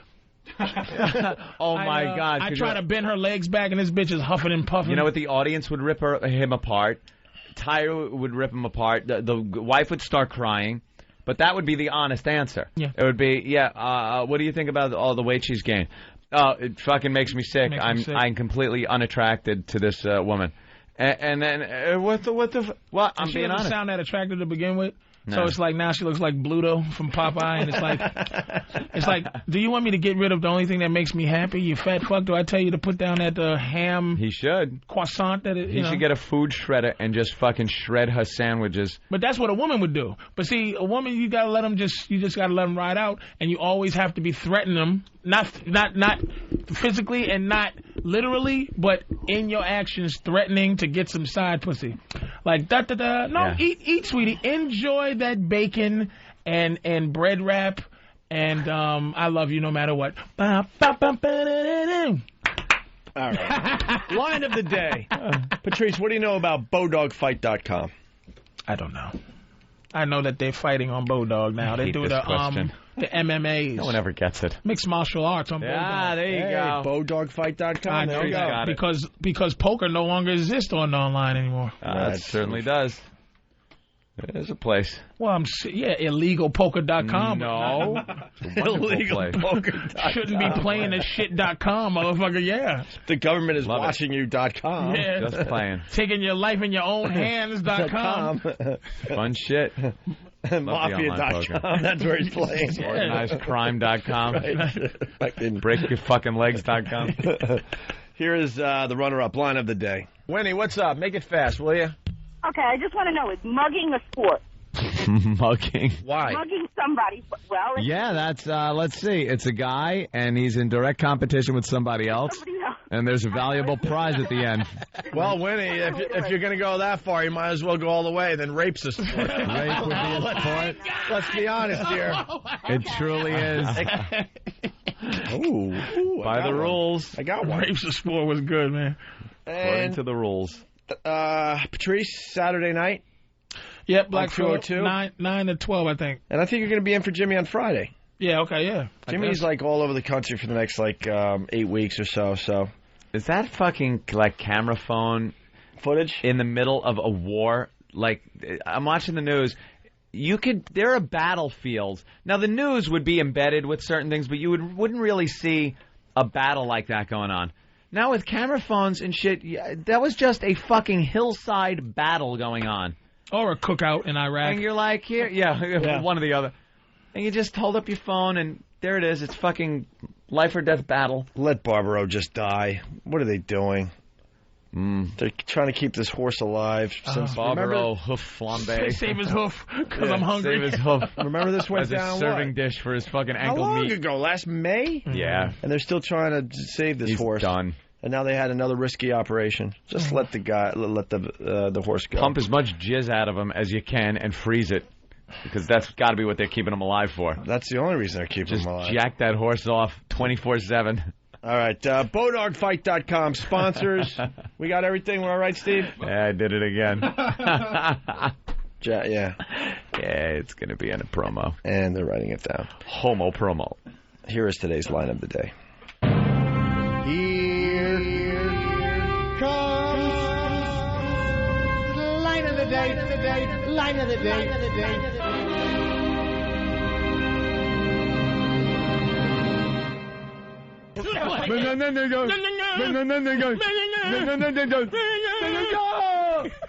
Mamma mia, mamma mia.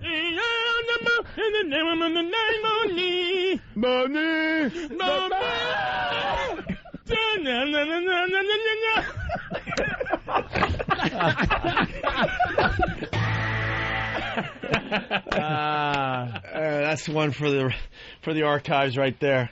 That could be the best bit of the year when it's all said and done. Damn. Hot movies, yeah. What's this? I'm done. What's this about, Steve? I'm done. I'm tired. Steve, how do you take care of this? Okay. I didn't sleep or something last night. Okay. That's terrible. Sorry. I'm sorry. No, we're doing a video contest. Opie and Anthony video contest again. Opie and Anthony related video contest. Hot Movies has given us more money. We have 3 prizes this time. First prize is $1,000. Second prize is $500. Third prize is $250. Thank you, Patrice. That's so sweet. Stroke his hand. Submit your videos. I think we're giving them 5 weeks this time, and they are going to be judged on humor, originality, and relevance to the Opie and Anthony show. Very good. Go to opieandanthony.com for more details. Exactly, and sponsored by Hot Movies. All right, Patrice, thanks. We'll see you tomorrow. Great job. Huzzah!